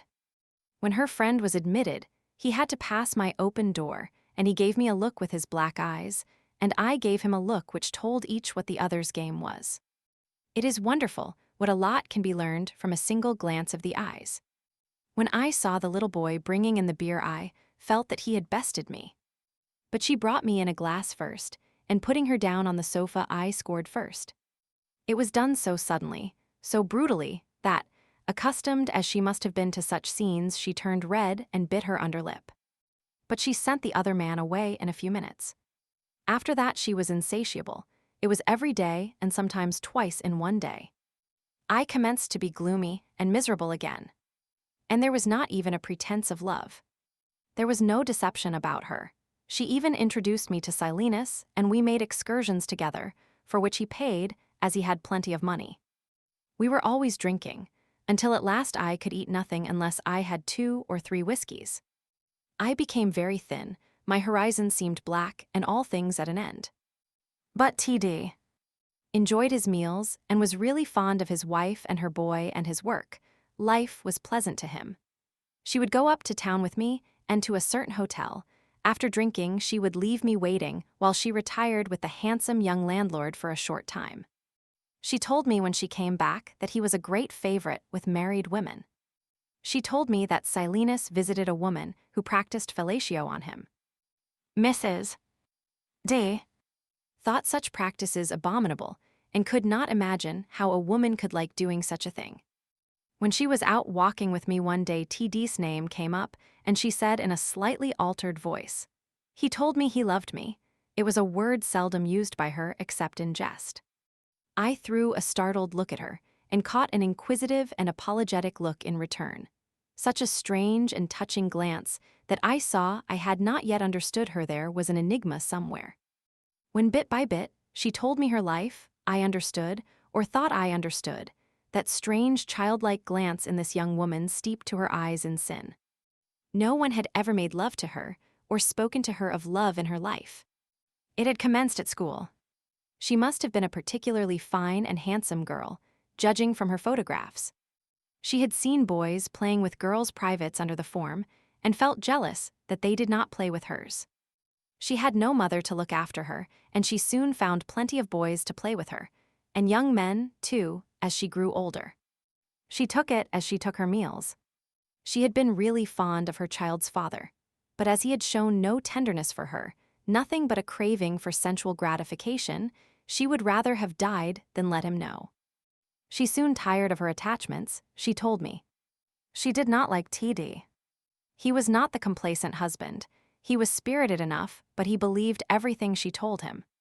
One day he came home unexpectedly, when we were together on the bare palliasse in her room. It was a critical moment when his knocks were heard, and in the hurry and excitement, some moisture was left on the bed. The knocks became louder, but she was calmer than I, and bade me run down to the closet. I could hear her cheerful and chaffing voice greeting him. When I walked in back to my own room, she called out, "Here's tea." Home, I learned afterward that he had been surly and suspicious, and had seen the moisture on the bed, and asked about it, whereupon she had turned the tables upon him completely. He ought to be ashamed of himself. She knew what he meant by his insinuations. If he must know how that moisture come on the bed, why she put the soap there in a hurry to catch a flea. He believed her, and brought her a present next day in atonement for his suspicions.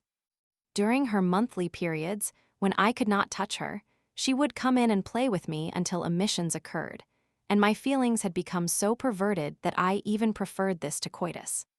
The orgasm would occur twice in her to once in me, and though her eyes were rather hard and her mouth too, she always looked well and cheerful, while I was gloomy and depressed. In her side, however, was a hard lump, which pained her at times, and which, doubtless, was waiting its time. One day I felt so low in health that I proposed to TD that we should take a boat and sail out in the bay for a day or two. The sea, the change, the open air revived me, and I even made sketches of the black sailor as he steered the boat.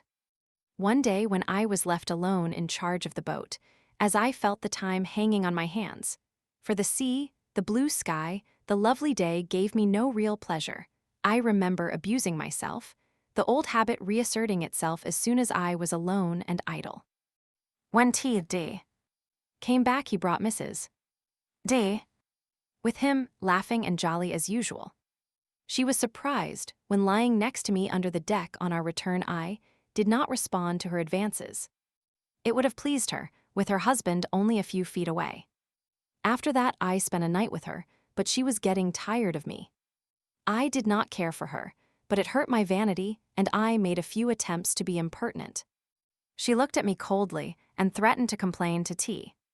I want to relate an impression I received one night about this time, when with several friends we called at a brothel. I forget my companion, but I remember two faces. It was winter, and Great Depression prevailed in Adelaide. We had been talking to the mistress as we drank some beer and were pretending to be jolly fellows, although we were wet, cold, and had not enjoyed ourselves. At least, I had not. And she was speaking harshly and jeeringly about two girls she had now who had not earned a penny for the past week. Just then we heard footsteps, and she said in a lower tone, "Here they are." They came in, unattended, having ascertained which the brothel keeper snorted and turned her back to them. The faces of the girls, who were quite young, looked so miserable that even I pitied them. The look on the face of one of those girls as she stood by the hearth, drawing off her gloves, lives in my memory. Too deep for tears was its sorrow, shame, and hopelessness. I had given up drink and was living in the bush. To anyone with normal nerves, it would have been a happy time of quiet, rustic peace, beauty, and relief from city life. With me, it was restless vanity, amounting to madness. In every relation, action, or possible event in which I figured or might figure in the future, I always instantaneously called up an imaginary audience. And then this imaginary audience admired everything I did or might do, and put the most heroic, gallant, and romantic construction on my acts, appearance, lineage, and breeding. Suppose I saw a pretty girl on a bush road. Instead of thinking, there is a pretty girl, I should like to know her or kiss her. As I suppose a healthy, normal young man would think, I thought after this fashion. There is a pretty girl. Now, as I pass her, she will think I am a handsome and aristocratic-looking stranger, and, as I carry a sketchbook, an artist, a landscape painter. How romantic, she will say, and then she will fall in love with me.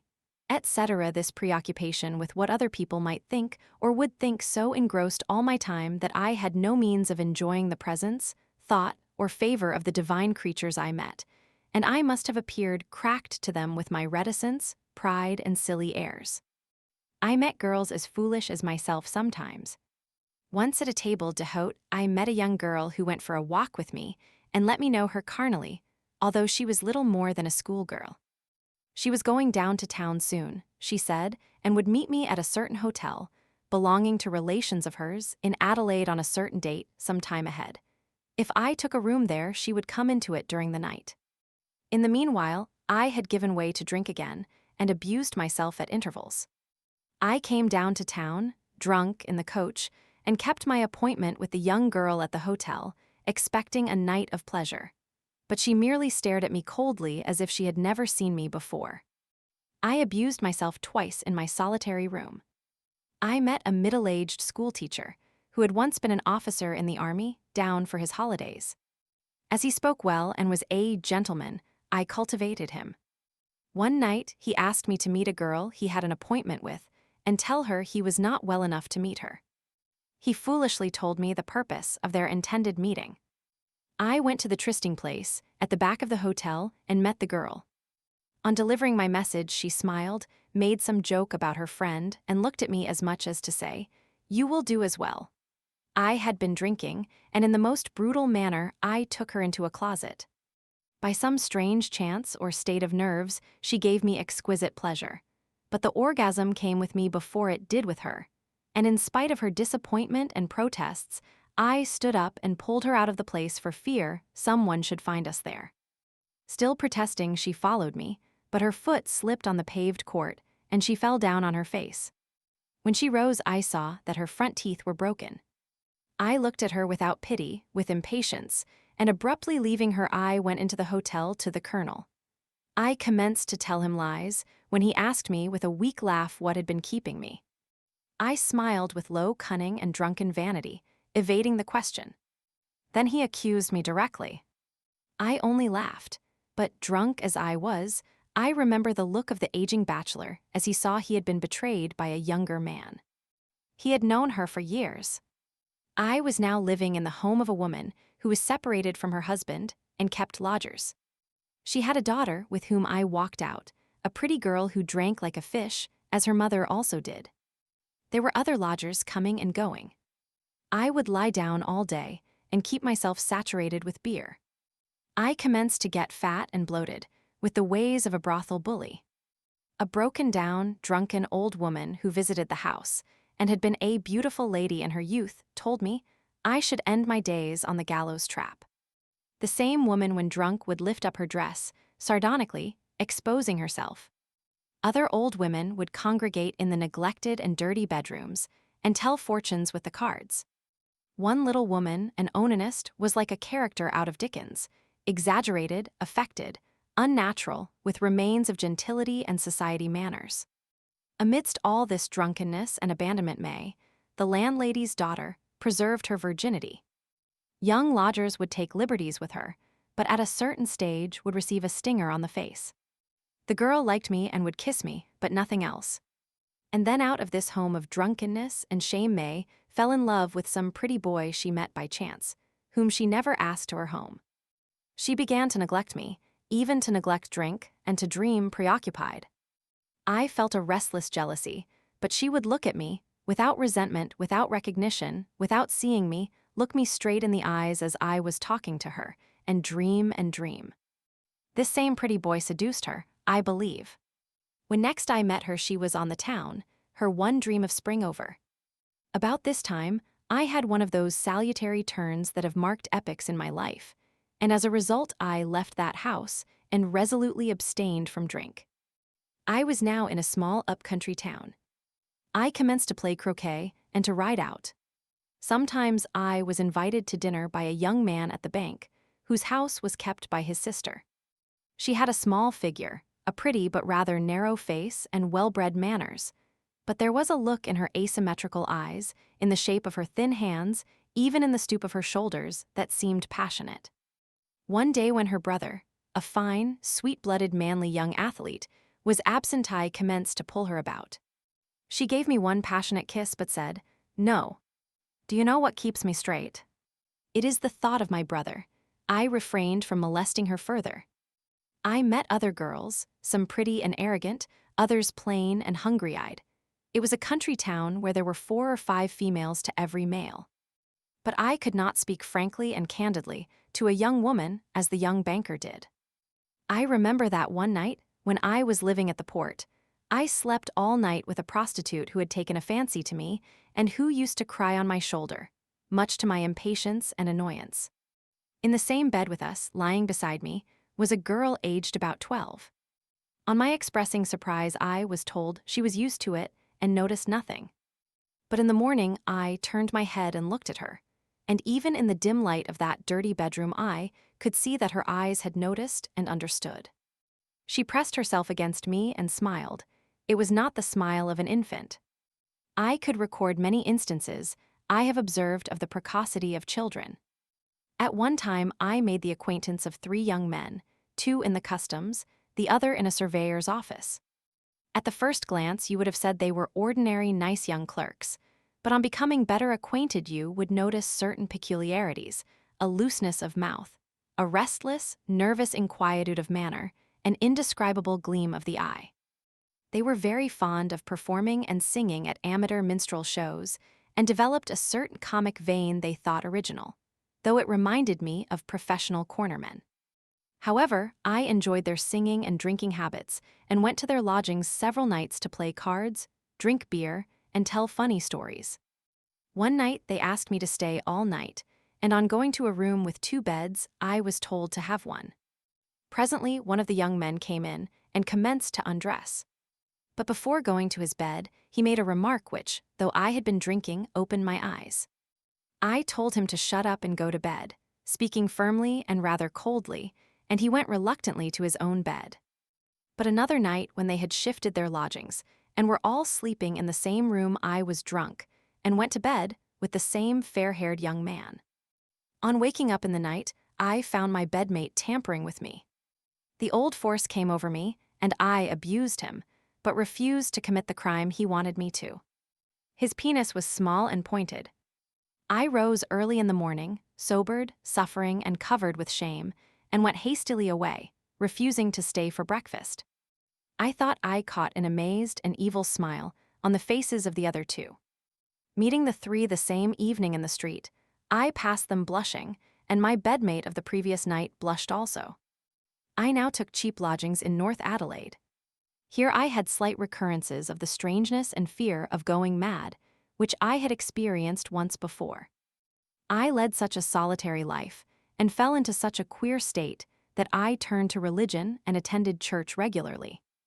It was approaching the time for those young men and women who wished to be confirmed to prepare themselves, and a struggle now ensued between my pride and my wish to gain rest and peace of mind in Jesus.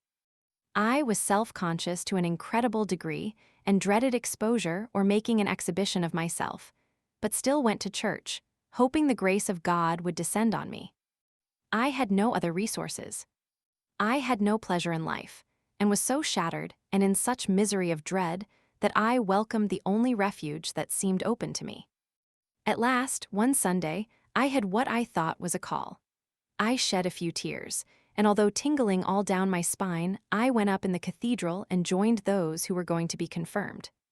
I attended special meetings and shocked the good bishop very much by telling him I had never been baptized. I had to be baptized first, and went one day to the cathedral, and he baptized me. When the critical, awful moment came, the bishop, whose faith even then surprised me somehow, held my hand in his cold palm and gave it a pressure, eyeing me expectantly, inquisitively, to see any change for the better. But it so happened, that morning I was in a horrible temper and black mood, hard and dry-eyed, and no change came. Still, I tried to believe there was a change. I was confirmed with others, had a prayer book given me with prayers for nearly every hour in the day, and was always kneeling and praying.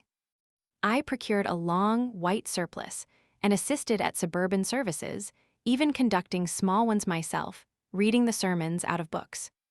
But my mood of rage increased, and one Sunday I had to walk a long way in a new pair of boots. I shall never forget that hot Sunday afternoon.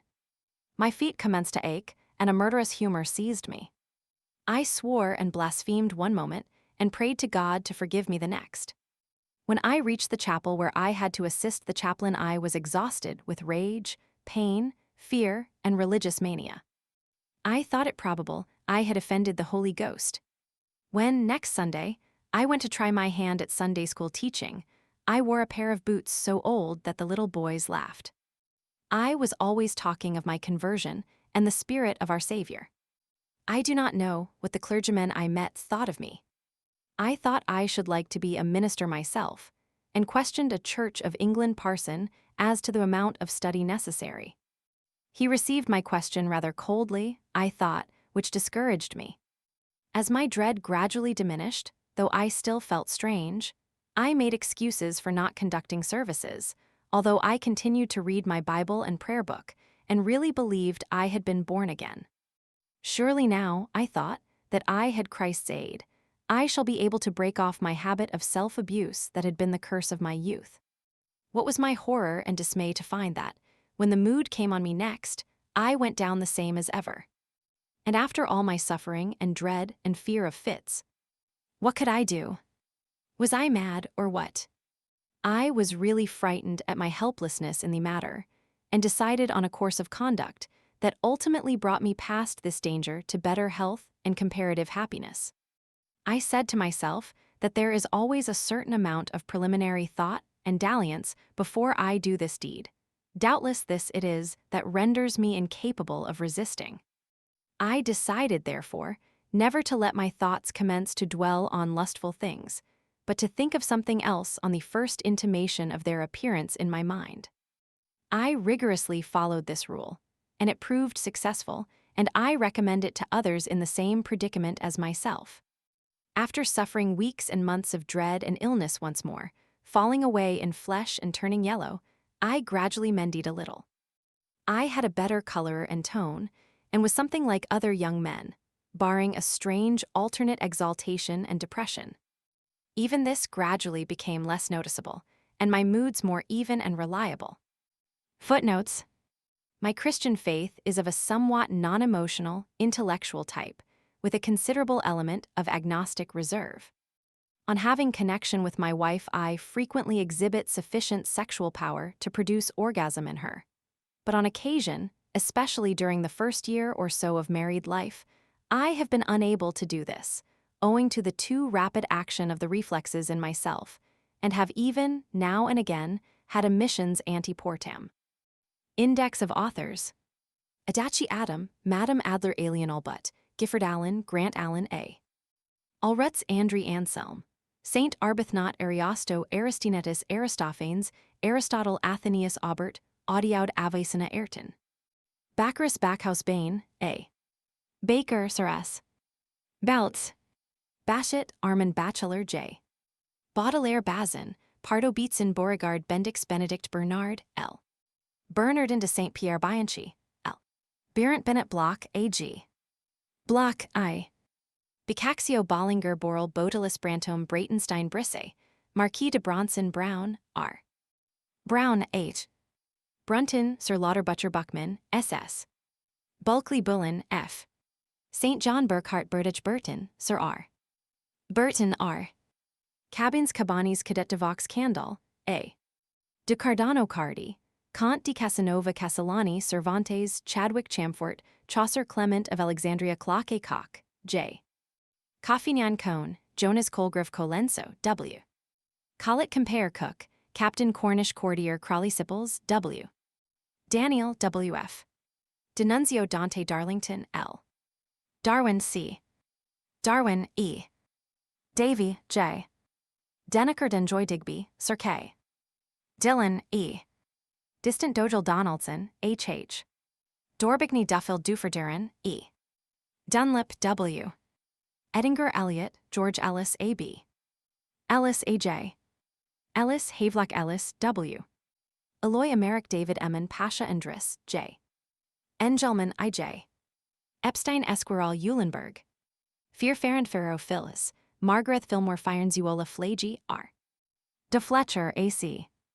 Fleecefall, H. Foley Forster, J.B. Franklin, A. Fraser, J.G. Friedlander Friedreich, J.B. Fromenton Frimery, G. De. Gallopin Galton, F. Garbini Garcingier Giesler Gilman Goblat Goth Goncourt, E. De Goras Good Gurmont, Ramida Griffith, W.D.A. Griffiths, A.B. Grimaldi Gruz, K. Gibbard. Hacker Hagen Hall, G. Stanley Howell, A. De la Holler Harrison, F. Hart, D.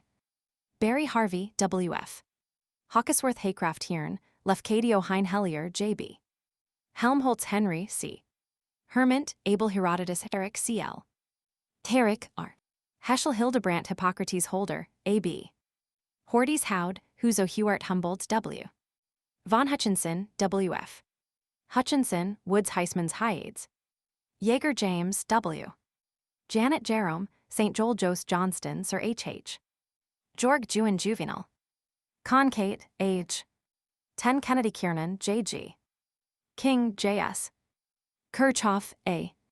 Kistemaker Klein, G. Klest Kraft Ebbing Cross Kubery Culp. Lane, E.W. Lancaster, E.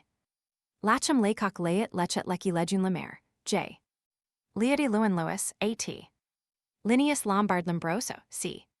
Lombroso, Gina Lucian Lucretius Eugenie Lumholtz. Macaulay MacDonald, J. MacDougall, B. Mackenzie, J.N. Mackenzie, S. Mann, E.H. Mantegazza Marhome, L. Marie de France Marot Marston, J. Marshall Martineau, Harriet Massinger Madish Maudsley, H. Maxim Sir H. McBride McDougall, W. McKendrick Mel, Van Menender Mentz Morensky Mertens Michelet Milton Minor, J.B. Minette, G. De Meyernoff Mitford Mobius Mal Monsellin Monin Moore, A.W. Moore, F. Moraglia Watanabe Muir, Sir W. Myers, C.S. Naki Newman, W.L. Nietzsche Nifis Nordenskjold Norman, Canoli Nuttall Nirop. O'Donovan Ordericus Vitalis Ovid. Papilalt Park, T.H. Parker Rushton Passy, J. Patrick, G.T.W. Patrizzi, M.L. Paulhin. Pearson, K. Pentapearls Petrarch Petri, Flinders Piron Peacepillin, E. Plateau Plato Plos Plutarch Potwin, E. Pouchet Polton, E.B. Pruner Baypile. Rasiborski Rafalovich Ramsey, Sir W. Razary Raymond Reed, Winwood Rimfry Rainier, R. Ristift de la Breton Rees, J. Ribbert Ribot Rise Ripley Robinson, Louis Roches, Der Roger, J.L. Rolfs Romy, Sherry Fedden Ronsard Roscoe, J. Rosenbaum Roth, H. Ling Roth, W. Robod Rouso Routh, A. Robotham, J.F. Rudek Weatherford. Salmuth, P. Sanborn, L. Santayana, G. Savage, G. Saville Shellongskiff Schopenhauer Schultz, A. Shirigius Scott, Collins Scripture, E.W. Seligman Sellis, E. Semin Sir F. Senanker Sensei, Nagyo Sergei Shakespeare Sharp, D. Shelley Shields, T.A. Shipley Shufelt Simpson, Sir J.Y. Skeet, W.W. Smith, Sir A. Smith, G. Elliot Smith, H. Smythe, Brassanini Southerden Spencer, Herbert Spinoza Stanley, Hiram Stendhal Stevens, Von Sterling, E.C. Stoddart, W.H.B. Stratz, C.H. Swift Simmons, J.A. Cirrus Publilius. Talbot, E.B. Talbot, E.S. Tarchinov Tardif Tarnowski Temesvary Tennyson Tinyer, Marcel Tolstoy Toulouse Towards, G. Tregear Tucky Turner Tyler, E.B. Varigny, O. De Vaskeid Vetsayana Veltenventuri Vince, L. De Weinberg Volkelt Verpes. Waits Wallace, A.E. Wallachek Waller, A. Walther, P. Von Wertnoff Watts, G.F. Weinhold, K. Wellhausen Westman Westermark Witt Wiedemann, A. Weiss Wilk, Sir S. Wright, T. Wundt. Yellowleasyoung, E. Zola Zurcher Zwaardemaker. Index of Subjects. Acne in relation to sexual development aesthetics. Standard modified by love in region of smell, in relation to the sexual impulse, Anu Alexander the Great. Odor of ambergris American Indians types of beauty ideas of beauty seldom. Acquainted with kiss anesthesia, produced by tuning forks antisexual instinct Arabs. Ideal of beauty kissing among armpit. Odor of asafoetida, assortative mating Australians ideal of beauty kissing among. Bath, its history in modern Europe, opposed by early Christians, also by Mohammed Baudelaire's olfactory sensibility. Beard in relation to beauty. As the symbol of love the chief agent in sexual selection, the sexual element in aesthetic its largely objective character ideals of.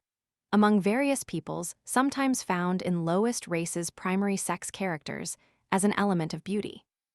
Clothing in relation to secondary sexual characters, as an element of in relation to pigmentation, the individual element in ideal of the exotic element in relation to stature bird song, origin of biting in relation to origin of kissing blind. Sense of smell in the sensitiveness to voice blondes, the admiration for breasts, as an element of beauty as a tactile sexual focus breath, odor of brothels, public baths once synonymous with Brummel brunettes, the admiration for bustle. Capril odors carbolic acid disliked by savages castorium cataglottism, Catholic theologians. On danger of tactile contacts, opposed bathing Chenopodium vulvariacenes, ideal of beauty odor of music, among practice the olfactory kiss Christianity. Its use of the kiss opposition to bathing civic cleanliness and Christianity cleanliness, in relation to sexual attraction clitoris, deformation of clothing, sexual attraction of codpiece coitus, body odor during comic sense continence. Odor of corset crinoline, coumarine cunnilingus cutaneous, excitation tonic effects of dancing in sexual selection death, odor of degenerates sexually attracted to one another disparity. The sexual charm of dogs practice cunnilingus predominance of smell in mental life of susceptibility to music doves, sexual attraction among dyeing the hair, origin of Egyptian ideal of beauty emotional memory English type of beauty erogenous zone Eskimo eunuchs, odor of Europeans, odor of exotic element in ideal of beauty, eyes as a factor of beauty. Fairness in relation to vigor the admiration for farthingale fellatio fetichism. Olfactory urinary shoe flowers, occasional injurious effect of perfumes of sexual character of their perfume, French ideal of beauty fusions. German ideal of beauty Goths olfactory sensibility, gray eyes, admiration for Greeks, conception of music ideal of beauty Pygmalionism among green eyes, admiration for Gunnings, the hair as an element of beauty sexual development, of suggested function of odor of hallucinations of smell Hamilton, Lady Hebrews, acquainted with kiss ideal of beauty henna plant. Odor of heterogamy Hindu ideal of beauty hips, as a feature of beauty homogamy Hottentot apron, as a feature of beauty Hura dance hypnosis, effect of music during hysteria, and the skin. Immorality and bathing incest, origin of the abhorrence of incontinence, odor of Indians, American ideas of beauty odor of types of beauty seldom, acquainted with kiss infants, odor of insects and music smell in their sexual life inversion. Influence of odor in sexual Irish ideal of beauty Italian ideal of beauty itching. Its parallelism to sexual tumescence. Japanese ideal of beauty odor of perfumes among unacquainted with kiss Javanese, Jewish ideal of beauty Joan of Aragon as a type of beauty. Kiss the Kuan Yin as a type of beauty. Lactation, controlling influences on in relation to menstruation larynx at puberty laughter as a form of detumescence leather. Odor of lily, odor of longevity and beauty. Malaise, deals of beauty the kiss among Maris married couples, degree of resemblance between massage as a sexual stimulant masturbation. In relation to acne, in relation to bleeding of nose, in relation to hallucinations of smell melody. The nature of memories, olfactory tactile menstruation, in relation to acne, in relation to lactation, in relation to body odors, in relation to bleeding of nose, mirror as a method of heightening tumescence mixoscopy modesty, in relation to ticklishness Mohammed. His love of perfumes, his opinion of public baths Mohammedans, attitude toward bath preference for musk perfume mosquitoes, attracted by music moths, sexual odors of movement, beauty of music, among Chinese and Greeks origins of effects, of, during hypnosis physiological influence of music. Why? It is pleasurable its sexual attraction among animals in man's supposed therapeutic effects, musk mutilations, among savages for magic purposes for sake of beauty. Narcissism nasal mucus membrane and genital sphere, nates as a feature of beauty necklace.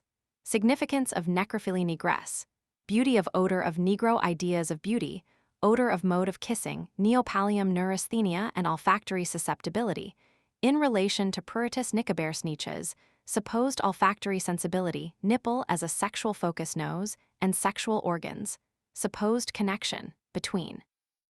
Obesity, the Oriental admiration for odors, artificial classification of as stimulants as medicines distinctive of various human races of sanctity odors of death of the body olfaction, in relation to sexual selection. See odors and smells. The study of olfactory area of brain oophorectomy and sense of smell orgasm, as a skin reflex founded on tactile sensations produced by various tactile contacts ornament.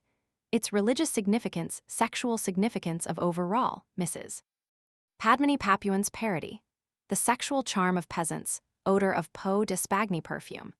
Ancient use of sexual influence of results of excessive stimulation by Persian ideal of beauty phallus worship pigmentation, connected with intensity of odor in relation to beauty, in relation to vigor Polynesian dancing Pompey preferential mating pregnancy, as an ideal of beauty primary sex characters, as an element of beauty provincial ideal of beauty pruritus puberty.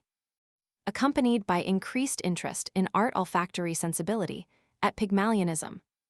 Rive, Pleasant's Renaissance type of beauty restif de la Bretonne rhinencephalin rhythm, as a stimulant the sense of. Saddleback as a feature of beauty salutation by smelling Samone's sanctity. Odor of savages, important part played by odor in their mental life, sometimes beautiful their ideals of beauty secondary sexual characters. In relation to sexual attraction, semen odor of sexual differences in admiration of beauty in olfactory acuteness in urination. Shoe fetishism, Singalese ideal of beauty singing as affected by sexual emotion skin, complexity of its functions smell. Antipathies aroused by its evolution's sexual significance, in animals its significance in man theory of special characteristics, of as the sense of the imagination, as distinctive of races and individuals' hallucinations, of in part the foundation of kiss results of its excessive stimulation, sneezing and sexual stimulation. Spanish ideal of beauty saddleback, as an element of Stanley, Lady Venetia statues, sexual love of statue, in relation to beauty steatopygia strength. The admiration of women, for suckling as a cause of perversion, as a source of sexual emotion, Swahilis.